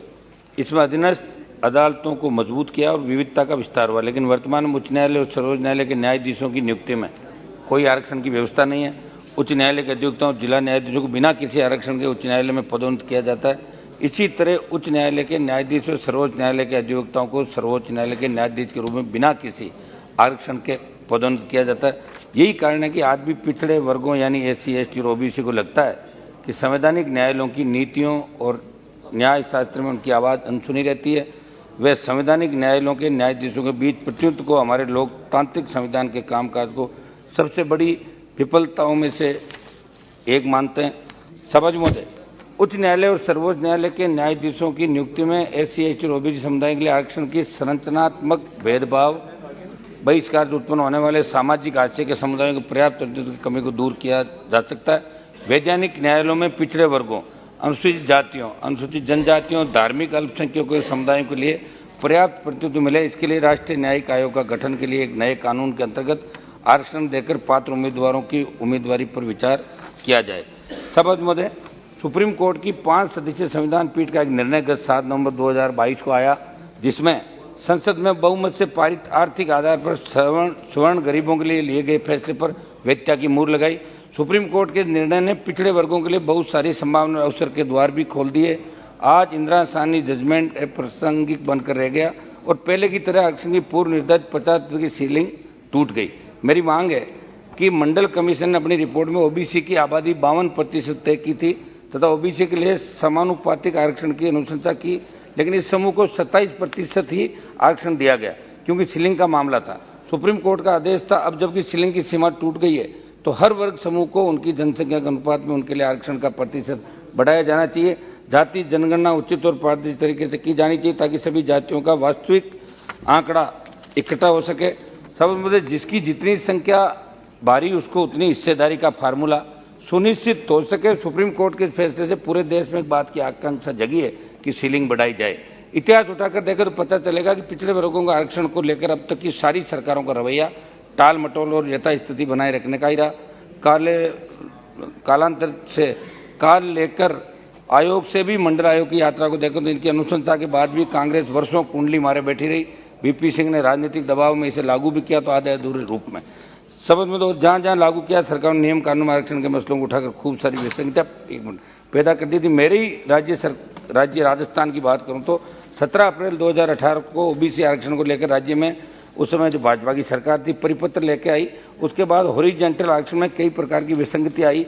ओबीसी वर्ग के युवाओं को 40,000 नौकरियां उस परिपत्र की वजह से चली गई। सरकारों को ध्यान रखना चाहिए कि पिछड़े वर्गों के युवाओं की आकांक्षाओं पर कुठाराघात नहीं हो। एक मिनट मैं समाप्त कर रहा हूँ। एक छोटा ही है साहब, आप 2-5 मिनट सभी बोल रहे हैं। मेरे राज्य के विश्नोई समाज जो ग्रामीण एवं कृषक पृष्ठभूमि से संबंध रखते हैं और जाट समाज से अपना इतिहास साझा करते हैं। जब विश्नोई पंथ की स्थापना हुई उस समय सबसे ज्यादा 99% जाट नौजवान ही विश्नोई बने थे उस समय। इन्हें राजस्थान में तो ओबीसी में शामिल कर लिया गया विश्नोई समाज को, लेकिन केंद्र में ओबीसी में आरक्षण नहीं दिया गया। विश्नोई समुदाय की आस्था और विश्वास सभी वन्य जीवों की सुरक्षा है और एक प्रकार से जाटों के प्राकृतिक सहयोगी रहते हैं। ऐसे में इनका आरक्षण से वंचित रहना दुर्भाग्यपूर्ण है। इसी प्रकार राजस्थान में सिद्ध जाति को राज्य के केंद्रीय पिछड़ा वर्ग की सूची में शामिल करने की मांग काफी समय से की जा रही है। इसके लिए जाति एक मिनट समाप्त कर रहा हूं साहब, ये डिमांड कर लेता हूं पूरी आधा मिनट। वेरी स्मॉल बिल जाति आवश्यक मानदंड पूर्ण करती है। सिद्ध जाति भी राजस्थान में जाट समाज से निकली हुई जाति है। इसी प्रकार कामखानी मुसलमानों को राजस्थान में तो ओबीसी वर्ग में शामिल करेगा परंतु उन्हें केंद्रीय ओबीसी कोटे में अभी तक नहीं लिया गया।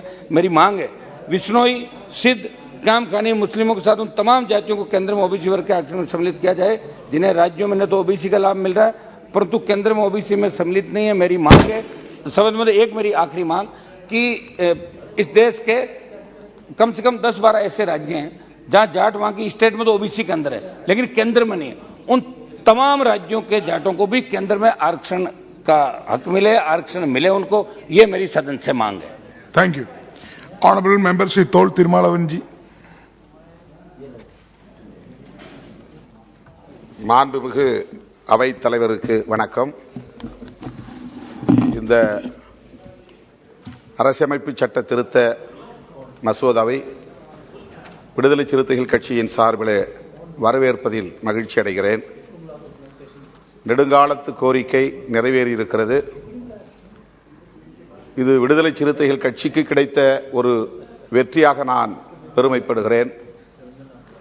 சட்டப்பேரவையில் தமிழ்நாட்டில் இது குறித்து முதலாக பேசிய இயக்கம் விடுதலை சிறுத்தைகள் கட்சி.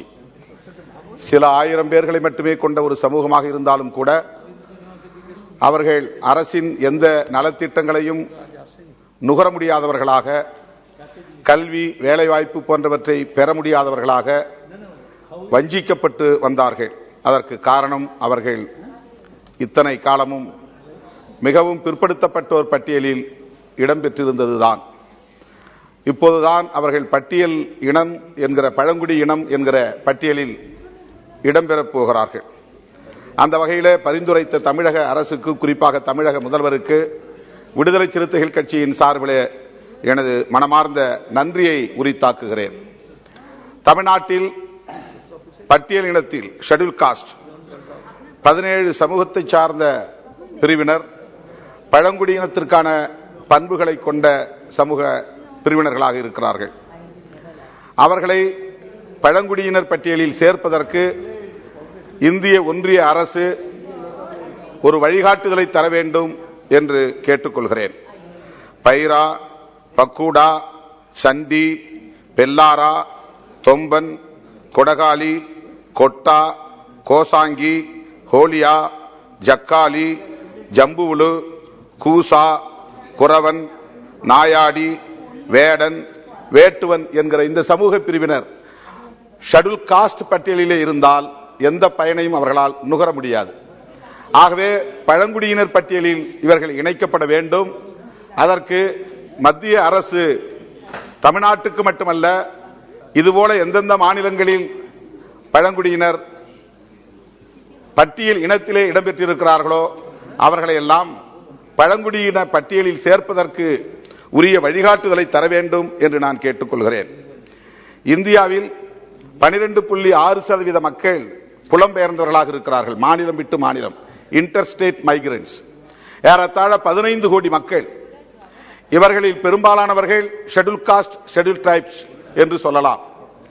இவர்கள் மாநிலம் விட்டு மாநிலம் புலம்பெயர்ந்து வாழ்வதனாலேயே அந்தந்த மாநிலத்தில் தான் சாதி சான்றிதழ் காட்டி கல்வியோ வேலைவாய்ப்பையோ பெற முடியும் என்கிற நிலையில் அவர்கள் அவதிப்பட்டு வருகிறார்கள். உச்சநீதிமன்றத்தினுடைய தீர்ப்பின் காரணமாக இந்த பாதிப்புக்கு அவர்கள் உள்ளாகி இருக்கிறார்கள். அவர்கள் மட்டுமல்ல, ஷெட்யூல் காஸ்ட், ஷெட்யூல் டிரைப்ஸ் மற்றும் ஓபிசி, தி ரிசர்வ்டு கேட்டகரிஸ், இது இடபிள்யூஎஸ் பிரிவினருக்கு பொருந்தாது. ஆனால் எஸ்சி எஸ்டி ஓபிசி பிரிவினருக்கு புலம்பெயர்ந்து வாழ்கிற காரணத்தினாலேயே தமிழ்நாட்டிலிருந்து சண்டிகாரில் புலம்பெயர்ந்து வாழ்கிறார்கள், மும்பையில் புலம்பெயர்ந்து வாழ்கிறார்கள், ஏன் டெல்லியிலேயே ஏராளமானவர்கள் புலம்பெயர்ந்து வாழ்கிறார்கள். இவர்கள் எல்லாம் அவர்களின் சொந்த மாநிலத்தில் இருந்தால்தான் சாதி சான்றிதழ் பெற்று கல்வி வேலைவாய்ப்பு என்கிற பயனை நுகர முடியும் என்கிற நிலை இருக்கிறது. இதை மாற்றுவதற்கு ஒன்றிய அரசு உரிய நடவடிக்கை எடுக்க வேண்டும் என்று கேட்டுக்கொள்கிறேன். கல்வி வேலைவாய்ப்பில் அவர்களுக்குரிய வாய்ப்பை வழங்குவதற்கு அரசு உரிய நடவடிக்கைகளை மேற்கொள்ள வேண்டும். 2011ஆம் ஆண்டு மக்கள் தொகை கணக்கெடுப்பின்படி அகில இந்திய அளவில் ஷெட்யூல் காஸ்ட் மக்கள் தொகை என்பது 17% உயர்ந்திருக்கிறது. அதேபோல ஷெட்யூல் டிரைப்ஸ் பழங்குடியினருடைய மக்கள் தொகை என்பது 9% உயர்ந்திருக்கிறது. ஆக அந்த மக்கள் தொகை அடிப்படையிலே அவர்களுக்கான இடஒதுக்கீட்டை உயர்த்துவதற்கு ஒன்றிய அரசு உரிய நடவடிக்கைகளை மேற்கொள்ள வேண்டும் என்று நான் கேட்டுக்கொள்கிறேன். பழங்குடியின மக்கள் இன்றைக்கு வனப்பொருட்களுக்கு முன்னுரிமையற்றவர்களாக இருக்கிறார்கள். வனம் இந்திய ஒன்றிய அரசால் பாதுகாக்கப்படுகிறது என்கிற பெயரால் பழங்குடியின மக்களை அங்கிருந்து வெளியேற்றி அதை கார்ப்பரேட்டுகளுக்கு தாரை வார்த்து கொடுக்கக்கூடிய நிலை இருக்கிறது. இது மிகப்பெரிய அநீதியாகும்.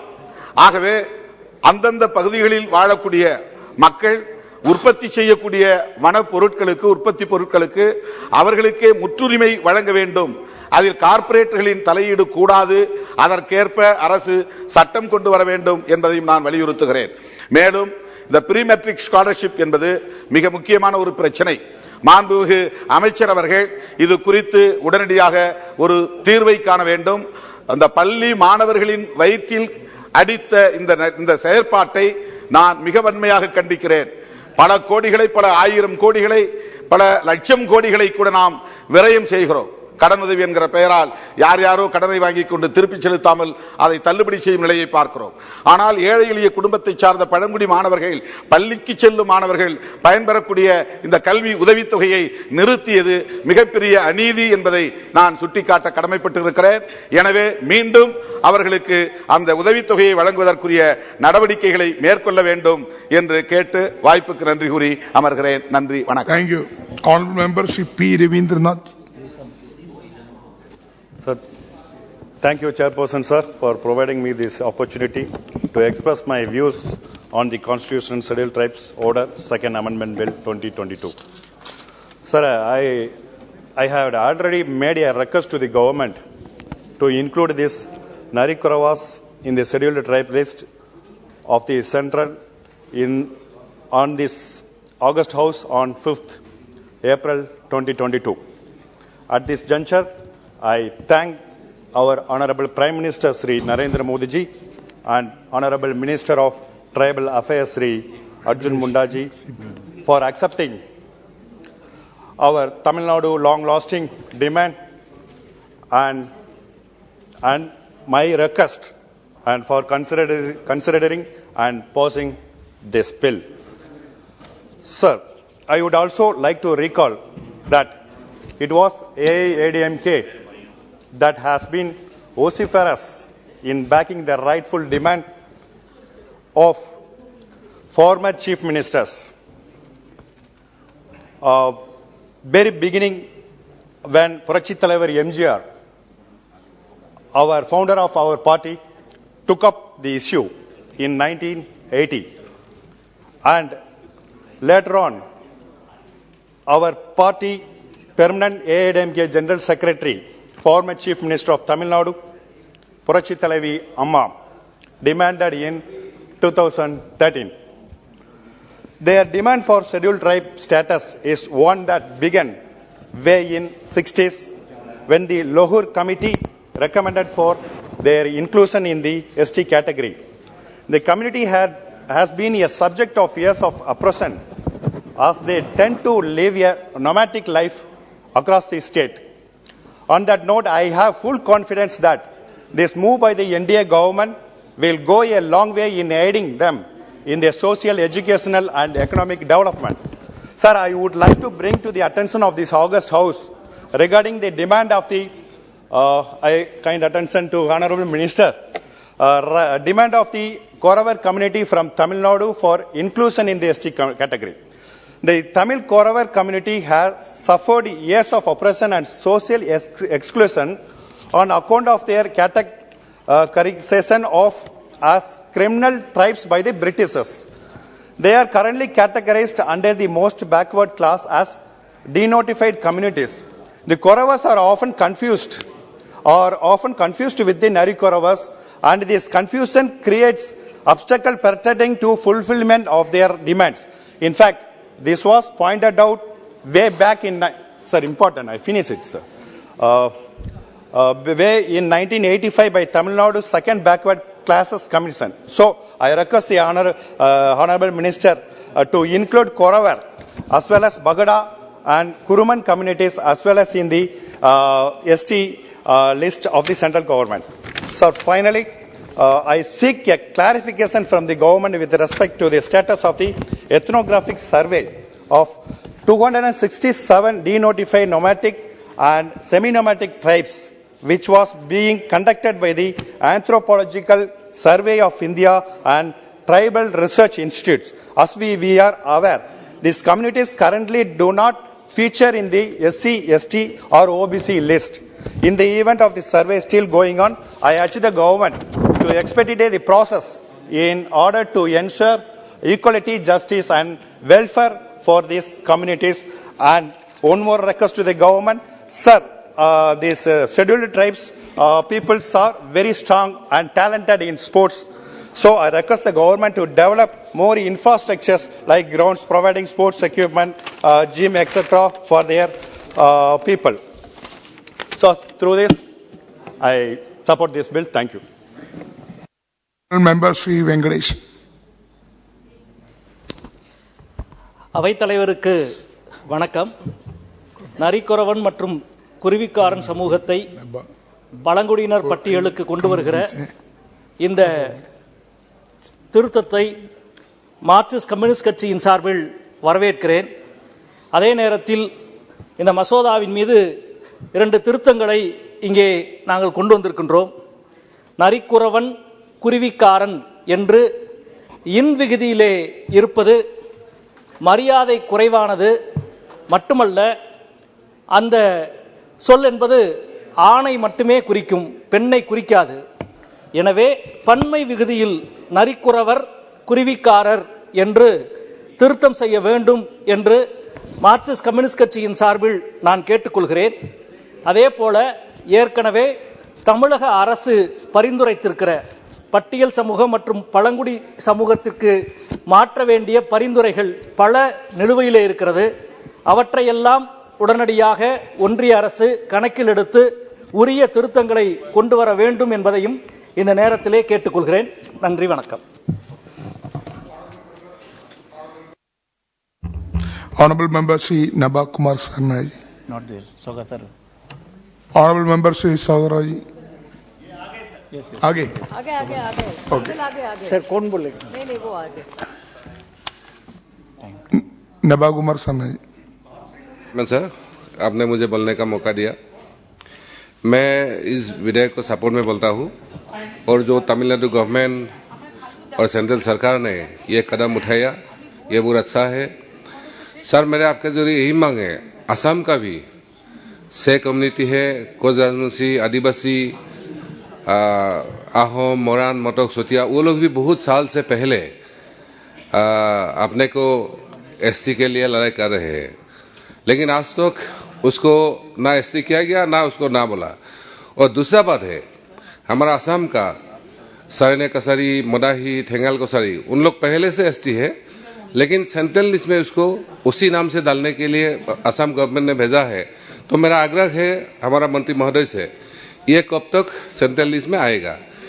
दूसरा बात है सर, अभी हाल ही में छत्तीसगढ़ में जो घटना हुआ था आदिवासी के साथ, उनका पहले 20% कम हो गया, 30% आ गया, फिर अटक गया।